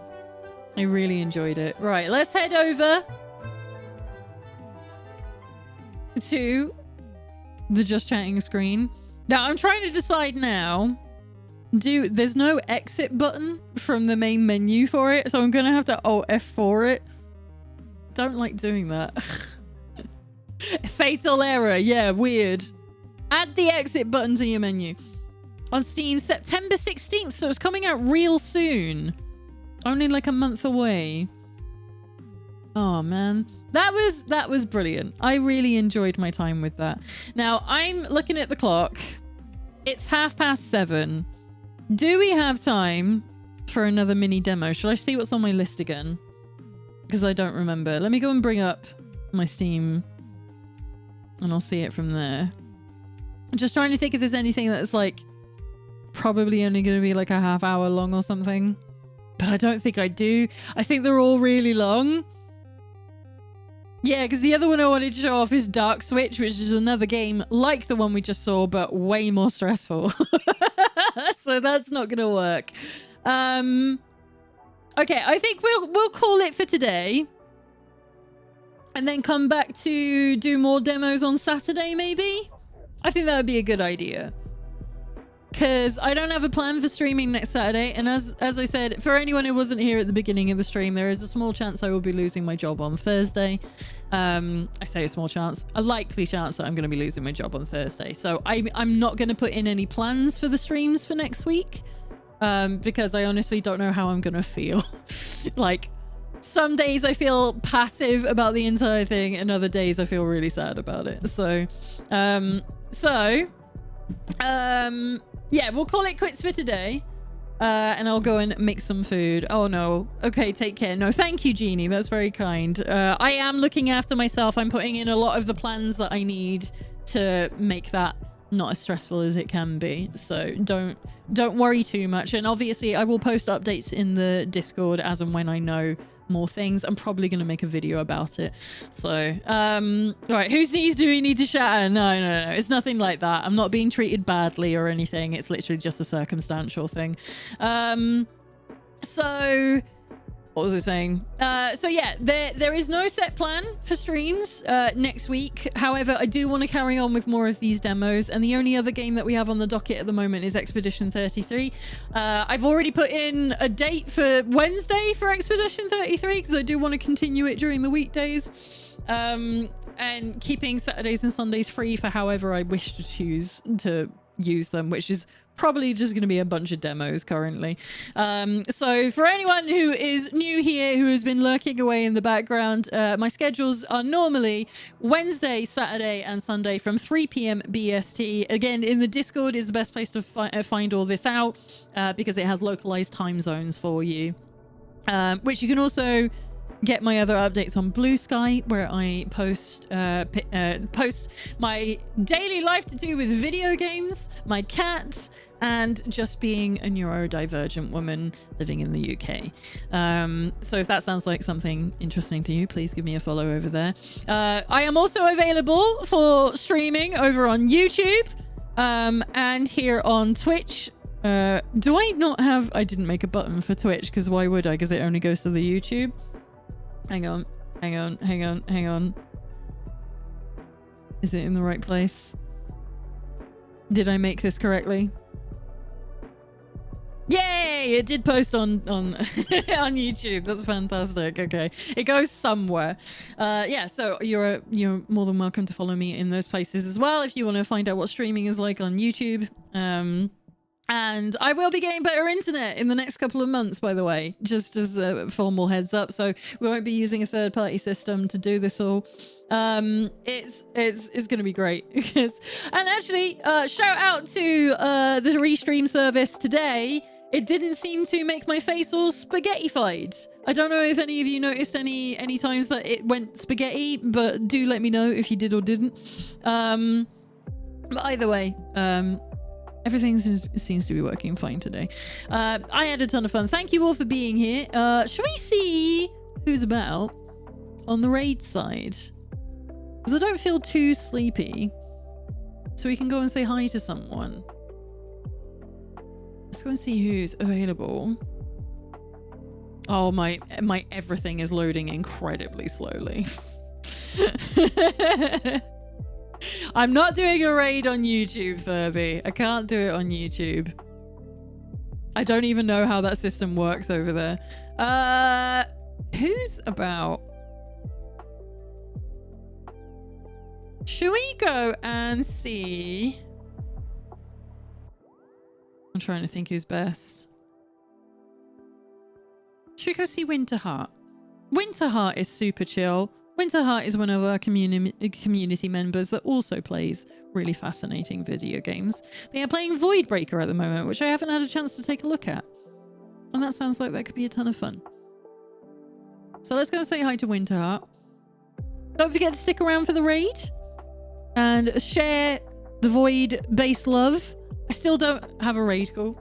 I'm very sorry. We still haven't figured that shit out. We're going to have to figure that out at some point. We need a raid call desperately. Oh my god, this game looks really cool. Right, yeah, that's going to be it for me. Thank you all for being here and showing your support for watching some video games and just chilling out while I fuck around in a city builder for like an hour and a half. So I'm going to head off and go and get something to eat. Obviously, like I said, I'll keep you updated in the Discord on what's going on IRL. And yeah, hopefully I'll see you next week for another stream for Expedition 33 on Wednesday. Fingers crossed. Right, I'm gonna go. I need to go make food. I will see you later. Bye bye, everybody.